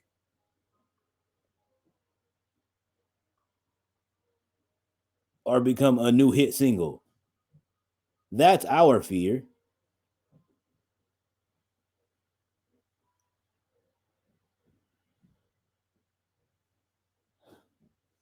She doesn't need the material though. She has writers. She's a whole pop star. She has writers. So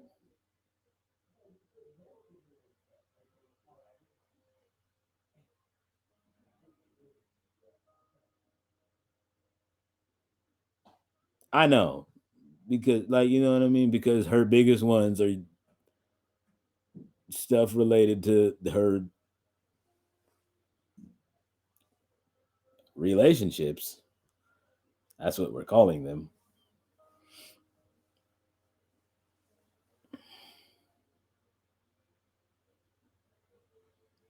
I respectfully, I don't give a flying.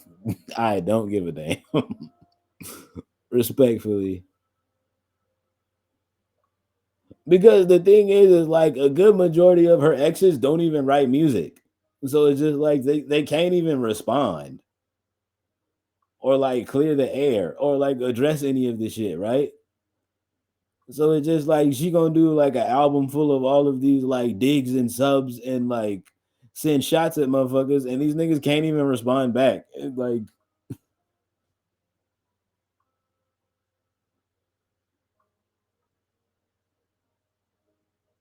and I'm sure like a lot of these niggas is like she gonna be talking about some stuff that's like gonna be digs from like niggas from like what 6-7 years ago. These niggas are gonna be like a couple of those niggas are gonna be like, I am married with a whole wife. Why are you bringing that up now? Did it do what it was supposed to do for you? Did you get enough of your residuals off of that? Because literally, why?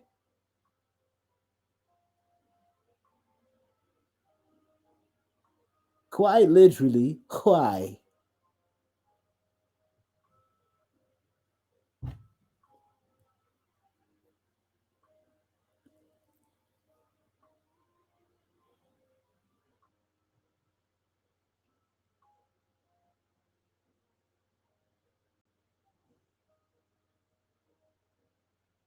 Yeah, Chad. I'm not gonna say I don't know because I absolutely know. But it's just like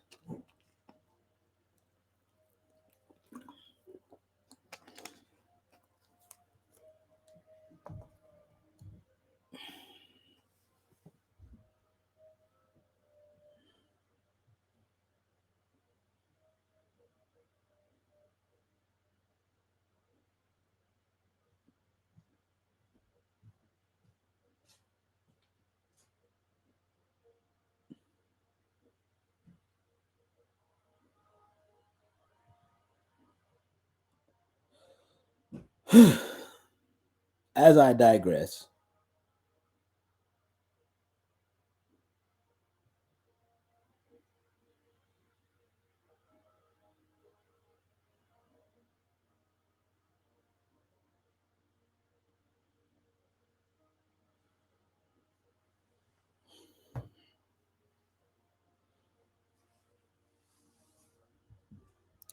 I mentioned this yesterday on my Cozy Sunday stream, which is why for those of you watching this on the tubes of you should come over and become a part of the Cozy Clubhouse crew. And yeah, and come hang out and spend time with us. Twitch.tv/BVMB1_47.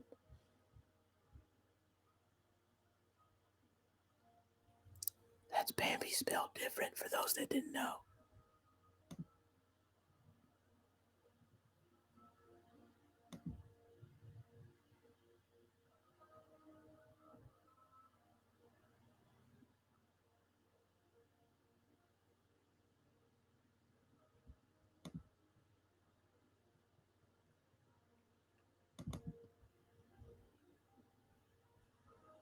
Now, for those that have been on my neck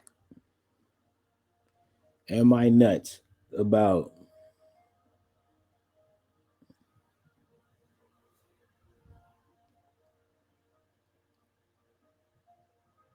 when the next projectual is coming out,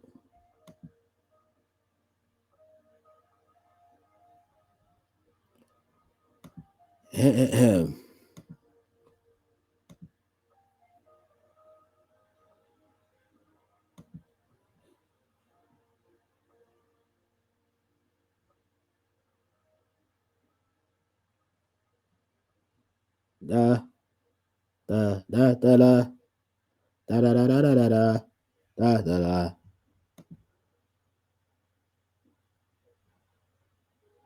Vavoom, baby. Dark Side Diaries coming soon. Um, get your streaming platforms ready. Um,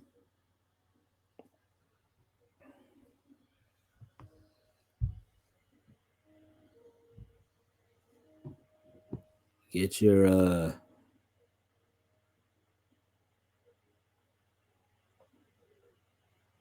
everything ready. Get your mind ready.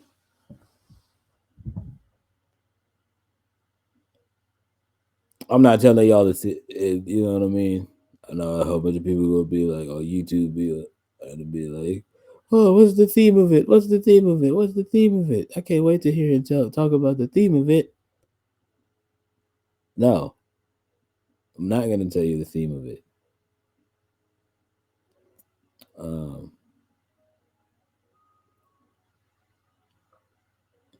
just know that if you listened to the Backstage Passport album, or before that, you even listened to the Mewtwo EP, the Mewtwo project rather.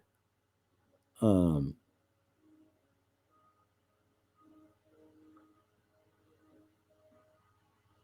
you know, my pedigree, my vibe, and my body is that no two projects will ever be the same. Um,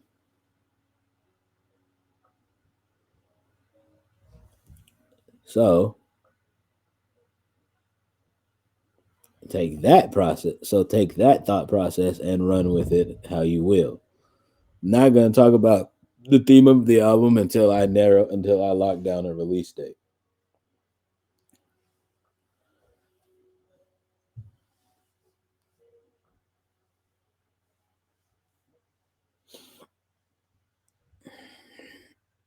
We're gonna look at something sometime in March. Um,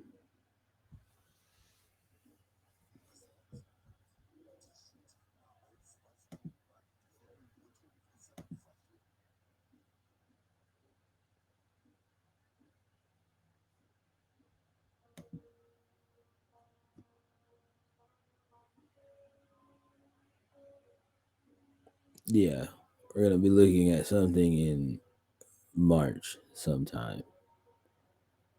Um,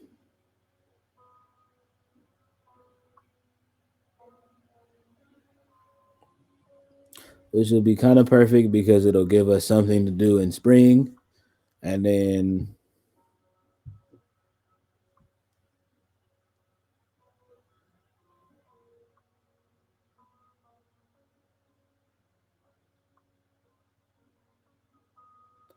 yeah, and then I niggas thought I was gonna show my whole hand for the rest of the year.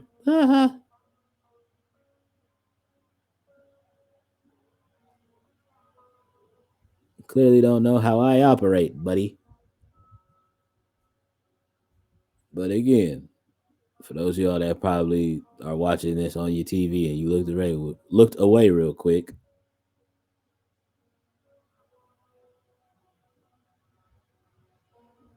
first of all, hi to your living room.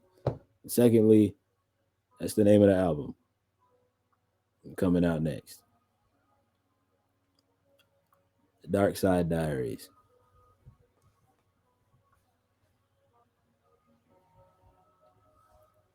You already know my chat. You guys already know that my songs are already literally like diary entries anyway. So yeah, and stuff and things. Not for nothing, the colors on this. I did my thing with this album cover.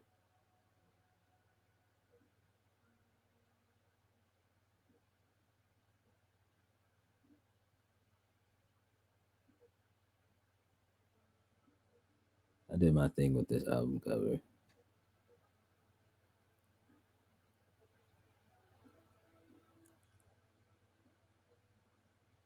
I gotta take some more when I get a chance to. When I get a chance, I'm gonna do some more. Uh, when I get the chance, I'm gonna do some more stuff. We're gonna I'm gonna schedule another time to do uh, another photo shoot, but I'm probably gonna wait more so closer to the time for the retro nostalgia album to get ready to come out. So that'll be part of that rollout. There's gonna be people in the YouTube comments. I thought he said he wasn't gonna show his hand. He just said you don't know when the retro nostalgia album's coming out.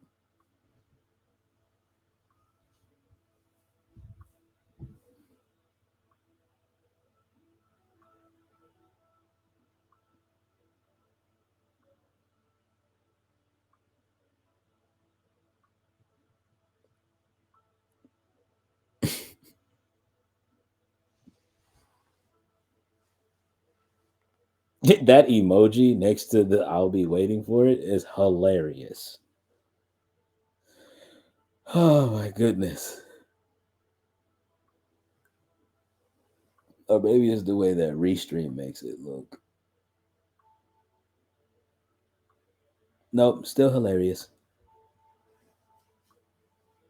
Still hilarious.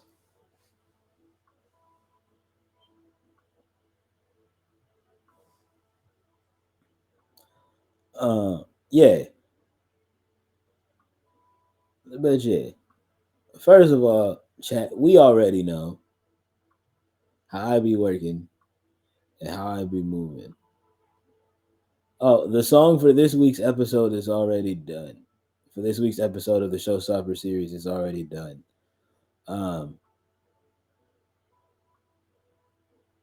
Miss Lady J, you're gonna be upset. I was unable to be able to reincorporate the Charlie Boy sample in there like I wanted to.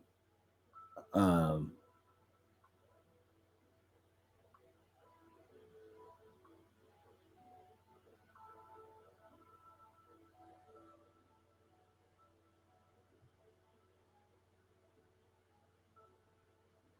yeah, that also might have been my fault. I probably waited too long in the process.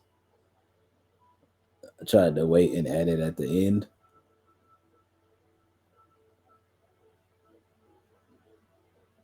instead of anyway.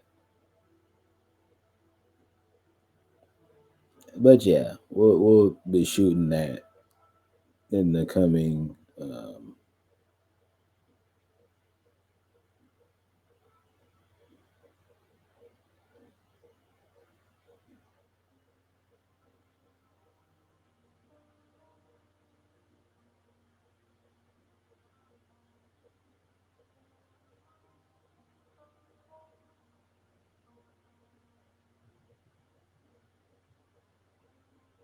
Yeah, but yeah, there that shit.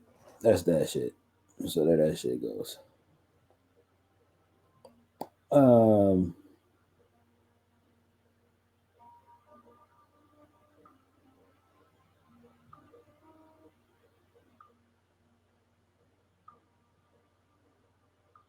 I like it. People probably gonna be like, "What is this Disney Channel ass version of this song?" Hey man,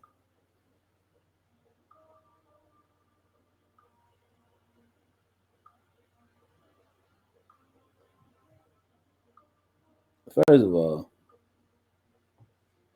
I don't call women the B word unless I'm extremely and utterly and like furiously pissed.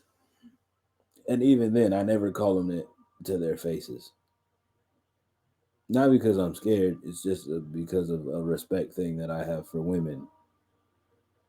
Just this weird like code that I live. Not even weird. Just this code that I've decided to live my life by.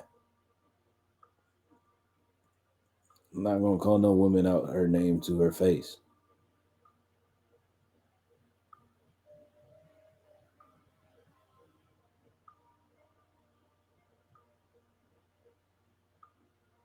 And the only time you've ever heard me use the B word in my music was in that song Tequila. So,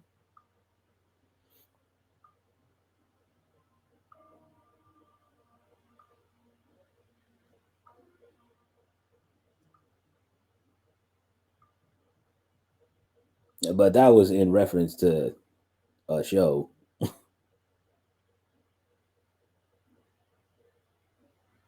more so than anything. So it wasn't like a.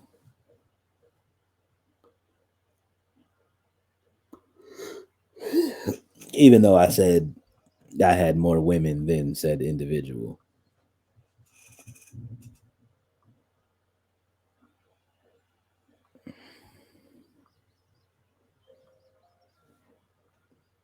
But, I mean, it's music.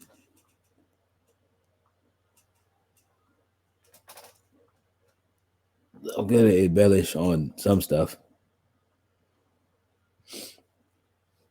but it still relates to my life because that's like that's how tequila had me feeling at the time.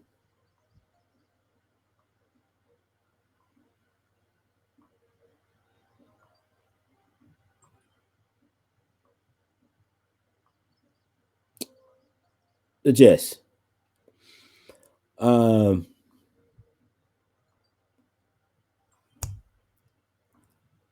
yeah, that. Chat. You already know what tomorrow is.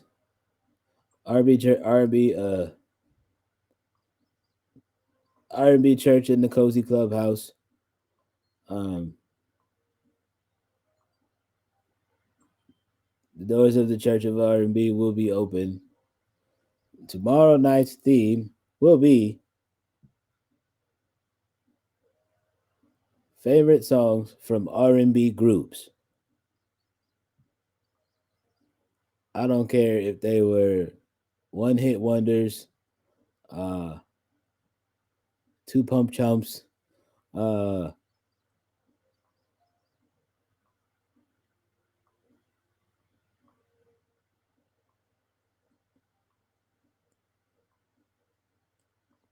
whatever the case. Um,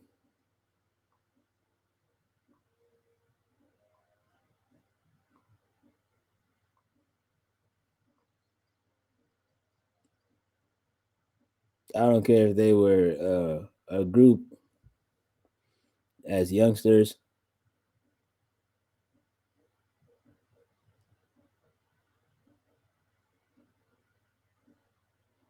So many choices. I mean, it's a lot of bangers from a lot of groups while you playing.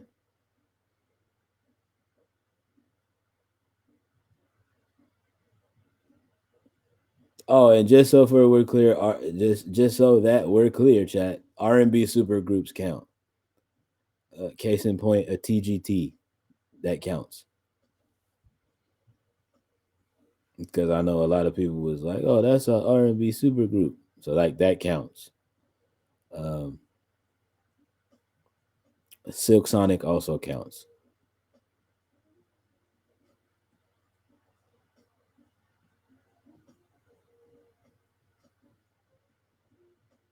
I can hear motherfuckers now. They only have one album, so there's bangers on that album.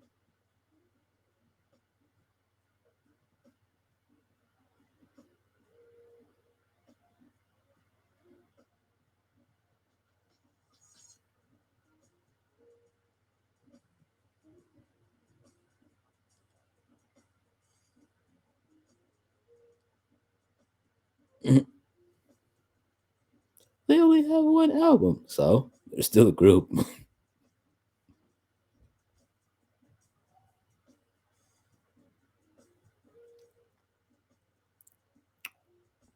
Lauren Hill only has one album, and we still call her the greatest artist. We still call her one of the greatest artists of all time. So,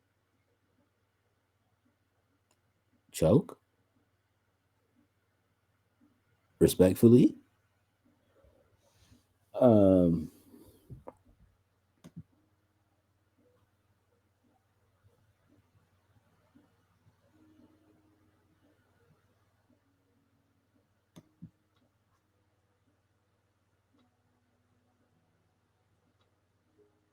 And she only had one. Well, some people also count the Fuji's album.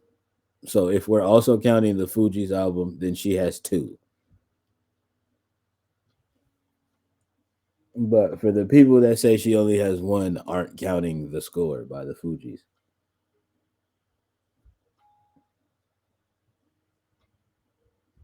Well, any of the Fuji albums for real. But yeah, they're not. Yeah, yeah.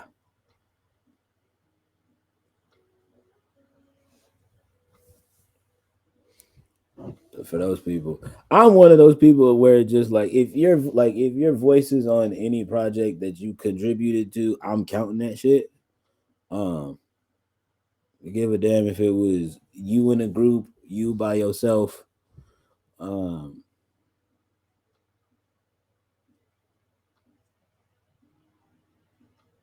you and seven other individuals decided to do a joint album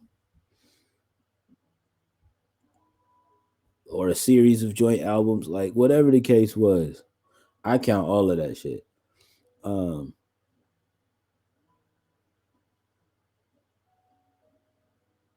because of the fact that all of that shit is stuff that you can perform in your repertoire.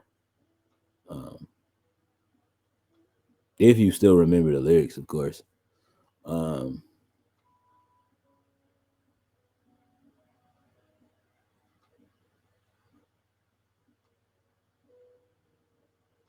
yes,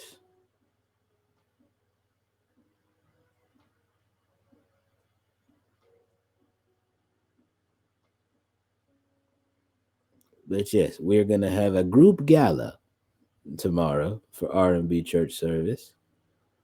Um,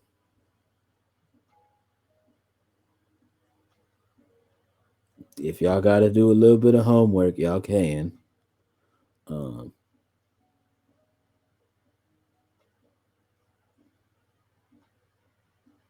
and yeah, again, for the earlier services, we're not going to be like, we're not going to be too era specific just yet.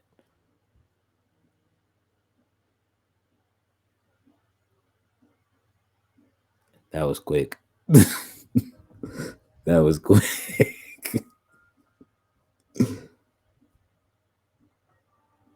Man, that was super quick. Um,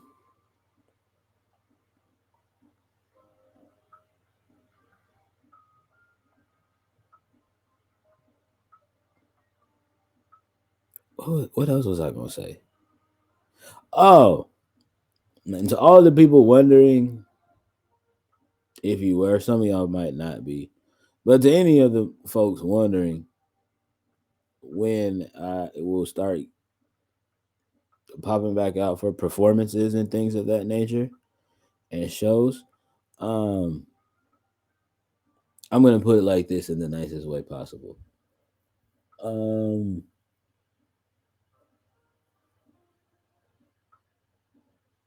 plain and simply put, my phone works. So just call it.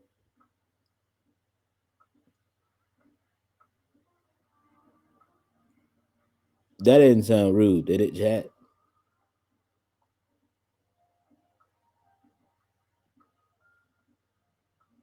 I be having to make sure with y'all. I mean, I know y'all be supporting. Okay, because I'm just saying, like, it makes sense to y'all, right? Like, my phone works. Those of y'all that have, you know what I mean, that have my contact information know how to get in touch with me if you need to. Um,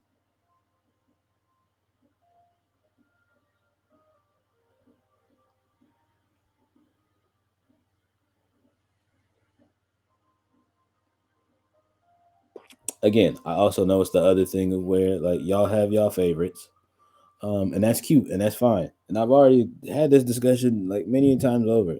That's fine. Y'all can have y'all favorites, but also while y'all busy doing y'all shows with the same 17 people, um,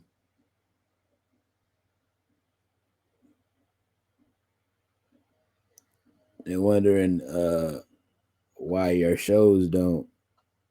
Never mind. Let me stop. Because this probably be the reason. Because they'd be like, "Oh yeah, I'll definitely book them," and then I say the other thing, and then motherfuckers be like, "Oh well, see, I was going to, but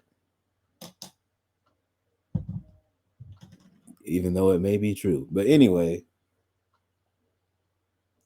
um,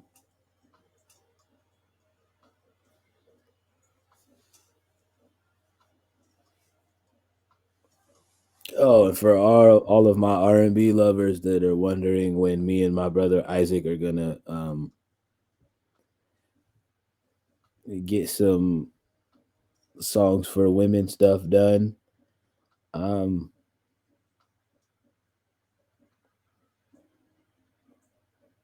I hate to be this guy, but I'm always ready. Um, it's also that thing of where just like I don't want to impose myself, um, because I know my little brother has a life, um, and that just doesn't go for Isaac. That goes for everybody in the village. Um, so it's that whole thing. So we can just like I'm not even gonna sit here and say it's a narrative, but we can stop this like weird agenda that y'all are pushing, or like secretly trying to push. That like you know what I mean? It's like oh he, it's like sure has a weird way of saying he fucks with the village, but don't never wanna. First of all, if there's music to be made, I'm always going to want to be a part of it.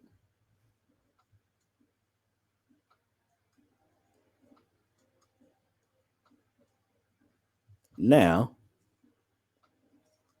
if my necessary gifts, talents, and services aren't particularly needed, um, for the idea, view, and vision of said projects, it's also fine too. That doesn't, my feelings are not hoit,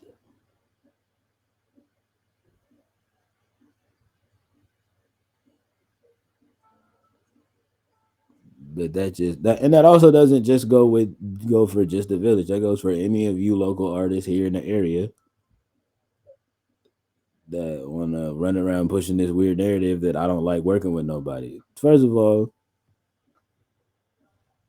it's not that I don't like working with y'all. I don't like having to wait on y'all niggas. That's the difference. So, like, you know what I mean? That's the whole thing. I don't like having to wait on folks. If it were up to me, I would collab with everybody at least once a month, or as many people as I can once a month. Issue with that is though, is I will have all these verses on motherfuckers like songs and shit, and I will never hear them. Like, I will never get them back. Like, you know what I mean? Like I will never get to hear the finished product until that motherfucker just decides to drop one day. It's just like,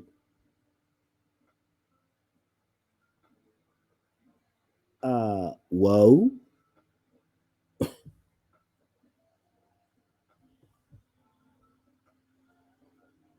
It's like, say, buddy, heads up would have been nice.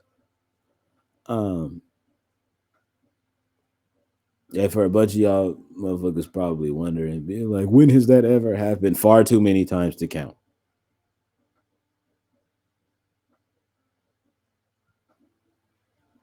Which story do you want?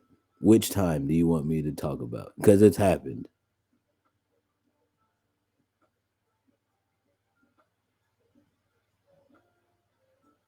Or should we also talk about how, and I love this nigga to death. This nigga is like a brother to me. Shout out to my brother Danny Drops.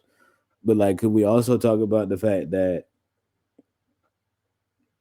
there are also verses and vibes that I have um, introduced on records that I still have yet to hear back about. I still have yet to hear them. Like, you know what I mean? The finished versions.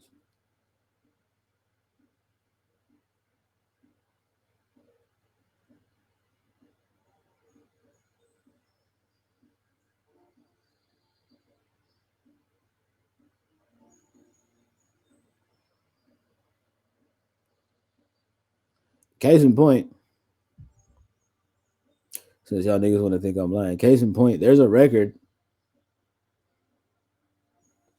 that my good bro Danny Drops has in his archives,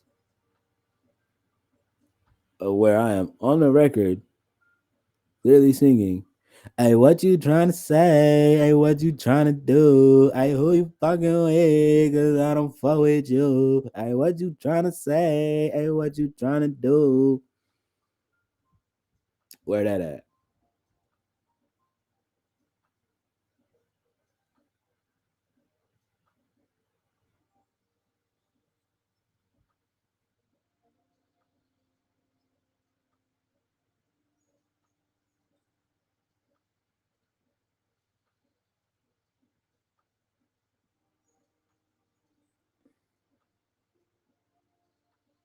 Like, what are we even, you know?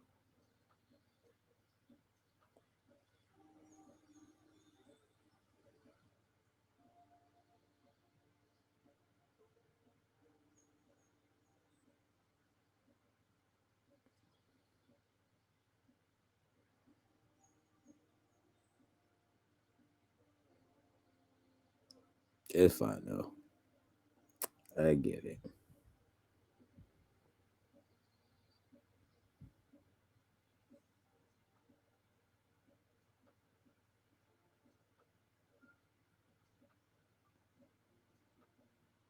That's not the only one though. There's like at least like several others. There's like at least an album's worth of verses between me. Like, you know what I mean? There's legit a whole project that there's legit. Like when I tell y'all chat, y'all like motherfuckers think I'm lying about shit like this. Like literally, me and my brother Danny Drops literally have a whole collab album that is sitting somewhere in his hard drive, just sitting,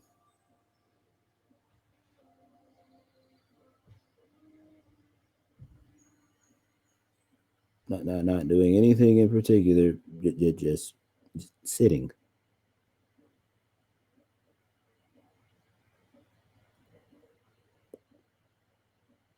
sitting.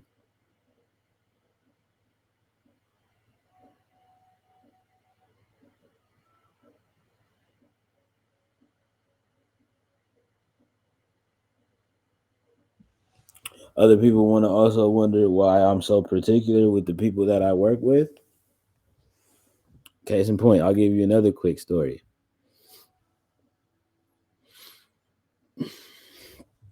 Me and my good Brody Jay Goody were supposed to jump on a record together.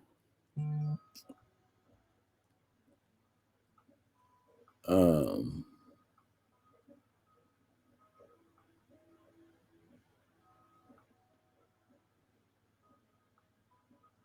we sat there, wrote the record. He gave me direction on how he wanted the record, like you know what I mean, on the direction that he wanted the verse to go. Um, I executed that. Never got the chance to record it.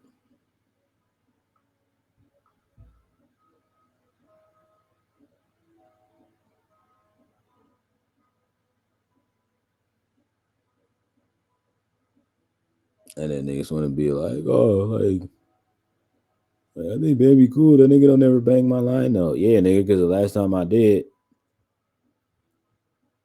you was like, hey, let's record on Friday. Friday came around.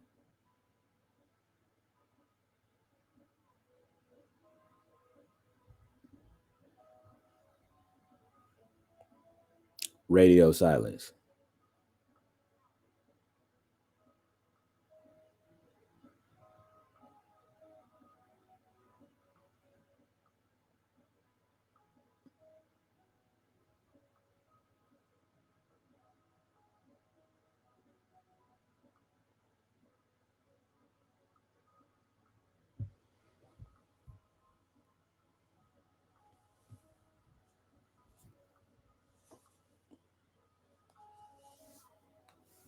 And it's that other thing where, yes, chat, I know.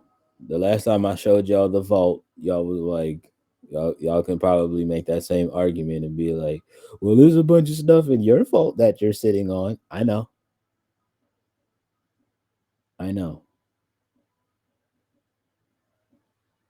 And they're gonna come out this year because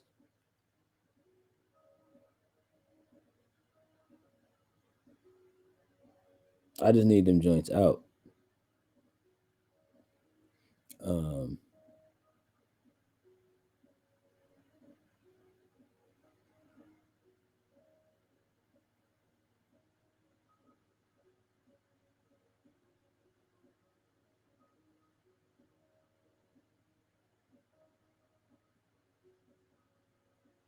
that could also be some stuff that I just start doing in the interim while we figure out the situation with this band. Um,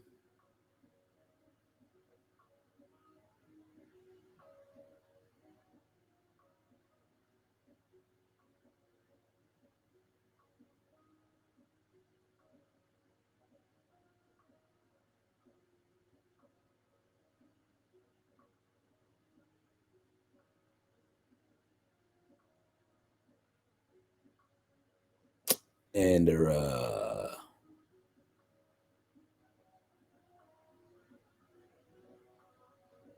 yeah, some other business things.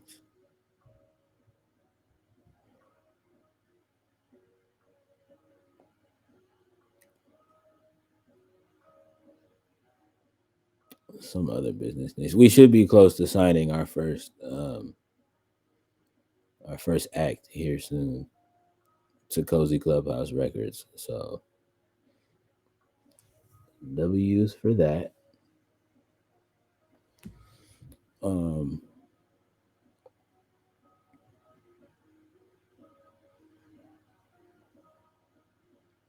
yeah, I think you guys are gonna really like her. She's super talented. She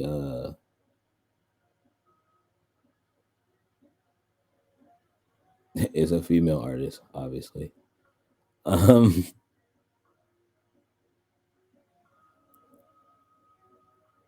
well, not obviously because of the fact that just like niggas want to be like, oh, well, of course he would have like females on his like nigga. Like first of all, don't do that.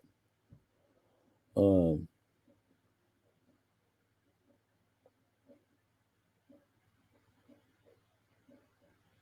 if we really want to talk about it, for those that are like wondering, why am I deciding to sign a female act first? Because it's like, oh, isn't that going to be a lot more expensive in the long run? Yeah. So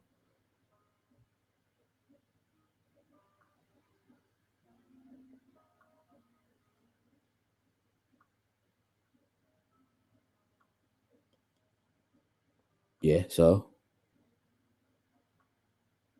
when it's time to call them and show up, when it's time to call them and show up for stuff like studio sessions or rehearsals,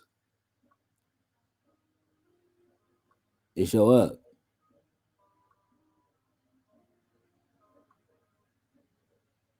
because they about their shit.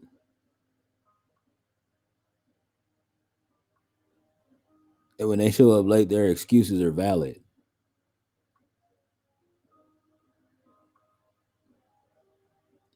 Nah, oh my fault, my nigga. I was busy getting some head, so that's why I was.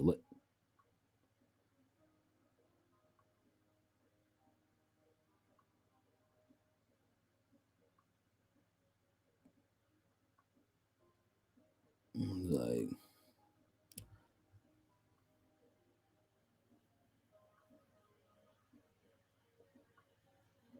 Cause it's that thing of where like a lot of it, just that thing of where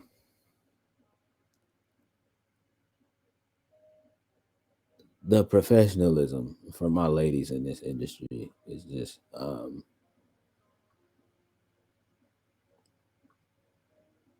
lot more top tier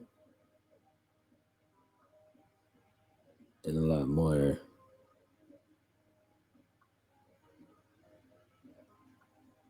yeah on that to the point, like you know what I mean, like to the point and like on it type shit. Um,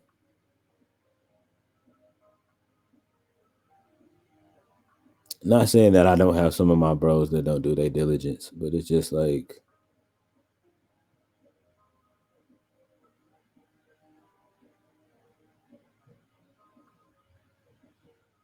trying to wrangle y'all niggas down is like trying to get a lasso on a shooting star. Like that shit is just not happening sometimes. Um,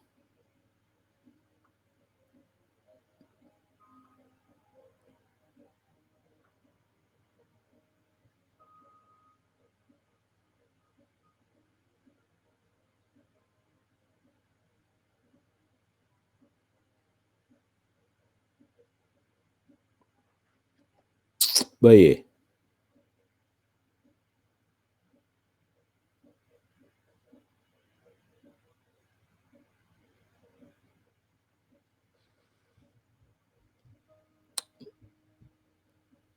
um,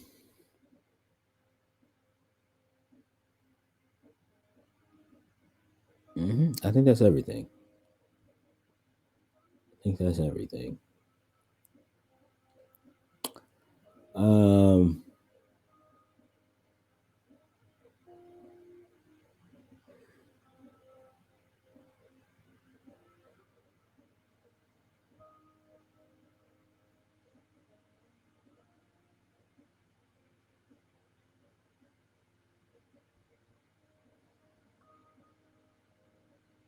oh yeah. Also, for all of you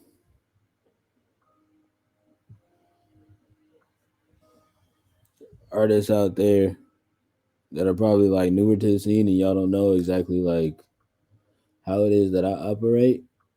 Um,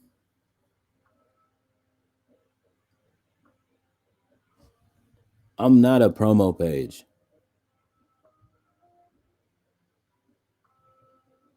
So like let's just sit there and have that discussion right here, right now. I'm not a promo page.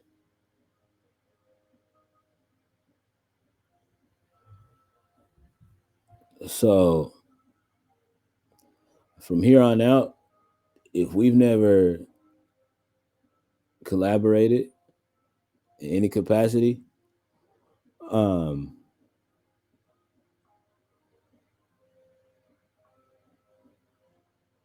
stop tagging me in your shit.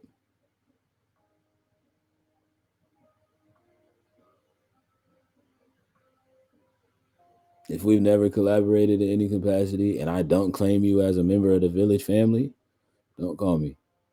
Don't call me, don't tag me in your shit.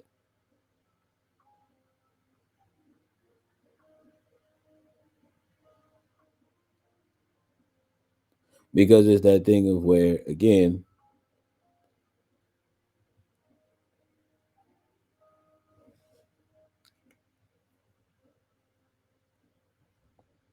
our favorite moderator, Miss Lady J, always likes to say, "Oh, because you see everything." Remember, I do though.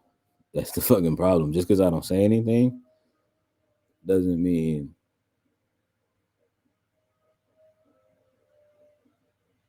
just because I don't respond to everything.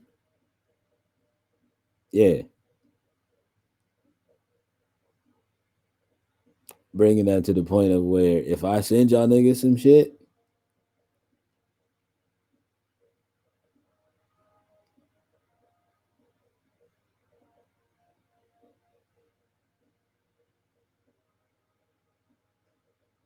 and that shit said sent for longer than 2 weeks, for 2 weeks or longer on my shit, Bet. Don't worry about it. I'm not gonna bother you no more. I ain't gonna send you another goddamn thing. Don't worry about it.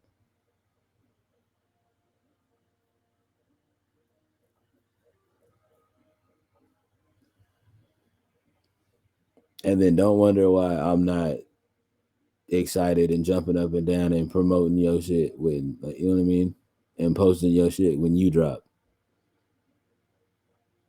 Even if you tag me in the shit, I will legit remove my tag. I know how to do that. I've been on the internet long enough. I know how to remove myself from a tagged post.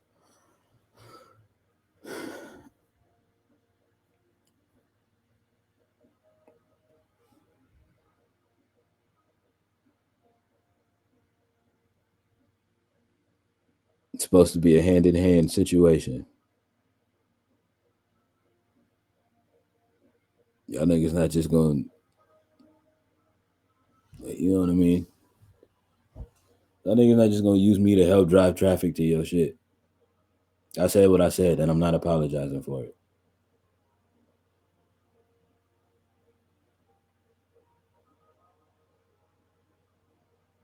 Y'all niggas did that shit the whole tail end of 2023, and it's up for that. Shit is dead. It's done so. Cut it the fuck out.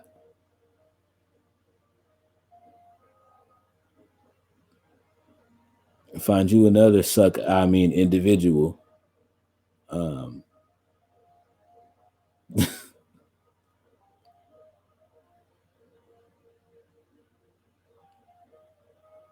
that you could do that with.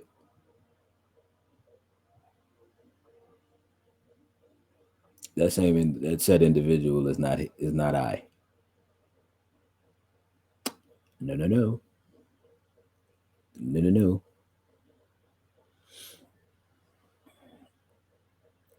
We have far too much shit. We here at the Cozy Clubhouse have far too much shit to do. Um,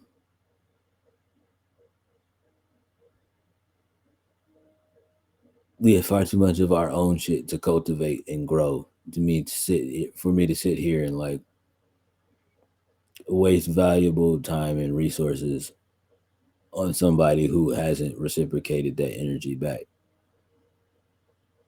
Um,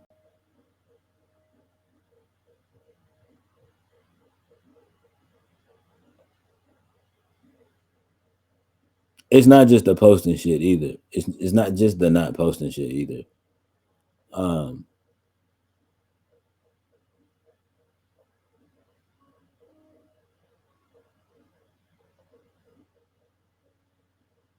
which again, I know like last year sometime like we had that conversation of where it just like um where I told a little bit of that story on one of the episodes on the Cozy Corner pod of like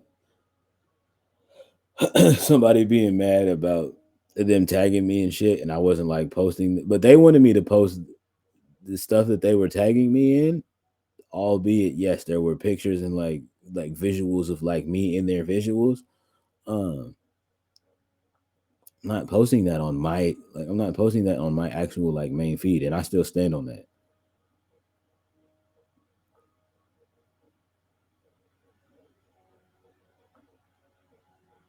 The issue that I'm talking about is that the issue that is coming into play is that y'all motherfuckers think that y'all can just like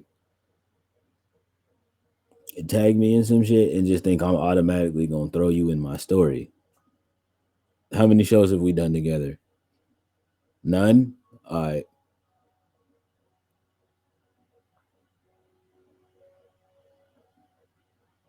that's the amount of post. I'm gonna. That's the amount of post of yours I'm finna post.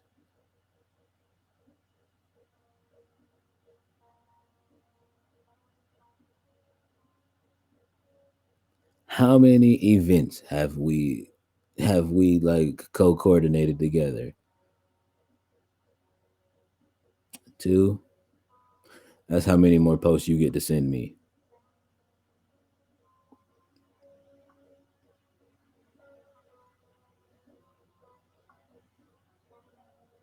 It's just that thing now of where um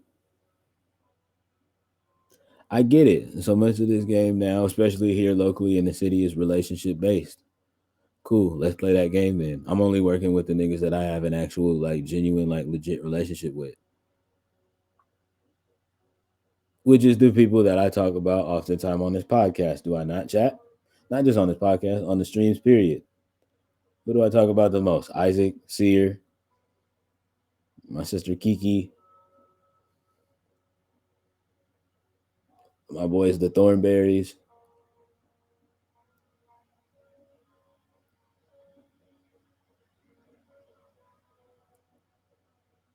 the homie Big Worm,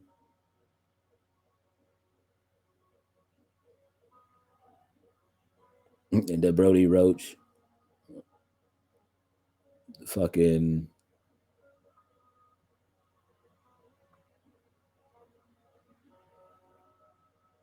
and the boy Corbin.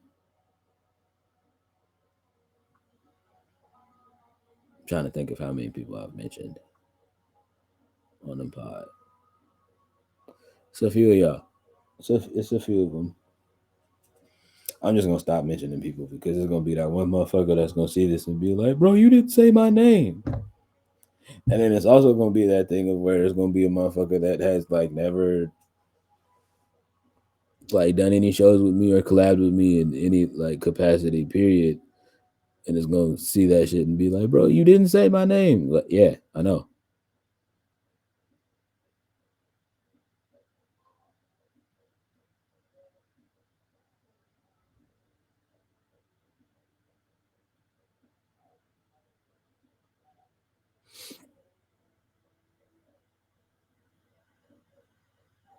All right, if you're watching this on YouTube, you already know what to do. If you made it to this point, first of all, you're fucking amazing because you listened to me yappity yap away and you stayed through the whole time. Um, so yeah, I fuck with that. If you was fucking with anything you seen today, leave a like, subscribe if you're new. Um, and drop a comment if you feeling extra spicy. Follow me on my socials at KingJojo underscore 93. That's for the Instagram and the Twitter. Um, what else? Ah,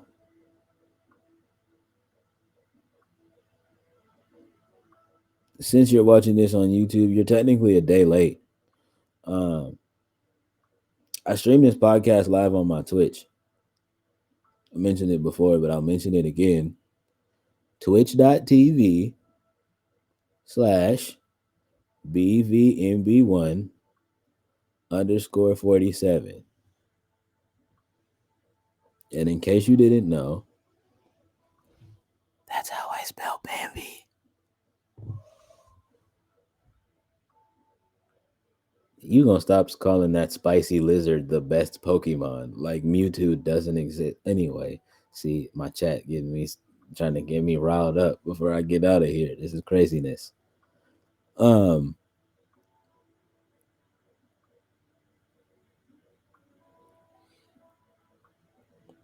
yeah, we love y'all. YouTube, I love y'all. Nobody told y'all that today. I love y'all. You matter. Um, your life does have value. Your welcome is sick. Oh my gosh, your life does have value. Um, and anybody that tells you different is just unhappy with themselves. That has nothing to do with you. Um, also, what you're looking for is not outside you. Shout out to my bros, the Thornberries. Um, I love y'all for life, but y'all know that already. Um,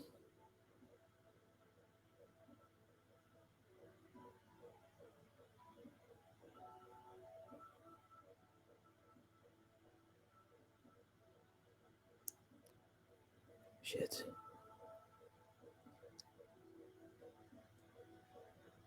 Yeah.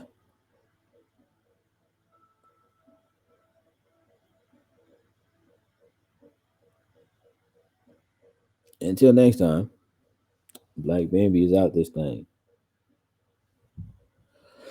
Twitch, y'all already know the rules, man. It's podcast day. So where not go? I'm not sending you guys anywhere. Mm-hmm. So what y'all are gonna do is I don't know, go hang out in Discord or something. Or go play Pal World or Stardew. Do something cozy for the rest of the night. Um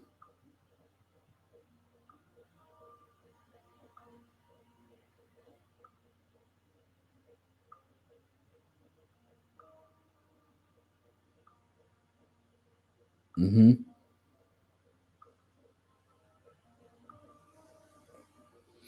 I would send y'all to bed, but y'all are like me. Y'all don't listen. So y'all do what y'all want to do.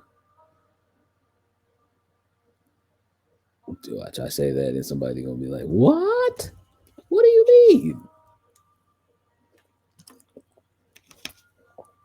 The last time you sent us to bed, I went to bed." Lies. I don't believe you.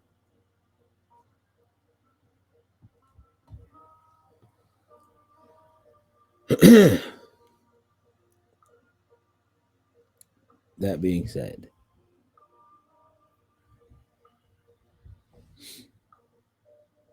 I love y'all, chat. Is that right? You always yeah. Anyway, bye, chat. Bye, bye, bye, bye, bye. I'm still live. I'm still live. I'm still live. Bye, bye, bye. Goodbye, goodbye. Whew.